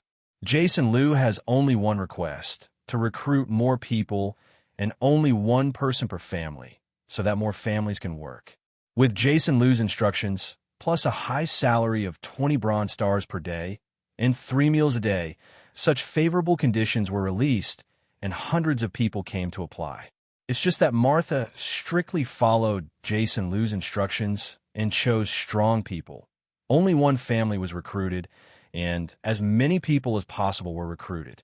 This afternoon, and even tossing it down at night, a total of 248 people were recruited. Martha was a little nervous. This number was a bit too much. Jason Liu doesn't care. After all, people are more powerful and work faster.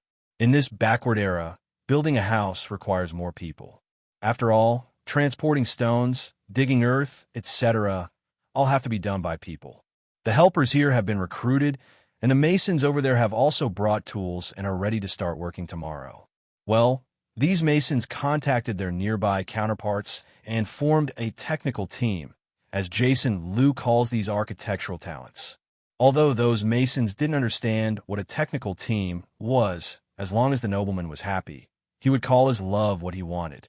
After all the people were found, work started the next day. The 5 wooden houses were directly pushed down by everyone. After the wooden house fell, hundreds of people rushed up, moved the logs to one side and stacked them, and cleared out all the sites. Since the house was built, Jason Liu decided to rebuild it all, so he moved from the original room to Lena and Martha's house. Originally, Jason Liu wanted to rebuild Masha and the others, but Masha refused. McCann's guards, because they couldn't train, simply went to the construction site to help. Businesses are also moved to Martha's house, and Lena is busy with Susan, Vanessa, and Bella. Anyway, the ones who have come to buy recently are small businessmen, and the quantities they ask for are not large, so it is easy to deal with them. Jason Liu acted as a supervisor at the construction site, discussing the construction of the house with the craftsmen from time to time and making some requests. In Winterfell, it belongs to the small courtyard of Vanpool. As director of Winterfell, serving the Stark family faithfully for almost 30 years, Vanpool has won the trust of Duke Eddard Stark. Therefore, it is normal to have a small courtyard of your own in the castle. In the evening, Wei Yong, who had dinner, was in charge of the family, and the family rarely had time to enjoy leisure time together. Jenny Poole, the daughter of director Wei Yong, is Miss Sansa's maid and good friend. She's responsible for taking care of Miss Sansa's daily life. The two girls are about the same age and have a very close relationship. Jenny is 12 years old this year, with long black smooth hair and a few small freckles scattered on her upturned nose. She's a lively and lovely girl. This only daughter is deeply loved by her father, General Manager Wei Yong. What are these white lumps, father? Jenny noticed the soap on the table, opened the simple carton package, and saw the white soap inside. Jenny asked curiously.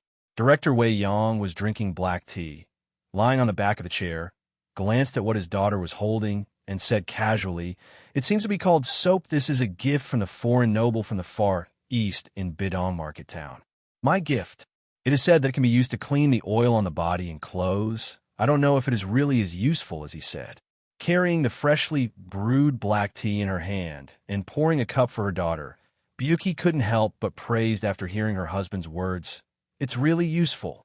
I used it to wash my clothes today, and the oil stains on my clothes were washed away. It has to be clean.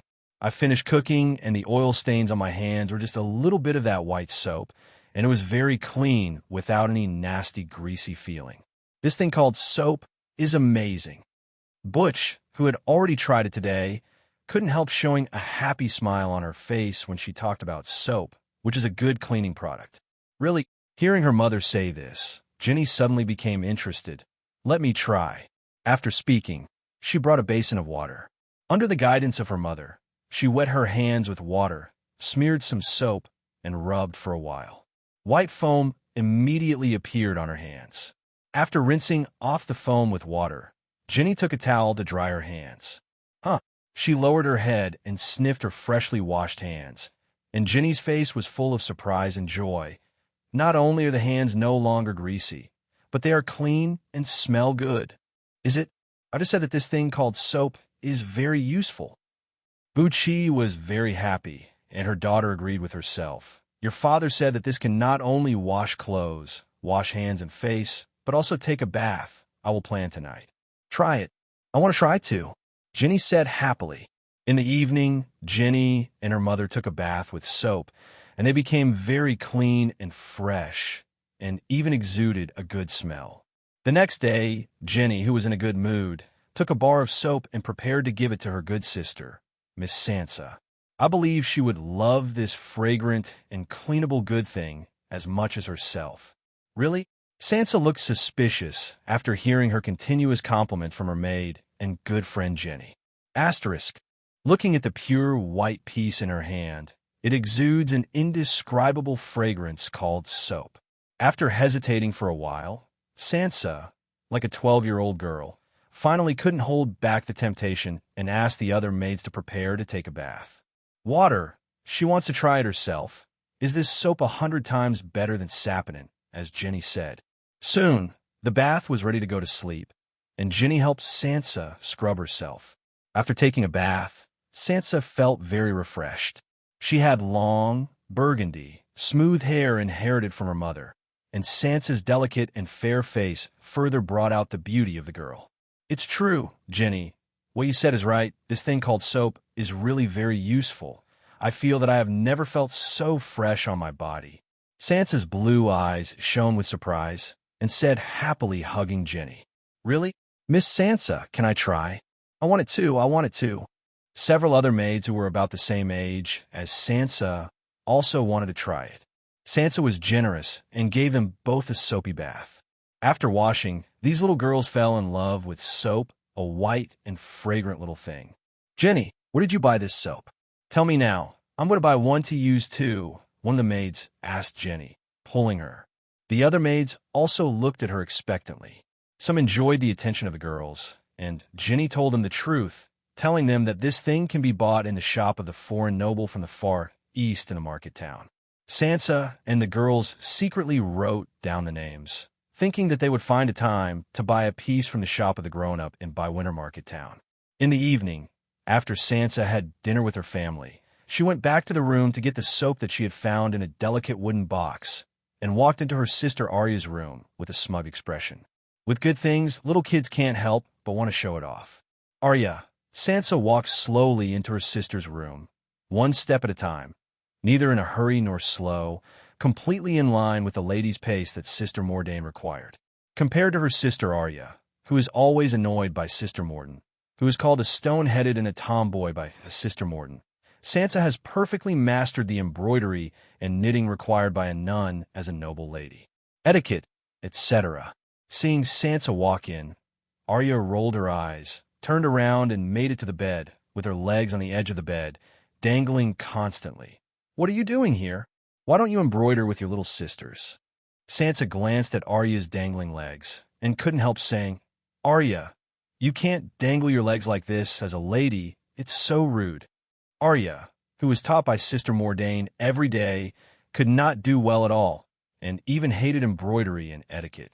Sansa, who was jealous and disliked the appearance of a good girl in her clothes, heard Sansa accuse her, and Arya was not to be outdone. I like it like this. Don't worry about it. You. Sansa blushed with anger, staring at her sister with azure blue eyes. Arya did not show weakness, and looked at Sansa with the same gray eyes as her father.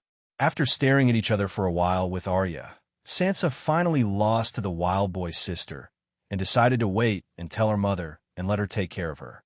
The blushing of anger on her face gradually dissipated, and Sansa finally remembered the purpose of her coming to Arya, simply to show off. Look, Arya, I got a good one. Sansa carefully opened the wooden box, revealing the white soap inside. Arya glanced at the wooden box, then looked at Sansa suspiciously. What is this? Seeing that Arya was attracted by the things in her hand, Sansa's little face was even more proud. This is given to me by Jenny. It is said that the nobleman from the far east in Bywinter Town brought it from his hometown. Only a precious soap for washing clothes, washing hands, washing faces, and bathing only for the great nobles. What kind of nobles can use it? This is purely Sansa's own brain supplement. She felt that such a good thing must only be used by the great nobles. Arya was really attracted by Sansa's introduction, but she still pretended not to care. Isn't it the same as the soap we used? It's not the same. Sansa's face was smug, and her tone was a little disdainful. Soap is much easier to use than saponin, and it's clean. After washing it, there will be a special fragrance. If you don't believe it, you can smell it, but I am just washed. Saying that, Sansa put her arm in front of Arya. Arya looked at her, and the little boy, always curious, lowered his head and sniffed on Sansa's hand. There is indeed a special aroma. Arya subconsciously raised her hand and smelled it. She had just taken a shower and used saponin, but there was no such fragrance on her hand, and she could even smell a faint smell of sweat. This made Arya look embarrassed. When Sansa saw her sister's performance, she immediately realized that she had succeeded in showing off. The corners of her mouth could not help but curl up, and a smile appeared on her face. Hee, Arya, do you want soap? If you want, we will find you someday. How about going to the shop of the foreign noble in the winter market town together to buy more? When she heard that she could walk out of the Winterfell castle to visit the winter shelter market town, Arya suddenly came to her senses. I heard Jenny say that in addition to soap, the aristocrat's shop also has a lot of amazing products from his hometown. Sansa folded her arms around her chest, with a look of longing on her face. Maybe it's true. There's nothing better than soap. I'm going too. Arya couldn't help shouting. Then it's settled. You go to your father, I'll go to my mother, and let them promise to let us go out. Sansa finally said her real plan. No problem. Arya decided to agree to Sansa's proposal in order to be able to hang out. Okay, we're done. Sansa felt that her little plan had succeeded, and she was about to go back to her room with a smile. Wait a minute. Sansa, let me use that soap of yours. I'll see if it really works as you said. Arya stopped her, staring at the wooden box in her hand. Sansa subconsciously refused, but thinking of asking Arya to help, as long as her father and mother agreed, they could go out and buy more soap, so it is not unacceptable that this soap should be used by Arya. Asterisk. Having figured this out, Sansa nodded reluctantly. Yes, but you have to be careful with it. That's all I have. Arya nodded quickly, reached out, and quickly snatched the wooden box from Sansa's hand, and then ordered the maid outside the door to prepare a bucket of hot water, and she wanted to take a shower again. Sansa stayed in Arya's room and waited until Arya finished taking a shower, ignoring Arya happily telling about the magic of soap, and hurried back to her room after getting her soap back. White Harbor is the largest harbor city in the north, and the Mandalay family is the master here. As the largest port in the north, the White Harbor is home to many merchant ships from Westeros and the free cities across the narrow sea. The prosperity of business and trade has led to numerous taverns and inns in Bygang, and the sailors on the ship who are constantly coming and going have also prospered the business of the women's branch and Bygang. Ragged fishermen, pushing carts loaded with fish caught in the sea in the morning, hawked along the street on the pier. Wagons loaded with goods, one after another, passed between the port and the wharf. The upstairs of the store facing the street suddenly opened from time to time, and a woman poured a basin of water down, and the unlucky person who happened to pass by was often drenched, causing the women upstairs to laugh loudly. Barefooted children, holding toys such as wood and wire picked up from the rubbish heap, chased and scrambled to and fro in the alley, and from time to time there were shouts of scolding from men. The entire Bygang city was full of vitality for a while. Compared with the territories of other nobles in the north, Bygang was obviously richer. In particular, White Harbor City, which is the main commercial connection between the northern border and other territories, has brought a lot of wealth to the Mandalay family. Todd, a small businessman from White Harbor City, took out his only silver deer in the winter market town outside Winterfell 5 days ago and bought 10 gel pens and 50 gel pens from Jason Liu. Refills and 50 blank sheets of paper, desperate to make a fortune. Yes, according to Todd's more than 10 years of experience in the business, this magical gel pen and refill with many advantages, as well as white and flexible white paper, quills, inks, and the parchment was too strong. This kind of thing is simply born for the nobles. At that time, he saw these things, and saw the young noble from the far east demonstrate with his own eyes. Todd couldn't help shouting in the bottom of his heart, You must buy as many as possible. Therefore, he not only emptied his purse, but also sold the high-quality wheat from the east that he had worked so hard to transport from Bygang to Bidong Market Town to those townspeople at a lower price. The silver deer also bought this magical paper and pen. After spending all the silver deer on his body, and with only a few dozen copper stars left, Todd drove the carriage back to Bygang with a fiery heart. Hundreds of kilometers away, Todd hurriedly spent less than 5 days, and finally returned to Bygang City. Todd, why did you come back so soon?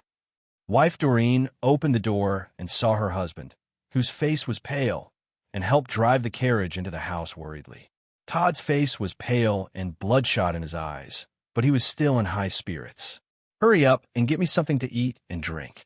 I'm almost exhausted from the way back from Winterfell. Wife Doreen brought the evening's toast, and 10-year-old eldest daughter Eudora carried a kettle and poured Todd a full glass of water. Grumbling, Todd poured the water in the cup directly, then let out a comfortable moan, #Ian, glanced at his eldest daughter. Todd waved his hand. Eudora, go and boil me some hot water. I'll take a good shower later, and I'll go out later. Oh, I'll go right now, father. Eudora nodded obediently, and hurriedly entered the kitchen to prepare hot water, which she had done for her mother many times. He picked up the toasted bread that was still steaming on the table. Because of his hard work, their family life was not bad. At least the bread was half wheat, not the kind of black bread that was mixed with an unknown amount of sawdust and was as hard as bricks. Chewing on the bread, Todd looked around the room, but didn't see his youngest son, and asked his wife Doreen, "Where's that kid Claret?"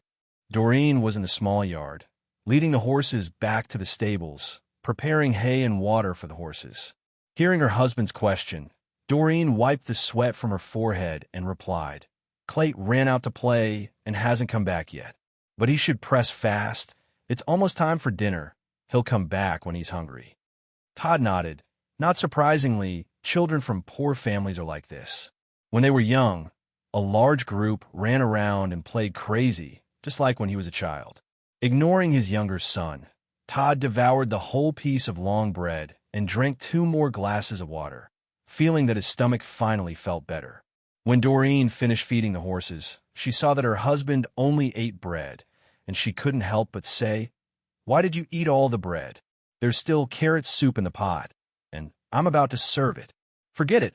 I'm full, and I have something to go out later. Please put the hot water for me, and I'll go out after taking a shower."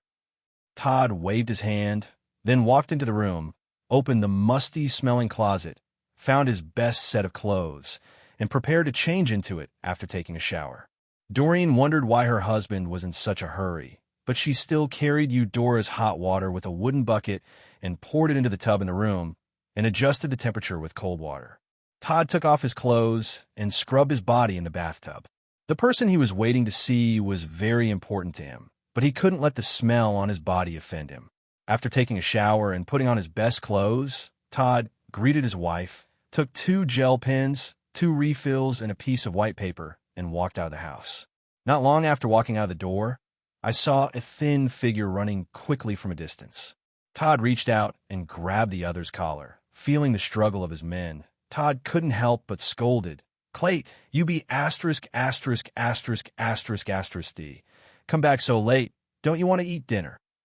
5-year-old Clayt, who is thin and small, but has very smart eyes, stopped struggling when he heard his father's familiar voice, hugged Todd's thigh with open arms, and shouted happily, "Father, it's great to be back. You be asterisk, asterisk, asterisk, asterisk, asterisk D." Todd's originally tense face suddenly melted. He touched his son's little head, slapped lightly, and scolded with a smile. "Go home for dinner. I'm going out for a while. Come back. I'll take care of you later." Asterisk. Clayt's dirty little face walked around his father with a smile, and then ran home in a hurry. Watching his son come home, Todd touched the paper and pen in his arms and walked towards Whiteport Castle with a fiery heart. "Todd, why are you here now?" One of the soldiers guarding the gate of the Mandalay family castle recognized Todd and said jokingly, "Does this guy start a business at night, like Lorana?" Lorana is a well-known female branch daughter in the Bygang female branch. I heard that many knights like her very much. Ha ha ha. This guy Todd looks so ugly. Even those aristocratic gentlemen who like men will definitely despise him. Another soldier laughed happily. Being teased by these 2 soldiers, Todd didn't dare to say anything. He could only laugh with him.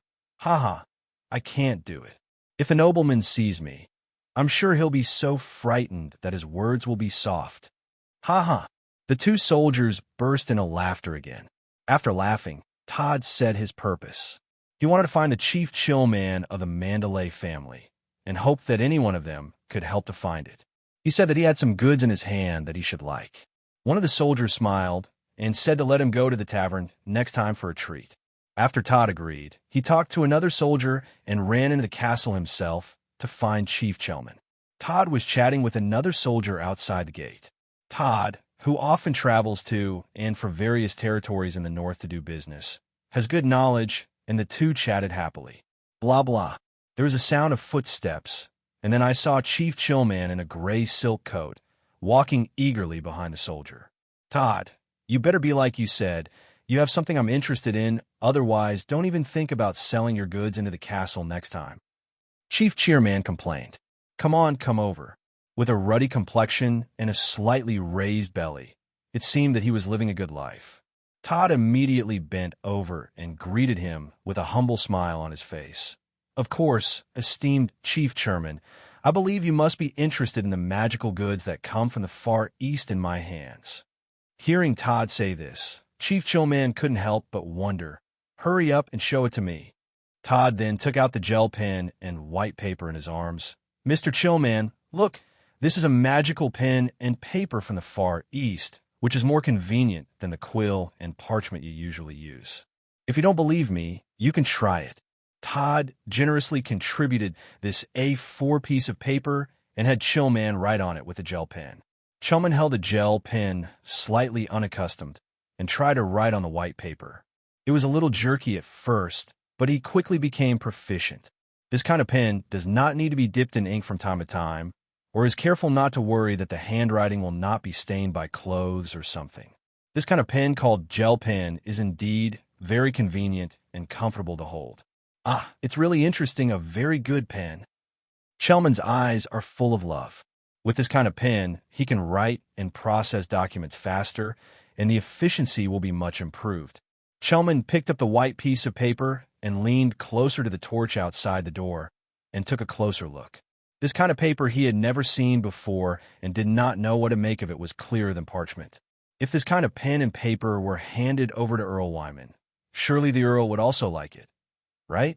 Chellman thought of this and was immediately moved, so he asked Todd to wait here for a while. He would give this kind of paper and pen to Lord Earl to try and see if the other party liked it. Todd was very surprised. He didn't expect to send it directly to Earl Wayman Mandalay. If the distinguished Earl liked it, all the pens and papers in his hand would be sold. So Todd took out the refill again and introduced it to Chillman. Chillman was surprised and delighted that changing refills was much easier than dipping ink back and forth. Bringing gel pen, refill, and white paper, Chief Chillman hurried into the castle. Earl Wyman and his family had just finished their supper when Chillman came in, and the servants began to remove their plates. "My lord, the merchants and Bygang brought some very good things. I think you should be interested." Chillman walked over to Earl Wayman, bowed his body, and whispered, "Oh, what is it?" Earl Wyman twisted his fat body, slumped in the chair, and turned to look at Chillman. The countess present, the sons and daughters of Earl Wyman, also looked over curiously. So Chillman took out a gel pen, refill, and white paper, exaggerated what he heard from Todd, and finally concluded, "It is said that this is from somewhere in the far east. A good thing that only nobles can use. Well, don't care about anything. As long as it is reserved for nobles, it must be good." After hearing Chillman's description, Earl Wayman became more interested. Under Chillman's soft guidance, Earl Wayman took a gel pen and wrote on the white paper himself. The faster I wrote, the faster the Earl finally fell in love with this kind of gel pen that had to be dipped in ink without writing a few words. Of course, this white glossy paper is also very good. The writing is very clear after writing, and it is not as easy to blur as ink. Vera, the 13-year-old daughter of Earl Wayman, looked at her father's pen curiously and couldn't help but admire. "This kind of pen is really good. Father, you can write very quickly. I will also use this kind of pen in the future. Writing, it's much better than a thin quill." "Well, this kind of pen is very good." Sir Willis Mandalay, the eldest son and heir of Earl Wyman, couldn't help but say.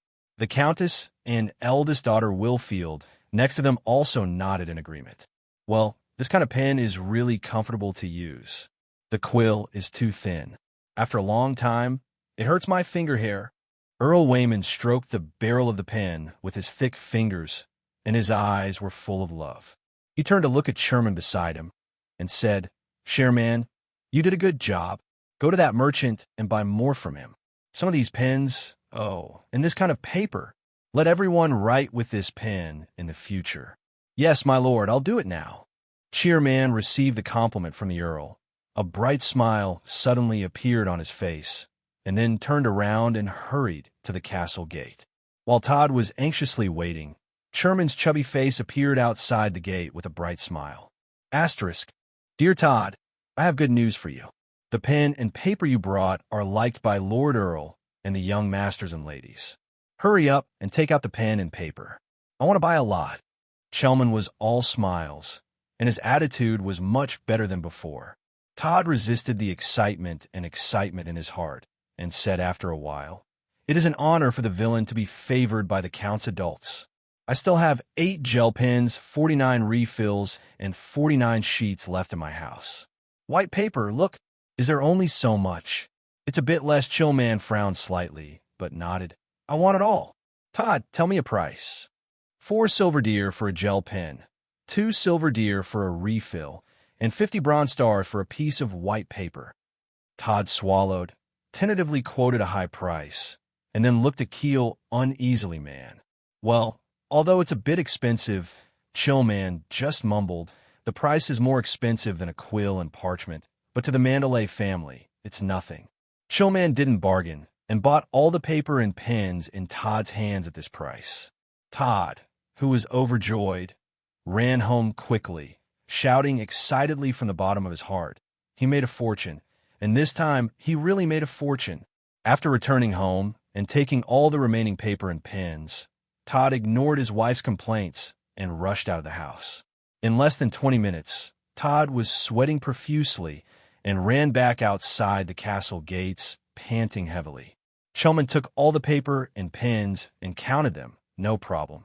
10 gel pens cost 40 silver deer, 50 refills cost 100 silver deer, and 50 sheets of white paper cost 25 silver deer. Steward Chelman took out a golden dragon and 65 silver deer from his purse and paid Todd. Todd quickly put away the money, and in the envious eyes of the two soldiers at the door, said goodbye to Mr. Chelman and returned home in a very happy mood. Todd was very happy because the cost was only 40 silver deer. He sold 1 golden dragon and 65 silver deer, and this trip made a full 1 golden dragon and 25 silver deer, which was the most he made in his life. Excited Todd almost shouted a few words. I made up my mind that I will go to the Winterfell market town in Winterfell tomorrow to find a respected and great Lord East and buy more gel pens and white paper. There are many nobles in Bygang City who should like it. This paper and pen. Todd, who was so excited, tossed and tossed on the bed and couldn't sleep until his wife scolded him a few words. He lay down honestly and stopped tossing and turning, but he was still excited. With the efforts of more than 200 people, the site has been cleaned up yesterday in the winter-preserving market town outside Winterfell City. The masons began to draw lines with white ash, and the foundation will be dug next. More than 200 people came early and ate the breakfast sent by Old Road, Hog and Dillion, all the black bread, and the hot carrot dye soup, which made the helpers smile. Even the masons were happy.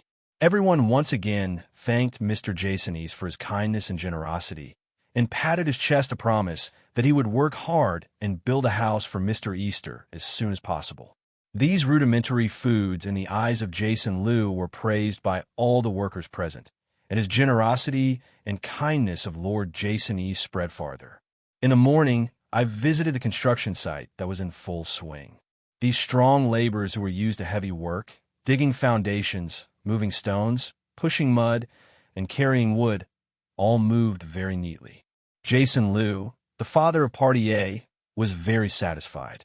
Returning to the room specially prepared for him on the second floor at Lena's house, Jason Liu teleported back to the modern age.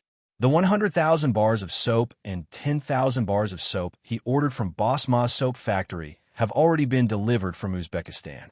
After contacting the logistics driver, Jason Liu went to the restaurant in the city center for lunch and then took a taxi to the warehouse. A heavy truck drove into the warehouse, and two masters who followed the truck unloaded the goods. Jason Liu thanked the master and waited until the logistics truck left and then closed the warehouse door from the inside. He picked 10,000 bars of soap and 1,000 bars of soap and shipped the boxes to Westeros several times. Called the three Barlow brothers, McCann and D***K, 5 young lads who have been with Jason Liu these days. Moved downstairs. Although Lena and the others were curious about how Lord Easter quietly transported so many goods, no one dared to ask any more questions after being warned last time that this was the secret of the Easter family.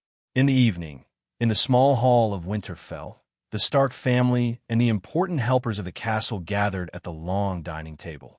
Guardian of the North, Duke of Winterfell Ed Stark, brown hair, gray eyes, his face is as serious as ever. The short, stiff beard on his chin has been trimmed and has been a little gray. He was seated at one end of the long table, with the family on his right, wife Lady Catelyn, then eldest son Robb Stark, eldest daughter Sansa Stark, second daughter Arya Stark, second son Brandon Stark, youngest son Rickon Stark. Sitting first on the left is Maester Luwin, the Winterfell consultant, physician, and tutor. Next to Maester Luwin and down, sat in order, Winterfell's headmaster Vine Poole, coach Sir Roderick Kessel, and guard Captain Jory Kessel. And then there's Jon Snow, the illegitimate child, the boy who had a thorn in Mrs. Catelyn's heart, though not admitted to be a member of the Stark family, could not sit on the right with her children. But because her husband Ed insisted on letting the illegitimate child sit at the table with them, this happened many times. Even so, Mrs. Catelyn couldn't help but get angry every time she saw the boy, so she always had a cold face. Ed is of course aware of his wife's unhappiness, but in order to keep the secret about Jon's life experience and protect the children left by his sister Lina after her death, he can only bear the stigma of being unfaithful in marriage and having illegitimate children. Endured his wife's incomprehension and the condemnation of his inner honor. Maester Luwin, Chief Vayn, the old coach Sir Roderick, and Eddard's captain of the bodyguard, Carrie, are all aware of this and understand and sympathize with Lady Catelyn in their hearts. After all, there are very few noble adults in Westeros who not only admit that there are illegitimate children outside, but even dare to bring them home to raise them. This is simply a naked humiliation of his wife. Hardly anyone would do this. However, Lord Eddard, who is known throughout Westeros for his integrity, kindness, and honor-conscious noble character, did so. Privately, Steward Vian, Ser Roderick, and even the servants of Winterfell were quite critical of this.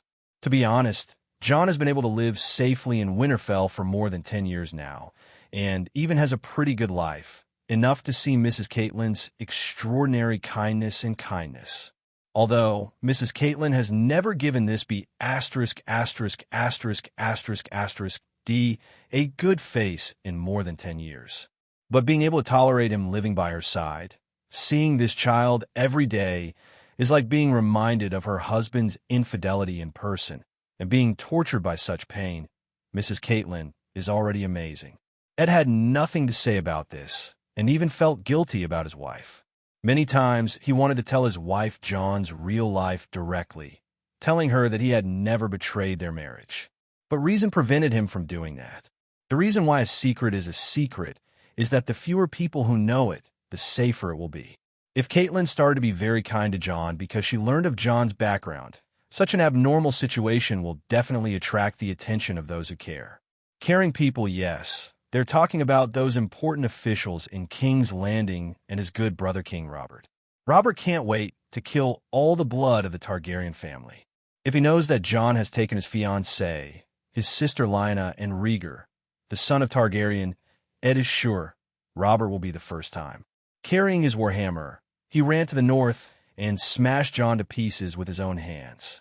He knew the character of his good friend Robert well, even though they hadn't seen each other for so long since the Balon Greyjoy rebellion in the Iron Islands was settled 8 years ago. Therefore, Ed did not dare to take the risk of telling his wife the truth, so he could only drink the bitter drink by himself. Thanks to the old god, although his wife Catelyn disliked Jon's illegitimate child, at least she didn't kill Jon's life. If a tragedy like many illegitimate children of noble families died inexplicably, Ed didn't know how to deal with it. After all, he had promised his sister to take care of her son before she died. Fortunately, this terrible situation that could drive him crazy did not happen, thanks again to the old god. Everyone was sitting at the dining table, and the atmosphere was very relaxed. Ed liked this kind of atmosphere. In a sense, Ed Stark was considered to be one of the few righteous, upright, and benevolent nobles in Westeros. He didn't understand, and he hated the bullying among the nobles, because as the second son, the education he received since childhood was simply the chivalry of loyalty, integrity, and honor that simply brainwashed his subordinates. Ed's older brother, the long-dead Brandon Stark, was the heir raised by his father, Duke Rickard Stark. In order to prevent other sons from competing for power with the heirs, Duke Rickard, or in other words, all nobles, will focus on cultivating the noble character of non-heir sons in order to ensure the stability and continuation of the family inheritance in the face of brothers and sisters. However, who would have thought that Duke Rickard and the heir's eldest son, Brandon, were burned together by the Mad King, Aerys Targaryen? It was in such a sudden situation that Ed Stark took over his father's title and became the Guardian of the North, the Duke of Winterfell, and the supreme ruler of the North. What he learned from an early age was the loyalty, integrity, kindness, and other noble qualities of knights, and he did not have the tricks that his father personally taught to become the ruler of the North, the patriarch of the Stark family.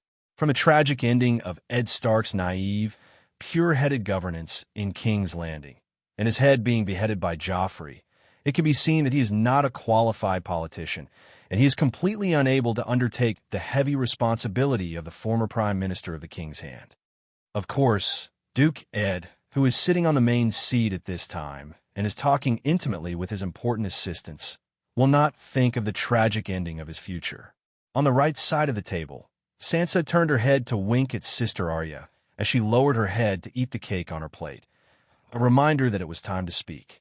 Arya swallowed the apple pie in her mouth, wiped the grease from her mouth, looked up at her father sitting in the main seat, interrupted their conversation, and said directly, "Father, I have something to ask for. Can you promise me?" Sansa raised her head and hurriedly looked at her father in the main seat. Arya, thinking that this daughter, who was giving her a headache, was going to make trouble again, Mrs. Catelyn raised her voice, looked at her daughter with a stern look in her eyes, and warned him not to mess around. When Ed heard his daughter's words, he stopped talking with Maester Luwin and turned to look at Arya, who bravely looked up at him. This daughter, whose personality was very similar to his sister Lyanna, had an ice-like expression on her face. The serious look also melted a little. He looked at his daughter with gentle eyes, although there was still no smile on his face. "It depends on what. If you want to beg me not to let you study with Sister Mordain, then I can tell you right now. Arya, neither your mother nor I will allow this." Robb turned to his sister suspiciously, wondering what weird request she was going to make today. Bran put down the fork in his hand. His handsome and cute face was full of curiosity. "Arya, what are you going to do? Let's talk about it first. I don't want to practice swords with you." Rickon was the youngest, only 5 years old. He was sitting in a chair by himself, with a maid by his side to help feed him. Hearing his sister Arya's request to his father, he stared at Arya with curious eyes, while eating the grilled meat brought by the maid with his mouth open. Jon, sitting at the end of the left, was eating quietly, trying to be transparent at the table, because he also knew very well that Mrs. Catelyn hated him and didn't want to make her unhappy. So after all these years, he is the quietest person on the table, almost a transparent person.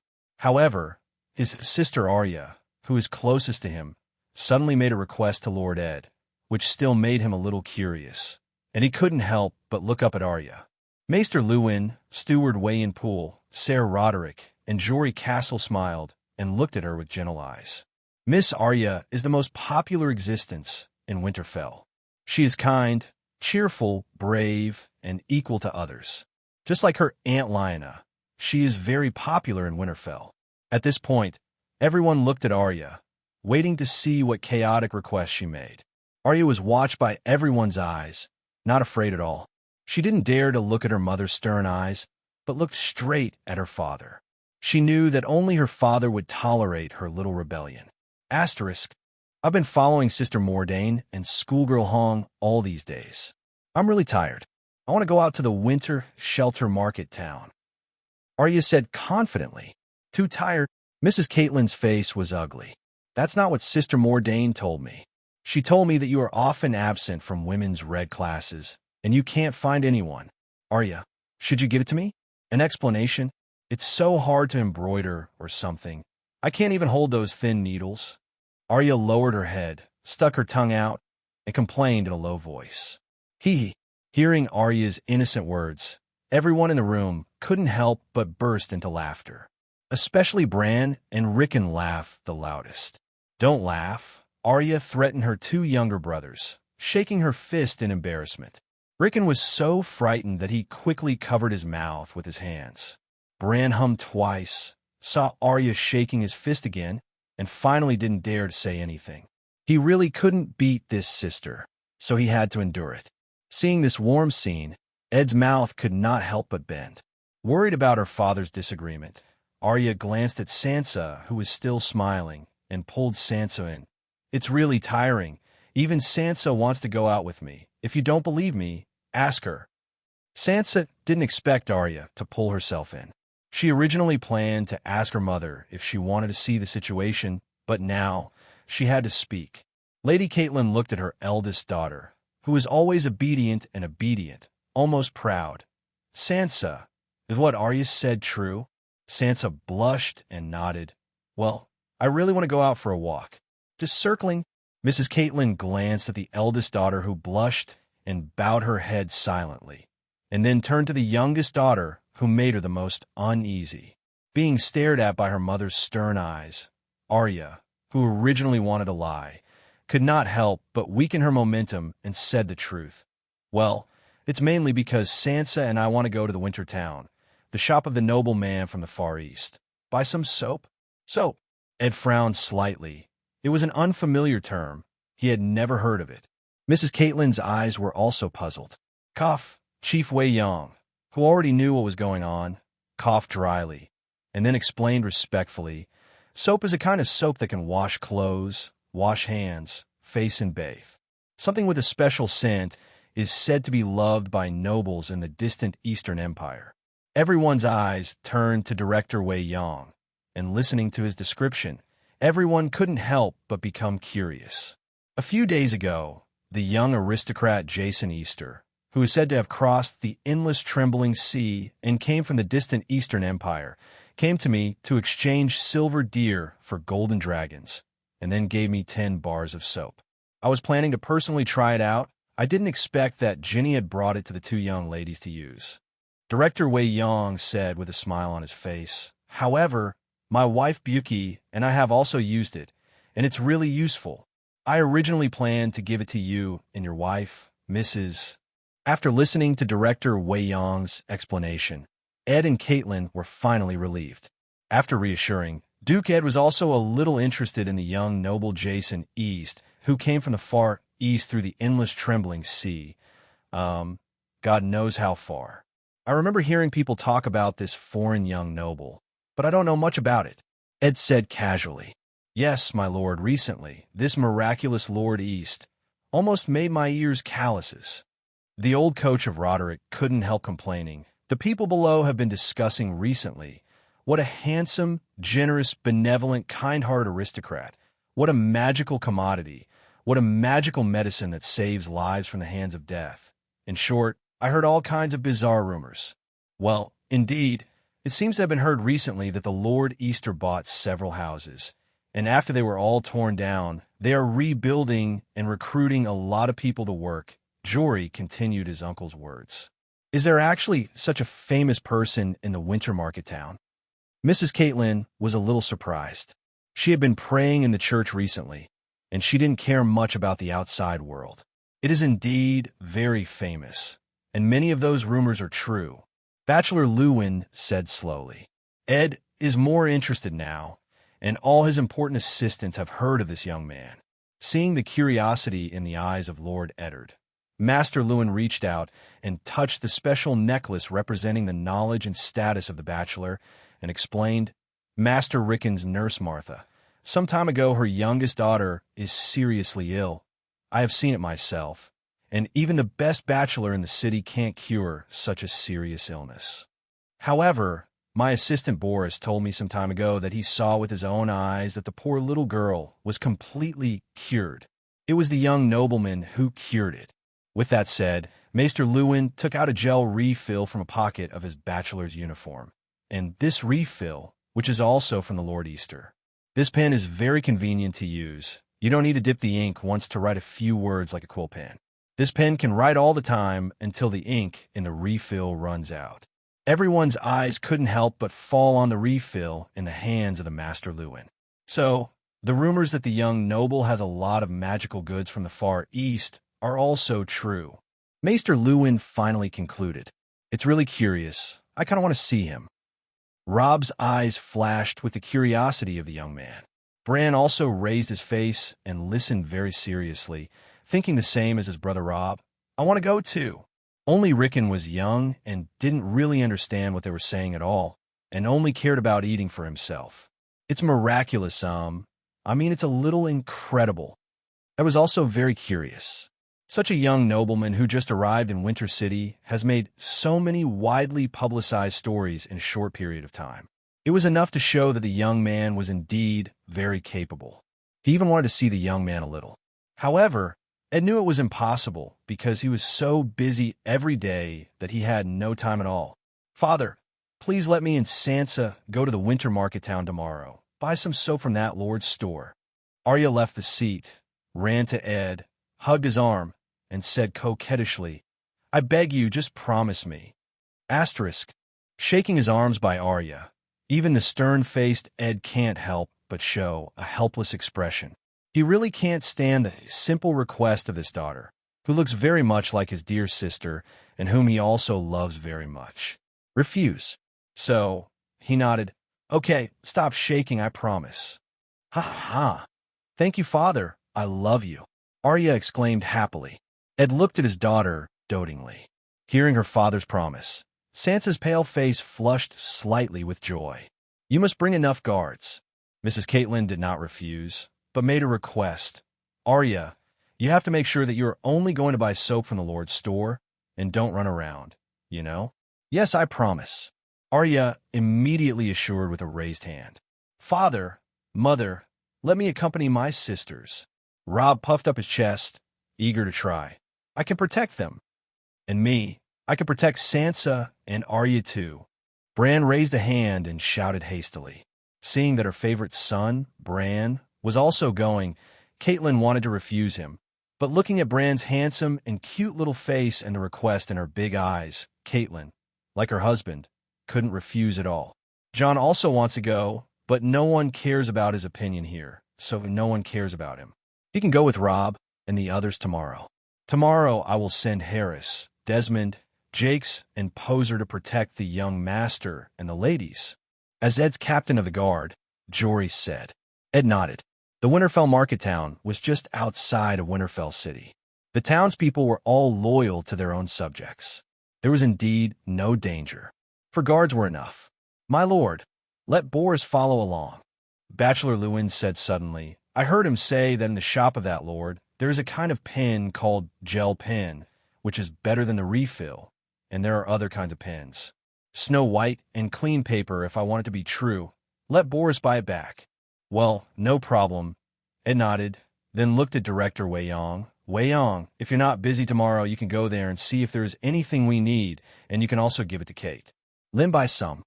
When Catelyn heard that her husband still remembered to buy something for her, she couldn't help feeling a little happy, and the displeasure on her face lightened slightly. Yes, my lord. Chief Wei Yong smiled and nodded. So, this dinner party, which was an hour longer than usual, finally ended with the joy of the children. In the winter market town, more than 200 people had already arrived at the construction site of Jason Liu's house early in the morning. The breakfast had not been delivered, but these simple people from the north had already started to work under the command of the masons. When Jason Liu woke up from Lena's second-floor room, the workers on the construction site had had breakfast and were working hard. Sir, Lena's voice sounded outside the door. Jason Liu got dressed and opened the door. Lena had a water basin in her hand, followed by McCann's sister Bella. The little girl had a towel, toothbrush, and toothpaste in her hands. With big brown eyes, Bling Bling blinked and looked at Jason Liu. Because I can eat well every day during this time, Bella, a thin and little blonde girl, has a pale and dull face, and her face has become smooth and ruddy. Every day, she was with Lena, Martha, Susan, and Venetia, and sometimes Michael played with her. The little girl felt very happy during this time. One day, after seeing Lena serving Master Jason East to wash up in the morning, the little girl also came along. At that time, when he saw that Lena brought face wash, towel, toothbrush, and toothpaste in front of him and wanted to serve him to wash, he originally refused. However, although Lena did not dare to disobey, she still did it every day. Jason Liu was also helpless by the girl's stubbornness. In the end, he had to accept Lena's kindness. Well, it wasn't because someone was so comfortable being served that he didn't bother to go down and ran to the well to wash himself. Obviously, he hired a clerk and finally made Lena a maid. Now the maid's team has grown again, and 11-year-old girl Bella has also joined in. After persuading and not going back, Jason Liu just let her go. Under the attentive service of Lena and Bella, Lord Jason East has become completely accustomed to the aristocratic lifestyle of Westeros. Well, he got used to this kind of feudal remnant very quickly. No wonder so many people fell under sugar-coated cannonballs. Such a corrupt life enjoyment is really not something that half of the people can refuse. Jason Liu said that he tried hard to refuse, but failed. Just after washing here, another little girl, Vanessa, came in with toast, a glass of hot milk, grilled chicken, and carrot and onion soup in her hands. Sir, I bought freshly milked milk from a nearby village today. Sister Susan warmed you up. Hee, because we bought a lot. We all got a small cup. With short black hair. Although she looks ordinary, but the 15-year-old girl is very cheerful and lively, full of youthful breath. Ha! How's it going? Is it still good to drink? Jason Liu likes Vanessa's lively character. compared with the respectful restraints of others in front of him. He likes Venezia, who dares to make a joke with him occasionally. Sarah. Vanessa stuck out her tongue and shook her head. It doesn't feel good. It's not as good as the juice you gave us. The juice Venetia mentioned was the orange juice and apple juice in large barrels that Jason Liu bought when he was shopping at the supermarket a few days ago. Compared with the plain green milk produced in Westeros, which has no taste, no added, and no residue, it is true that the modern fruit juice with various pigments and sugars is more delicious, and Venetia and the others also prefer it. My lord, I heard from the people in the castle that the young masters and young ladies of the Stark family in Winterfell will come to our store today. While packing up the basin and towel, Lena whispered the news she heard. It seems that Sansa and Miss Arya like our soap very much, saying that it is comfortable and has a special fragrance after bathing. Puff. Jason Liu, who had just had a sip of milk, heard Lena's words. He couldn't help squirting the milk, his throat choked, and he couldn't help coughing. Lena handed over the towel in a panic, helped Jason Liu wipe the spilled milk, and asked worriedly, "Sir, what's the matter with you?" Jason Liu coughed and waved his hand, indicating that he was fine, and after taking a breath, he said, "You mean the lady from the Stark family took a bath with soap and felt good, and wants to come to our store to buy it today?" Asterisk. Lena nodded and said as a matter of course, "Yeah, we like to use something as good as soap. Washing your face, washing your hands, and bathing is very easy to use." Jason Liu looked at Bella and Vanessa. "Do you also use soap to bathe?" Bella nodded her little head quickly. Venetia was enraptured. "It's really good to use. You gave us a piece of soap, my sister and I used one, and then gave the other to my parents, and they all said it was very useful." The corners of Jason Liu's mouth twitched slightly, and he laughed dryly. He decided not to mention the fact that soap can't take a bath. He also forgot before. Maybe he didn't explain the difference between soap and soap with Lena and the others. After all, they're all white, and they don't know modern characters, so it's normal for them to be confused. Well, bathing with soap doesn't seem like a big deal in Westeros backward and bad sanitation. Just use it. Just replace it with soap later. After eating quickly and drinking this cup of pure green milk produced in Westeros, Jason Liu walked out of Lena's house, ready to inspect the construction progress of the house. The foundations have been dug up, and the excavated soil has been transported to the side and piled up. Stones for building houses are also being continuously shipped from all directions. Anyway, there are a lot of stones in the northern wilderness, and no money is needed.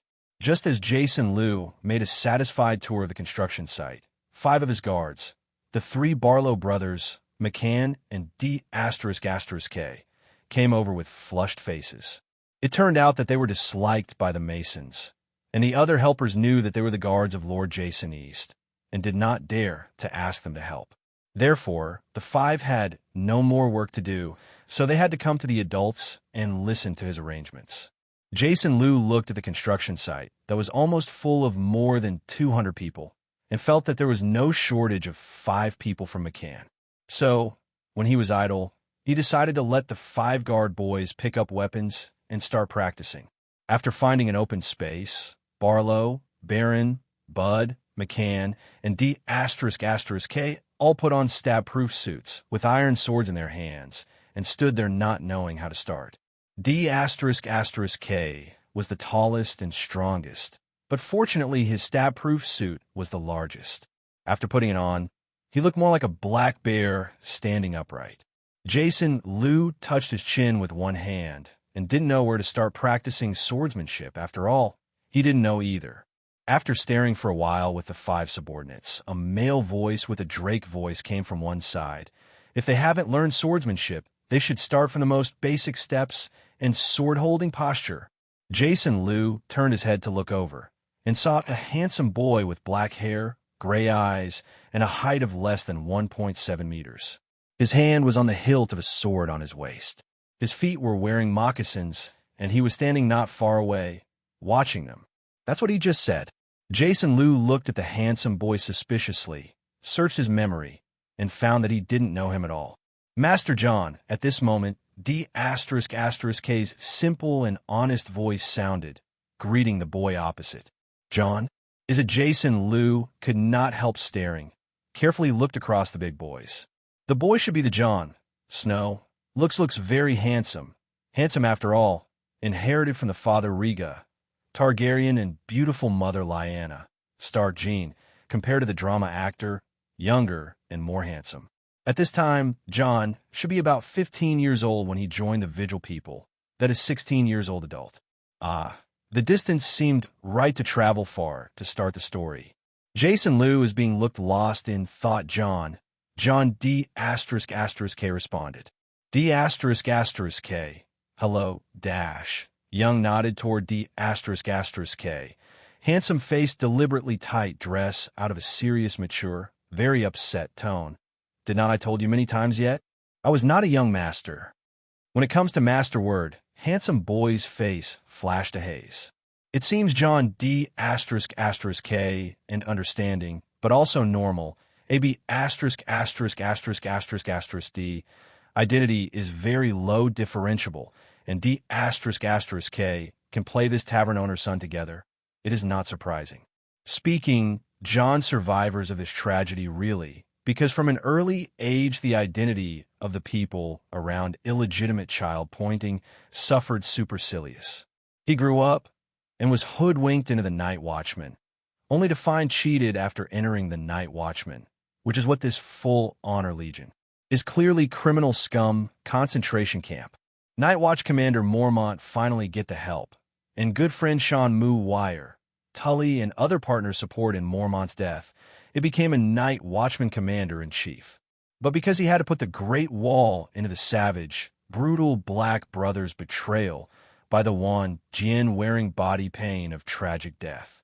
After being red, which Melisandre magic with the resurrection, and the dragon and mother and aunt and lover, fighting side by side tragic victory ghoul army, to invade because Monarch's city, enraged enemy, the dragon mother burning the city, the heart of his so-called justice mischief, Tyrion has been fooled and Octopussy Spider actually killed the dragon mother. Finally, love is gone. The kingdom did not honor, but also saddle with the stigma of regicide go back to cold again, the Great Wall, the remaining years alone. Jason Lou does not know when the last TV series, Jon been fooled with personally killed his only family and loved ones, a man burdened with dishonor, and was tortured with guilt, standing alone on the Great Wall. I will recall his miserable life and feel remorse. At least, Jason Lou, after watching the TV version of the ending, inside there are numerous grass nests spewing out. Jon men can do, such a person must not be leaders, because he only knows the knights of noble character, but not the popular dark. Do not be Machiavellian machine change. This head simple people. It touches Jason Lou can safely associate with him, of course. The premise is to pit him of being anti this pig teammates. Eyes staring at Jon. Jason Lou short time to think a lot. Jason Lou was staring at a long, cold, and even a handsome face, seeking to imitate the Duke of Ed mounted majestic Jon. Cannot help but stare was a bit scared of. He uncomfortably small margin twisted body. Hesitated, then walked directly towards the side. The lead began. You are the most recent fame spread throughout the winter to avoid the town of Eastbourne, Jason adults, right? Hello, Eastbourne Big, I Jon Snow. Jason Lou also reflect over this time. The boy himself staring at people stare too long. So he put away the hot eyes, faced gentle smile, nod toward Jon. Hello, Jon, I heard about you. They say you are Ed Dash, illegitimate son of the Duke of Stark, asterisk. Jason Lou made a deep impression on Jon when he decided to meet at the first store. How was he impressed? Is there anything more profound than the first meeting, directly exposing the other party's old bottom and pouring salt on the wound? Absolutely not. I didn't see it. After hearing Jason Lou say the word illegitimate child so directly, Jon's handsome face changed slightly, instantly darkened, and a pair of gray eyes burned with anger. This is still well trained. Otherwise, Jason Lou is worried that the boy will be so angry that he will directly pull out the sword from his waist and cut himself. By directly stating the identity of the other party's illegitimate child. Jason Liu is, of course, not to provoke the other party, but to make friends with the other party. Of course, making friends should also pay attention to a strategy. After all, it is the first time that the two meet, and it is generally not easy to establish a deep friendship. In a word, the most affectionate one cannot be retained, and only the routine wins the hearts of the people. When dealing with young and sensitive big boys like John, you can't just follow them. You have to create violent mood swings and then smooth them out with your own hands. In this way, the two will quickly get closer to each other and even make the other person feel that you and him have this common feeling. Well, of course, the emotions mentioned here only refer to human emotions, which are completely different from the dirty emotions between men and women. I'm sorry, I just listened to what others said. If I offended you, I apologize to you. Jason Liu pretended to be unintentional just now, with a sincere apology on his face. Well, it was the first time he discovered that he actually had such good acting skills. Look, John's originally dark face turned cloudy after he apologized. After all, John has been tried and tested for a long time. After all, many people around him have pointed at him as an illegitimate child since he was a child. Jason Liu did this and apologized promptly and sincerely, which was a rare good attitude for John. Therefore, although John is very uncomfortable, he is not really angry. On the contrary, from the conversation in front of this young and handsome nobleman who was said to be from the Far East, he felt a rare respect. Yes, it is respect. As an illegitimate child, living under the eaves of Winterfell City, and being hated and even hated by the hostess of Winterfell City. The servants of Winterfell City are of course arrogant, and they are more contemptuous, mocking, and have no respect at all. The respect from Jason Liu made the teenager feel a little good about him all of a sudden. Jason Liu observes words and expressions, although he is not very good at it, but the opposite is just a big boy who is not good at hiding his likes and dislikes. He finds that John's face is soothed, and even his eyes become softer. He knows that his apology just now has won the other party's understanding. He waved his hand and made D*** came a can, and the other 5 go backwards. Jason Liu walked forward to John and said sincerely, "John, actually, you don't have to feel inferior because of your identity." John's face changed slightly, but his face was still tense, and he continued to listen to Jason Liu. "In my hometown of Tsina Empire, people don't care about your origin at all, because it is predestined by God, but you can rely on your own efforts, be brave and fight hard, and achieve achievements that make everyone amazed by you. Then, all the people who laughed at your background in the past will be very flattering and humble in awe of you to please you. At that time, your humble background will not only not affect your achievements, but will make everyone admire you even more. Do you know why?" Looking at the teenager who was clearly attracted by his words, Jason Liu asked with a smile. John opened his eyes wide and stared at Jason Liu closely. Facing the sudden question, John, who was caught off guard, subconsciously shook his head. "Because you have achieved great achievements that even those with noble backgrounds and countless family resources could not achieve," Jason Liu said in a passionate and infectious tone. "People's nature is to worship the strong. You have proved that they are far stronger than them, so they will worship you and respect you." After listening to this, the boy's face flushed with excitement, and his eyes were full of longing. He was obviously stimulated by Jason Liu's deceitful and provocative words to the point of high. Seeing John's unconcealed excited expression, Jason Liu laughed secretly in his heart. Chicken soup for the soul is indeed poisonous, and simple teenagers who have never been poisoned by this thing before are easily fooled. The corners of Jason Liu's mouth twitched slightly. His smile was more gentle. His eyes were more sincere.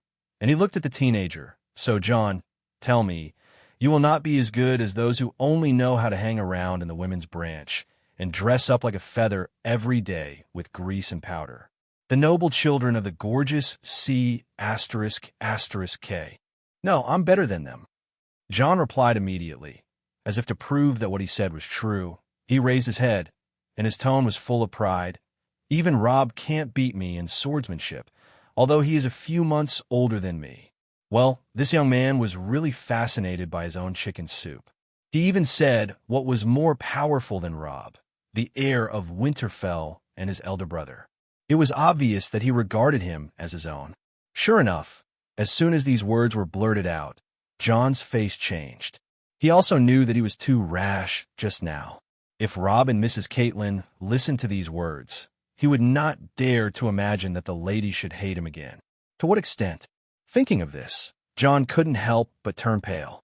It can be seen that the boy is a little scared, which also proves that the words just now are his true words. After all, compared to the orthodox heir of Winterfell, Rob, who is loved and respected by everyone, no matter how hard he tried in Winterfell, he was an illegitimate Jon who was scorned by others, and it was not surprising that a teenager was jealous. Although Rob was also good to him, but only good. The condescending and commanding tone that Rob unwittingly displayed when they were usually together still caught Jon's heart. Feeling the boy's unease, Jason Liu immediately spoke to reassure him. Look, this is the evidence. You are stronger than Rob. This is a fact. It will not disappear because of the gap between your identities. So, a person's origin does not mean anything. As long as he works hard, he will surely achieve great things. Having said that, Jason Liu looked at Jon expectantly and encouraged. Jon, do you think you can keep working hard and achieve a career that will make everyone truly respect and worship you from the bottom of your heart? After being dispelled by Jason Liu, Jon nodded his head excitedly and replied firmly, I can keep working hard and then make a great cause that everyone will recognize me. Asterisk. That's right. I'm looking forward to that day. I see in you the precious, unwavering willpower that you will succeed, Jon. Really, I'm absolutely sure. Jason Liu's tone was full of sincere emotion, as if all this said has been realized. This is the first time that Jon has been so sincere in his childhood to encourage him and look up to him. This makes the young man who has suffered from human affection very grateful. Thank you, Lord Jason Easter. I will definitely redouble my efforts to make a difference. The business is coming. Jason Liu reached out and patted Jon's shoulder lightly, smiled and said, Yes, I believe it. Also, I just happen to have some trouble here, and you just said that you are very good at swordsmanship, and you must be able to do it every day. Take some time and help me train my 5 rookie guards, They haven't even held a sword before, and it takes a lot of training to make them good fighters. How about it, Jon? Can you help me with this? Jason Liu took the opportunity to make this request, which can be regarded as a further deepening of the relationship between the two. After listening to Jason Liu's request, Jon was extremely surprised and even couldn't believe it. Master East, you want me to teach your guard swordsmanship? How is this possible? I'm just learning from Roderick's instructor. No, I must be bad at teaching. No, Jon, you can do it. How could Jason Liu make him refuse? So he put his hands on his shoulders and said seriously, just give them the most basic swordsmanship, which is the same as what you learn from the Roderick instructor. Just teach them. After all, I am a foreigner. Not long after arriving in Westeros, I couldn't find a swordsman instructor who could teach the 5 of them. So, Jon, please don't reject me, okay? I really think of you as a friend. Don't you think I don't deserve to be your friend? Of course not. I'm very happy to be friends with you, but I'm worried that I really can't teach well. Jon was still young and was forced to ask by Jason Liu with a single sentence. He hurriedly shook his head, expressing himself, I want to be friends with him, but I'm just afraid that I won't teach him well. No problem. McCann and the other 5 have no basic knowledge at all. You are much better than them. You help me teach them first, and when I find a good swordsmanship instructor, let them learn from the instructor. Why? Sample. Jason Liu looked at him expectantly. Will you promise to help me? Finally, the thin-skinned boy who couldn't save his face, who was the opponent of a mature adult like Jason Liu, quickly became the swordsmanship instructor of McCann and the others dizzy. Mike Candy, **K, Barlow, Baron Bud, all 5 of you here. After finishing Jon, Jason Liu waved his 5 subordinates over and pushed them directly to Jon. Listen, you will learn swordsmanship from Jon in the future, He will be your future swordsman instructor. You must learn from John seriously. Got it? Is it? If John tells me that any of you are not serious, then I'm going to fire him. I'm not kidding. Yes, my lord. The 5 of them hurriedly agreed, although it was unclear how the illegitimate son of the Duke of Winterfell had become their swordsman teacher in a short while. But of course they did not dare to be careless about Jason's warning, and no one thought about it. Lose the job of a guard with such a high salary and such a good treatment under Lord Jason. So, the 5 of them simply saluted John respectfully. Teacher John. He has never been saluted so respectfully before. John looked embarrassed and waved his hands in a panic. No. You're welcome. I'm just temporarily teaching you the most basic swordsmanship. John, it doesn't matter. They will all listen to you in the future. How Coach Roderick taught you. You can teach them 5. The stricter the better. Jason Liu encouraged him. Yes, Lord Jason. I will definitely teach them what I have learned. John promised excitedly. Then, if you have time today, you can start today. Jason Liu smiled. I've been fine all day today, so I can start now. John feels excited and fresh and can't wait to start now. After all, this feeling of being valued, needed, and respected is really great. Of course, this couldn't be better. Jason Liu didn't expect John to be so enthusiastic, so he nodded and smiled and let them start directly in the open space next to him. John pulled out his saber and walked with the 5 to the open space over there and began to seriously teach the 5 of McCann. Jason Liu looked at John, who had a stern face and a serious face to teach the 5, stood by with a smile, and watched for a while, and then he didn't want to watch anymore. Because D****K, McCann, Barlow, Barron, and Bud had a poor foundation, they were beaten and scolded by the newly appointed Coach John. After saying hello to them, Jason Liu went back to the store, leaving the McCann's 5 who were trained by John to be bloody. Not long after returning to the store downstairs at Lena's house, Rob walked in from outside with his younger brothers and sisters, the manager Wei Yong, and 4 Winterfell guards. Director Wei Yong, you are welcome. Seeing Director Wei Yong walking in with several young handsome men and beautiful women, Jason Liu immediately understood that what Lena said this morning seemed to be true. Hello, Mr. Jason East. Director Wei Yong nodded to Jason Liu and then began to introduce the young masters and ladies of the Stark family around him.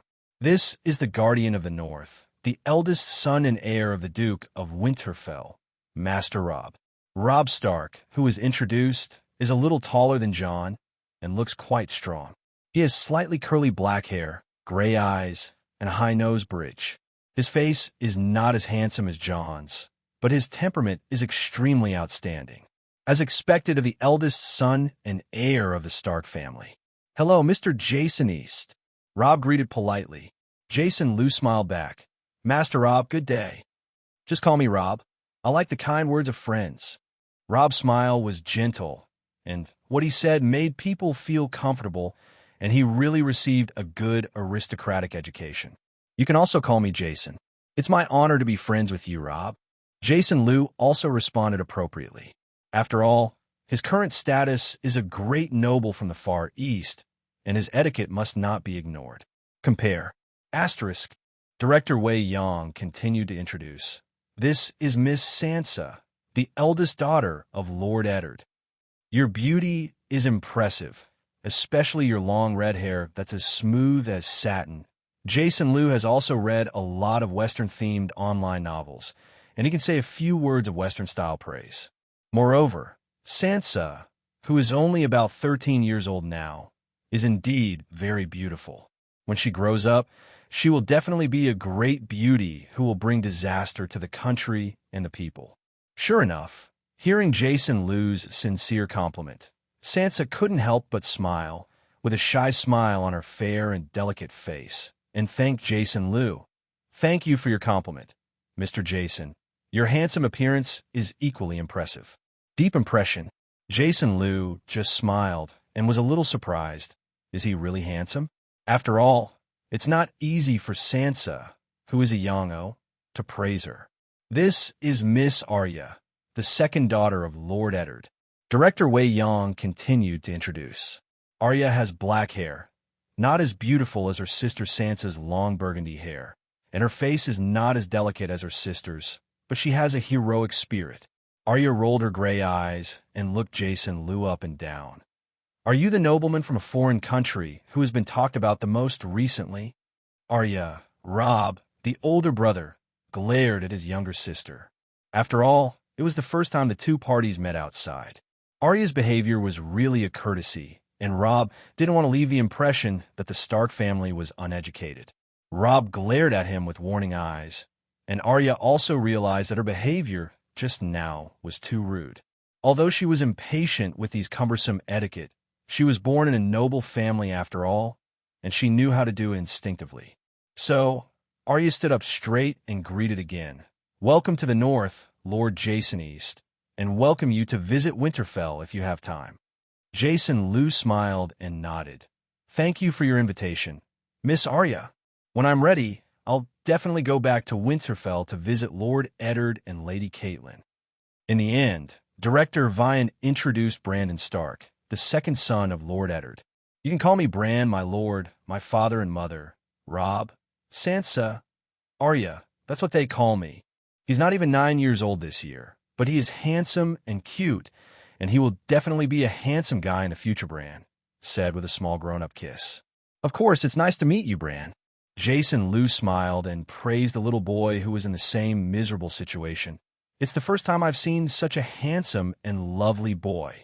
Bran was praised, but he didn't have a special reaction. After all, he was handsome and cute, and the whole Winterfell knew that he heard such praise a lot. Robb, Sansa, and the others were very happy after hearing this. After all, Bran was the most favored child in their family, not even little Rickon. Alas, sure enough, he looks handsome and cute, and he is really popular everywhere. Poor little Rickon. He is obviously the youngest and most deserving of everyone's favor. But who made Rickon not as good-looking as his brother Bran? Petue, these goddamn face-seeking societies. After introducing the young masters and young ladies of the Stark family, Director Wei Yong introduced Boris, the assistant of Maester Luwin, his daughter, Jenny, who is also Miss Sansa's maid, and Harris, who was in the bodyguard of Lord Eddard. After the ceremonial greeting was completed, Jason Lu asked Lena, Susan, and the others to move chairs and asked the young masters and ladies of the Stark family to sit down at a table in the house. Vanessa and Bella brought trays of bright and plump apples, pears, grapes, toffee, and biscuits to the table. These were bought by Jason Lu from Hyundai to eat as a snack. Lena, Vanessa, Bella, and Michael liked to eat these. Even Robb, Sansa, Arya, and Bran were a little surprised to see such bright red and plump apples. You must know that these big and red fine apples are the fruits that have been cultivated for hundreds of years in modern times. It's not the kind of Westeros that is relatively small at all, because it takes a long time to transport apples that are picked before they are ripe, so most of them are green and taste bad. In addition to the apples, the pears are golden and shiny, the grapes are purplish red and crystal clear, and those little cookies are cute and delicate in shape, far beyond the desserts of Westeros. Bran was quickly attracted to the kind of bear biscuits. When Jason Lu sat down and invited everyone to taste it, Bran immediately grabbed a bear biscuits and ate the cookie crumbs on the corners of his mouth, his face very happy. Robb was eating the crystal and sweet grapes and nodded secretly in his heart. It seems that this Lord Jason East is, as rumored, definitely a great noble from the Far East. Otherwise, ordinary aristocrats can't afford such a thing. At least, the Stark family, the supreme rulers of the North, have never eaten such fresh and plump fruits and such fragrant biscuits. You must know that because the traffic conditions are extremely poor and the transportation time is long, the cost of ensuring the freshness of the fruit is extremely high, and few noble families in the North are so extravagant. Holding a big red apple in his hand, the juice splashed, and Maester Luwin's assistant Boris wiped his mouth with his wide sleeve and couldn't wait to ask, Lord East, how did you treat little Lillian? The disease? I also saw it with my own eyes at the time.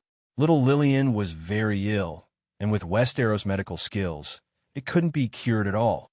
Little Lillian was infected by bacteria, which caused her body to heat up and eventually caused a very serious inflammation.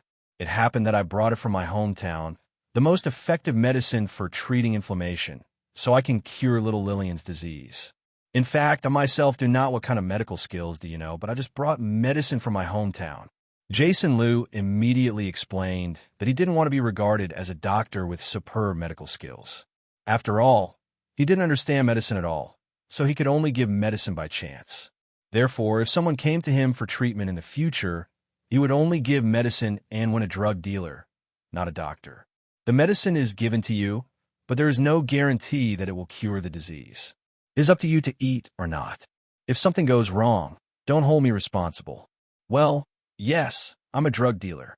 Don't come to me if you have a problem. Boris is very curious about the medicine that can cure little Lillian, and presumably his master, Maester Lewin, is also very curious. Maesters usually not only help the Lord to govern the territory, but also study some eccentric things. Asterisk. Medicine is also a subject that bachelors must master.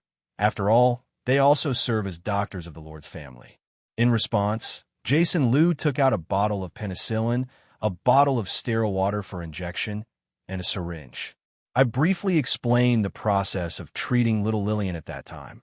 Rob and the others couldn't help but exclaimed in disbelief. It was the first time they heard that such a terrifying needle was put into the flesh to inject medicine. This treatment. Well, Boris also heard it for the first time. Originally, he wanted to continue to have an in-depth exchange with Jason Liu about the medicine of Westeros and the Xena Empire, but was interrupted by the impatient Arya. Master Jason, I want to buy soap for bathing. Do you still have it here? Arya blinked and looked at him expectantly. Sansa and Ginny had the same eagerness in their eyes. Cough, cough, of course. Thinking of the fact that these two ladies from the top noble families in Westeros actually used the soap that was mainly used for washing clothes, Jason Liu's mouth twitched slightly, but the smile still remained on his face. Actually, this time I also brought from my hometown better soap than soap for hand washing, face and bathing. Soap. Arya didn't understand, repeating words that seemed as unfamiliar as soap. Sansa couldn't help but said, chanting the weird word soap. You mean this fragrant soap is better than soap? Yes. Jason Liu nodded, then ordered Lena to bring a few boxes of soap from the counter. Martha put the sleeping little Lillian back on the bed, and then helped Vanessa to draw a few basins of water and bring it over. The basin is plastic and bought by Jason Liu from Hyundai. Because he is really not used to using wooden basins, every time he washes his face, a lot of sawdust falls off. So, Jason Liu directly bought more than 10 plastic pots of various colors, which were light and clean, which Lena and the others liked very much. Sansa and Arya couldn't wait to unpack the soap's carton and took out the soap, which was as white as soap. Well, it smells so good, Ginny said in surprise. Arya shrugged her nose and took a deep breath of the fragrance, her face a little intoxicated. No wonder Mr. Jason said that soap is better than soap, and the scent is much stronger than soap. It's so fragrant. This one smells like roses. Sansa happily held a bar of soap and couldn't put it down. Rose scent? Jason Liu secretly pouted. 50 cents a piece of soap. There's a ghostly rose fragrance. God knows how many industrial essences are added to the soap factory boss Ma and the others. The aroma is really strong. It's more fragrant than a certain brand name soap he bought at the mall for 8 yuan a box. Oh, mine smells like Lily. Arya shouted happily, holding the soap in her hand. Ginny sniffed the soap in her hand carefully and vowed, this one must have the scent of wild chrysanthemum. Last year, I saw someone selling wild chrysanthemum in Bidon Market Town, and that's what it smells like. Bran fiddled with the soap in his hand and said without looking up, then my piece must be scented with roses. I saw roses when I climbed over the wall next to the ruined tower. Rob held the soap close to his nose in confusion, sniffed it, and then said somewhat uncertainly, why do I think it smells like jasmine? Having said that, Rob looked at Jason Liu and asked in surprise, Master Jason, do these soaps have many different scents? My mother likes the tulips grown in Riverrun's garden the most. I wonder if you have any tulips here. Scented soap. Hearing these wolf cubs from the Stark family sip roses, lilies, roses, etc. Jason Liu was also confused and couldn't help roaring in his heart. Isn't it just a 5-cent piece of soap? Can any of you tell me how you can smell so many floral scents? It's just that, of course, he couldn't ask such a rude question. So, I had to remain mysterious, smiled, and replied calmly. This soap is from my hometown, with dozens of flowers, industrial flavors selected, and after 981 processes, machine stirring.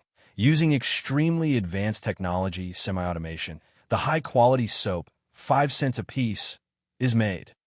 No matter what else. The first is a blind chicken blowing, and the soap is blown into a high-end luxury that is popular among thousands of girls and attracts countless nobles to compete. The rank and status are not enough. In Westeros's words, the nobles who do not have enough titles are nobles. Can't afford it at all. In a word, expensive. Use 2 words, thief good. The biggest advantage, very fragrant. Can it be delicious? After all, there's so many flavors in it. Thinking of such a fragrant soap with so many fragrances in it, Jason Liu was a little worried that there would be no problem. After all, this thing is used on the skin of noble girls and young women, so don't have any problems. No, when you return a Hyundai next time, you must call the boss ma to re-emphasize the importance of quality. It must not be harmful to the human body. Dozens of kinds of flowers? That means there are also tulip scents. Rob couldn't help being very happy when he heard that so many kinds of flowers were added, and asked quickly.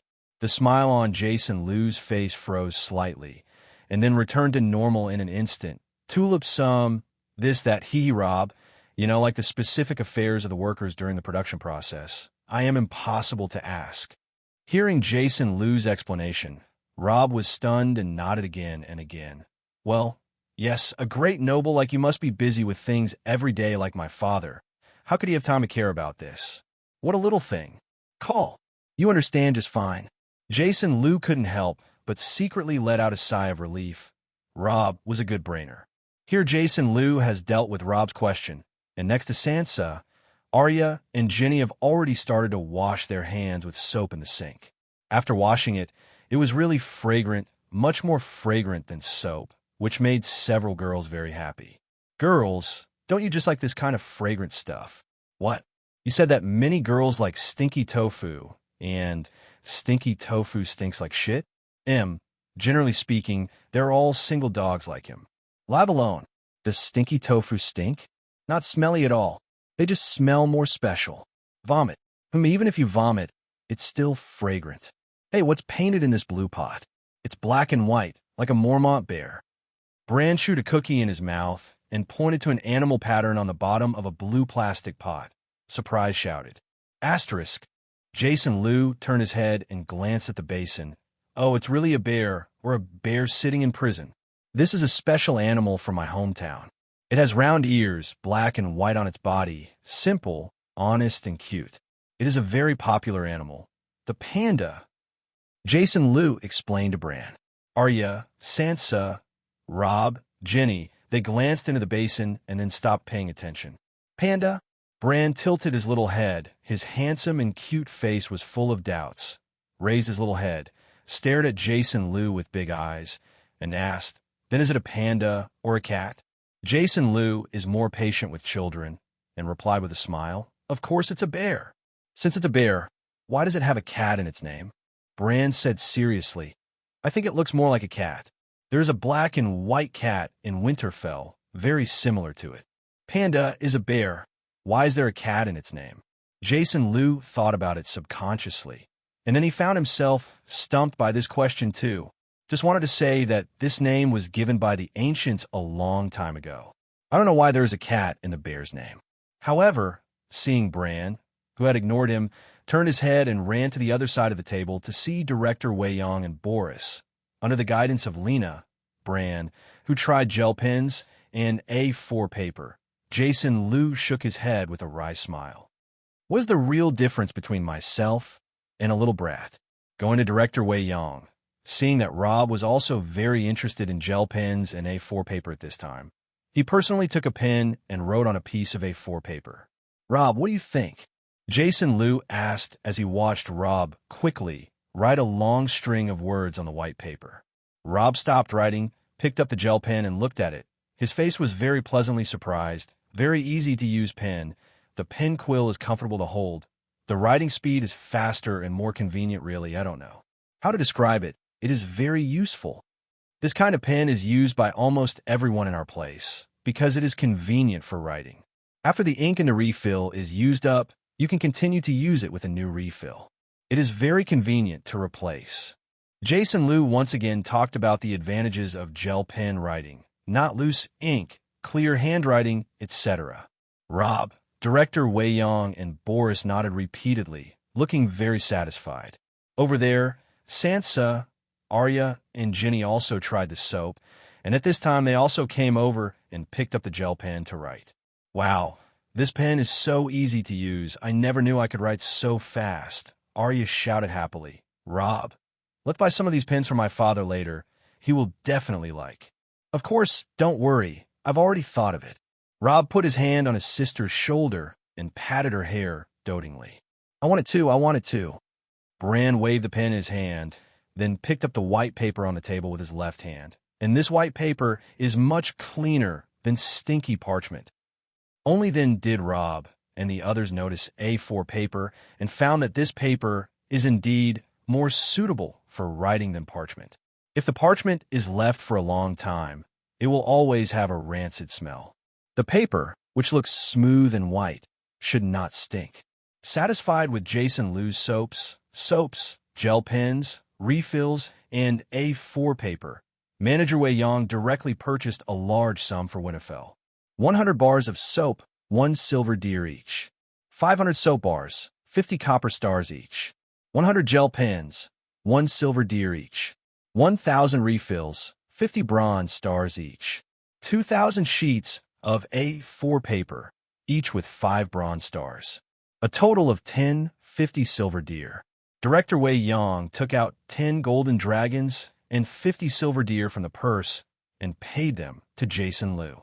Jason Liu took the money and asked Lena, Martha, and Susan to find a large cardboard box and put all the things bought in Winterfell into it. The 2 Winterfell guards carried them out of the store and, together with General Manager Wei Yong and Boris, sent them back to Winterfell first. The things were bought, and Rob and the others sat in the store for a while, preparing to leave. Jason Liu sent these big clients out the door. Dang dang. There is the sound of iron swords hitting in the open space not far away, and Rob and the others looked over there suspiciously. John, Arya held a big apple in her hand. Seeing John, who was competing with a tall and strong boy, she could not help but scream in surprise, and then ran towards the other side, shouting as she ran. Hey John, why are you here? Arya, we're going back. Anxious to go back to Winterfell to get her own soap, ready to use when taking a shower at night. Sansa doesn't want to wander around in the narrow streets of the dirty and smelly Wintertown market town. Seeing Arya run away suddenly, Sansa shouted in disgust. However, Arya ignored her and ran to Jon's side. Seeing the illegitimate brother competing with others, Sansa frowned slightly. Compared with Arya, he didn't mind Jon's illegitimate status at all and was willing to call him Brother Jon. Sansa had never been very close to this illegitimate brother. Perhaps because of her mother's influence, Sansa generally has little contact with Jon. Jon is competing with someone. Let's go and see. Rob was curious, so he followed Arya and walked over. Bran followed suit. Only Sansa, after hesitating for a while, still did not walk over, but returned to Winterfell with Ginny first. She's not interested in boy swords, weapons, or anything. Sister Mordain said that as long as the young lady of the noble family learns well, takes good care of her husband after marriage, and gives birth to a few children, it will be fine. Dangerous things like swords belong to men, and a good lady from a noble family should not touch such dangerous things. So, Arya is the kind of disobedient lady who always likes to dance with Rob, Jon, and Bran, and they are too unladylike. Seeing that Sansa chose to return to Winterfell, Rob was not surprised, and ordered Desmond to escort Sansa and Ginny back, and then walk towards Jon himself. Harris Moran put his hand on the hilt of the sword and followed closely beside the young master of Winterfell. Seeing that the wolf cubs from Stark's family didn't leave, but instead walked towards Jon and his guard's sword training, Jason Lew followed. Bang! The sword in D****K's hand was easily knocked out by Jon, and the match was over. Nice job, Jon! Arya shouted with joy when she saw Jon winning.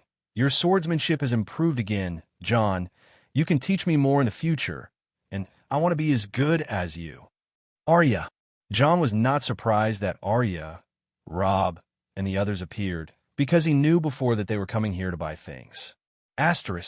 Jon, why do you remember that you were competing with people here? Robb glanced at the 5 dicks standing cautiously across from him. From the competition just now, he could easily see that these 5 people were all novices, not even novices, far worse than Jon. Jon's face flushed slightly, and he didn't know how to explain that he had actually become the swordsmanship instructor for Lord Jason's guards. If you tell Robb that he is a swordsman instructor, this guy will laugh like crazy. Seeing the embarrassment on Jon's face, Jason Lew explained in a timely manner, Robb, I just arrived in Westeros and recruited 5 of their guards. I originally wanted to find a swordsman instructor to teach them, but I haven't found it yet. I met Jon by chance today. I saw that he is very good at swordsmanship, so I asked him to teach me the basics of swordsmanship for my bodyguards. Having said that, Jason Lew took a look and looked at the 5 people who seemed to have suffered a lot. He couldn't help laughing and said, Haha, it looks like they practiced well today. Hearing Jason Lew's laughter, Jon glanced at the disgraced 5 people who had been trained by him and suffered a lot, and couldn't help laughing. Jon, it seems that you and Mr. Jason get along very well. He actually dares to hand over his guards to you for training. Haha, Robb smiled, but he felt that Mr. Jason was really messed up. Come on, I actually found Jon, a half-assed swordsman, to teach his guard swordsmanship. Jon felt a little uncomfortable listening to Robb's laughter, and the smile on his face couldn't help but fade. Arya didn't feel anything. She surrounded Jon and said excitedly, Jon, let me join in, okay? Find me a wooden sword and let me train with you. Jon looked at Arya, who was very close to him and the best sister in the Stark family, rubbed her black hair dotingly, and said with a smile, Don't even think about it. If you don't want to be killed by Sister Mordine if you catch it and lock it in your own room, let's learn to embroider with Sansa, honestly. I don't want to learn any embroidery. Speaking of Sister Mordine, Arya's head suddenly became big. The needle is too thin. I can't hold it, and I can't embroider well. Sansa and Jenny are all laughing at me. I don't want to learn to embroider. Can you teach me to practice swords? Good, Jon. Don't make trouble, Arya. You know that your mother will never agree to let you practice swords. Robb took out the majesty of his brother and glared at his sister. Let's go, we should go back. Arya was reluctant, but could not resist her serious brother, so she walked back to Robb with a displeased face. Lord Jason, then, let's say goodbye first.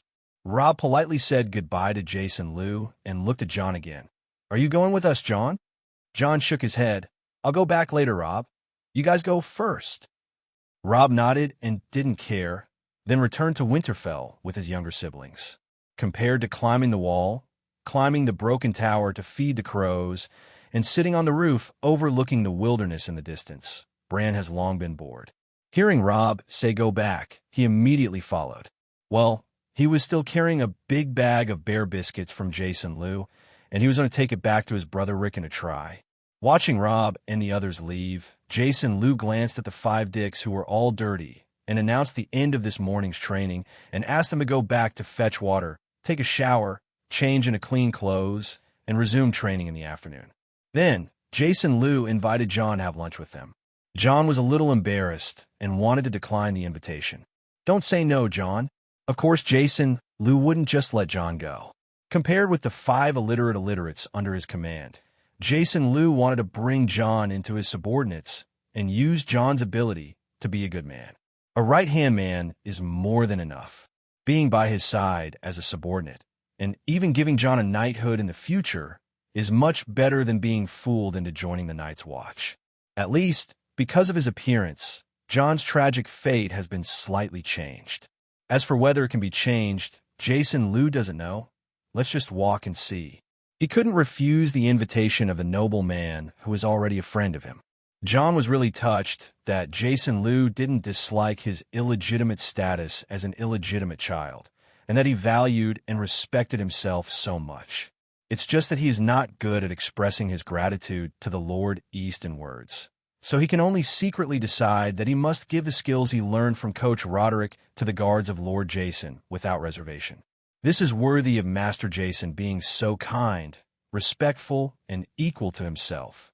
For lunch, Jason Liu told Lena that they make a very rich meal, including toasted bread, roasted venison, which the deer bought from the Winter Market Town hunter, roasted chicken, roasted onions, and diced carrot soup. There are also fried pork, fried chicken, fried venison, fried eggs made with modern methods. Apple pie, rock sugar Sydney soup, no rock sugar, but white sugar. Jason Liu bought a lot. A table full. At Jason Liu's request, he sat at the head of the long table, with John first on the left, McCann next to John, then D***K, Barlow, Baron, and Bud.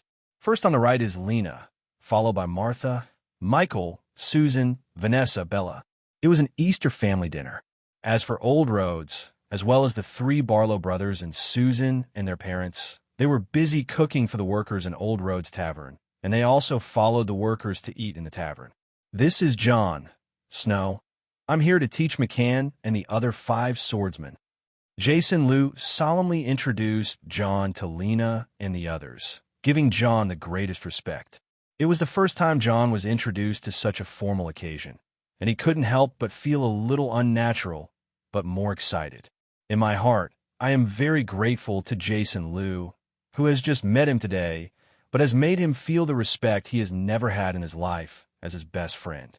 Hearing Jason Liu's introduction, Lena and the others could also see that Mr. Jason attached great importance to this famous illegitimate child of Winterfell, so they didn't dare to neglect and greeted John kindly. Next, Jason Liu introduced all the others to John. It made this meal have a strong taste of joining in. John didn't think about it. Jason Liu was actually thinking of taking him in as his younger brother. He simply thought that this young adult looked up to him and was an extremely kind, benevolent, and noble. Asterisk. After all, John had heard a lot of rumors about Jason Liu before, and the townspeople of Winterfell Market Town simply praised him. Jason Liu certainly knew why the townspeople in Bidon Market Town praised him so hard. Just look at the more than 200 workers on the construction site who received high salaries and provided meals. Jason Liu scatters a lot of money, and most of the families in the winter shelter town have received his favor. How can he not boast about it? In John's eyes, this lunch, which was absolutely sumptuous, ended in a happy atmosphere. I didn't drink. After all, the people here are not very old, and Jason Liu himself doesn't like drinking very much. After having a full meal and resting for a while, John took the 5 of McCann to practice swordsmanship responsibly. Looking at the enthusiastic John, Jason Liu is satisfied. In the afternoon, he explained to Lena and then teleported back to the modern warehouse. He counted the time, because today the black work clothes he ordered from the internet arrived. A total of 40 sets were sent to the warehouse, and then sent directly to Westeros room with the tooling, and then returned. After leaving the warehouse, he took a taxi back to the villa. I don't plan to go back to Westeros tonight, so I rest in the villa. After paying for the soap, food, and tooling, and seeing that there was less than 30,000 yuan left in the account, Jason Liu felt that he should find a way to make money. I had previously considered buying gold through Odover, a merchant in the West, and selling the goods to him for settlement in gold, but I don't know when he will come back. After all, the traffic conditions in Westeros are poor. If you go from Winterfell in the north to Casterly Rock in the west, it will take at least 1 or 2 months. God knows when he will come back. Otherwise, continue to sell gold dragon coins. Thinking of selling gold dragon coins, Jason Liu lay on the luxurious sofa in the living room and checked the recent gold price. Suddenly, a piece of news caught his attention. A herdsman in Mongolia picked up a piece of 1.47 kilograms of dog-head gold in the grasslands while shepherding sheep. A buyer offered a maximum price of $1 million to buy it, But because the ownership rights were not confirmed, the herdsman dared not sell it. On the internet, the ownership of precious items such as doghead gold and even cultural relics, their ownership rights, and the amount of rewards that should be awarded after handing in, rushed to the hot search. Seeing that doghead gold is so expensive, Jason Liu couldn't help but search for information about doghead gold. Doghead gold, a kind of gold-rich ore, is a nugget of naturally produced, impure texture, large particles, and irregular shapes. It is usually composed of native gold, quartz, and other mineral aggregates. Because of its shape like a dog's head, it is called doghead gold. There are also horseshoe-like ones called horseshoe gold. Because it is extremely rare and has a high collection value, it is sought after by people. Usually a piece of doghead gold can be sold for several times the price of pure gold of the same weight. The world's largest doghead gold so far was found in 2AO, weighing 235.87 kg. There are not many found in Dacia, and the weight rarely exceeds 10 kg. Therefore, it is so rare that it is highly sought after by everyone. Seeing the introduction of GoT on the internet, Jason Liu suddenly came to his senses. Westeros has nothing to say about doghead gold. That is to say, in the eyes of Westeros, doghead gold needs to be melted to extract the pure gold inside, and doghead gold is not as good as pure gold of equal weight to them. Gold is valuable. Thinking of this, Jason Liu felt that he had suddenly discovered a more profitable business than selling gold, buying doghead gold from Westeros and selling in Hyundai. The more he thinks about this idea, the better. Jason Liu has already begun to hope that Odover, a merchant from the west border, will come soon. Maybe through him, he could buy doghead gold in the gold-rich west border. After thinking about it for a while, at night I ordered takeout and searched a lot of news about doghead gold on the internet, as well as identification methods, and went to bed very late.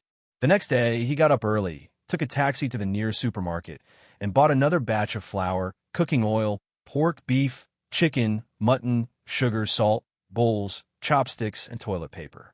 Jason Liu is not used to spoons and prefers to use chopsticks. Although Lena and the others are not good at using chopsticks, since adults use them, they also try to learn to use them. Fruits bought apples, pears, grapes, oranges, watermelons, and more. For vegetables, I bought some cucumbers, tomatoes, spinach, cauliflower, and peppers.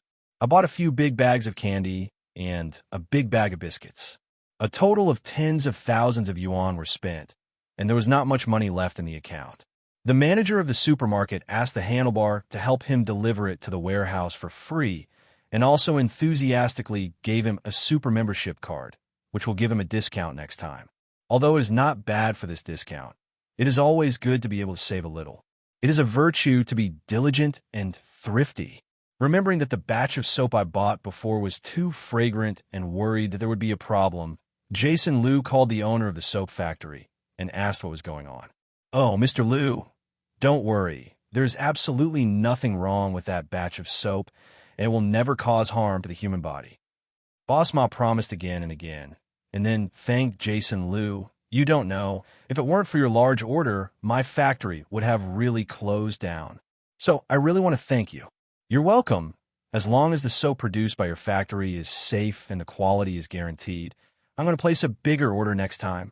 Jason Liu felt a little relieved after hearing the assurance from Boss Ma. "That's great. Then I'll be waiting for your big order. When will you come to Uzbekistan? My old horse will invite you to dinner," Boss Ma said with surprise when he heard that there was a bigger order in the future. The largest wholesale market for small commodities in the country in Uzbekistan. He can go there when he has time. After all, the amount of things he will be transporting to Westeros is relatively large in the future. So, it is better to find a manufacturer in Uzbekistan to do it. After all, Hui Province is separated from Hunan Province and Zhejiang Province, which is not far. After hanging up the phone with Boss Ma, Jason Liu shipped the things he just bought to Westeros several times. During this period of time, he interrupted his stay in Westeros and began to let out the wind among the merchants, buying doghead gold or natural nugget at a high price. In order to increase the enthusiasm of the merchants, he would use the price of pure gold to repurchase the doghead gold, so that he would not be afraid that those businessmen would not work hard to find the doghead gold and sell it to him. Well, this method is good. First, use cheap commodity blood to earn a wave of golden dragons, and then use the earned golden dragons to buy doghead gold, and then take it back to modern times to sell it. The doghead gold alone can be sold for several times the price of pure gold. Over and over again, the profit has definitely reached hundreds of times. What a great deal. Asterisk. Hello, everyone. As we wrap up this video, I want to share a quick note. I have a Patreon account. If you'd like to support me and enjoy on-demand audiobooks, you can become a Patreon member. Alternatively, you can check out my Google Drive link, which has 500-plus novel audiobooks available through my Ko-fi or Patreon shop. I appreciate your support.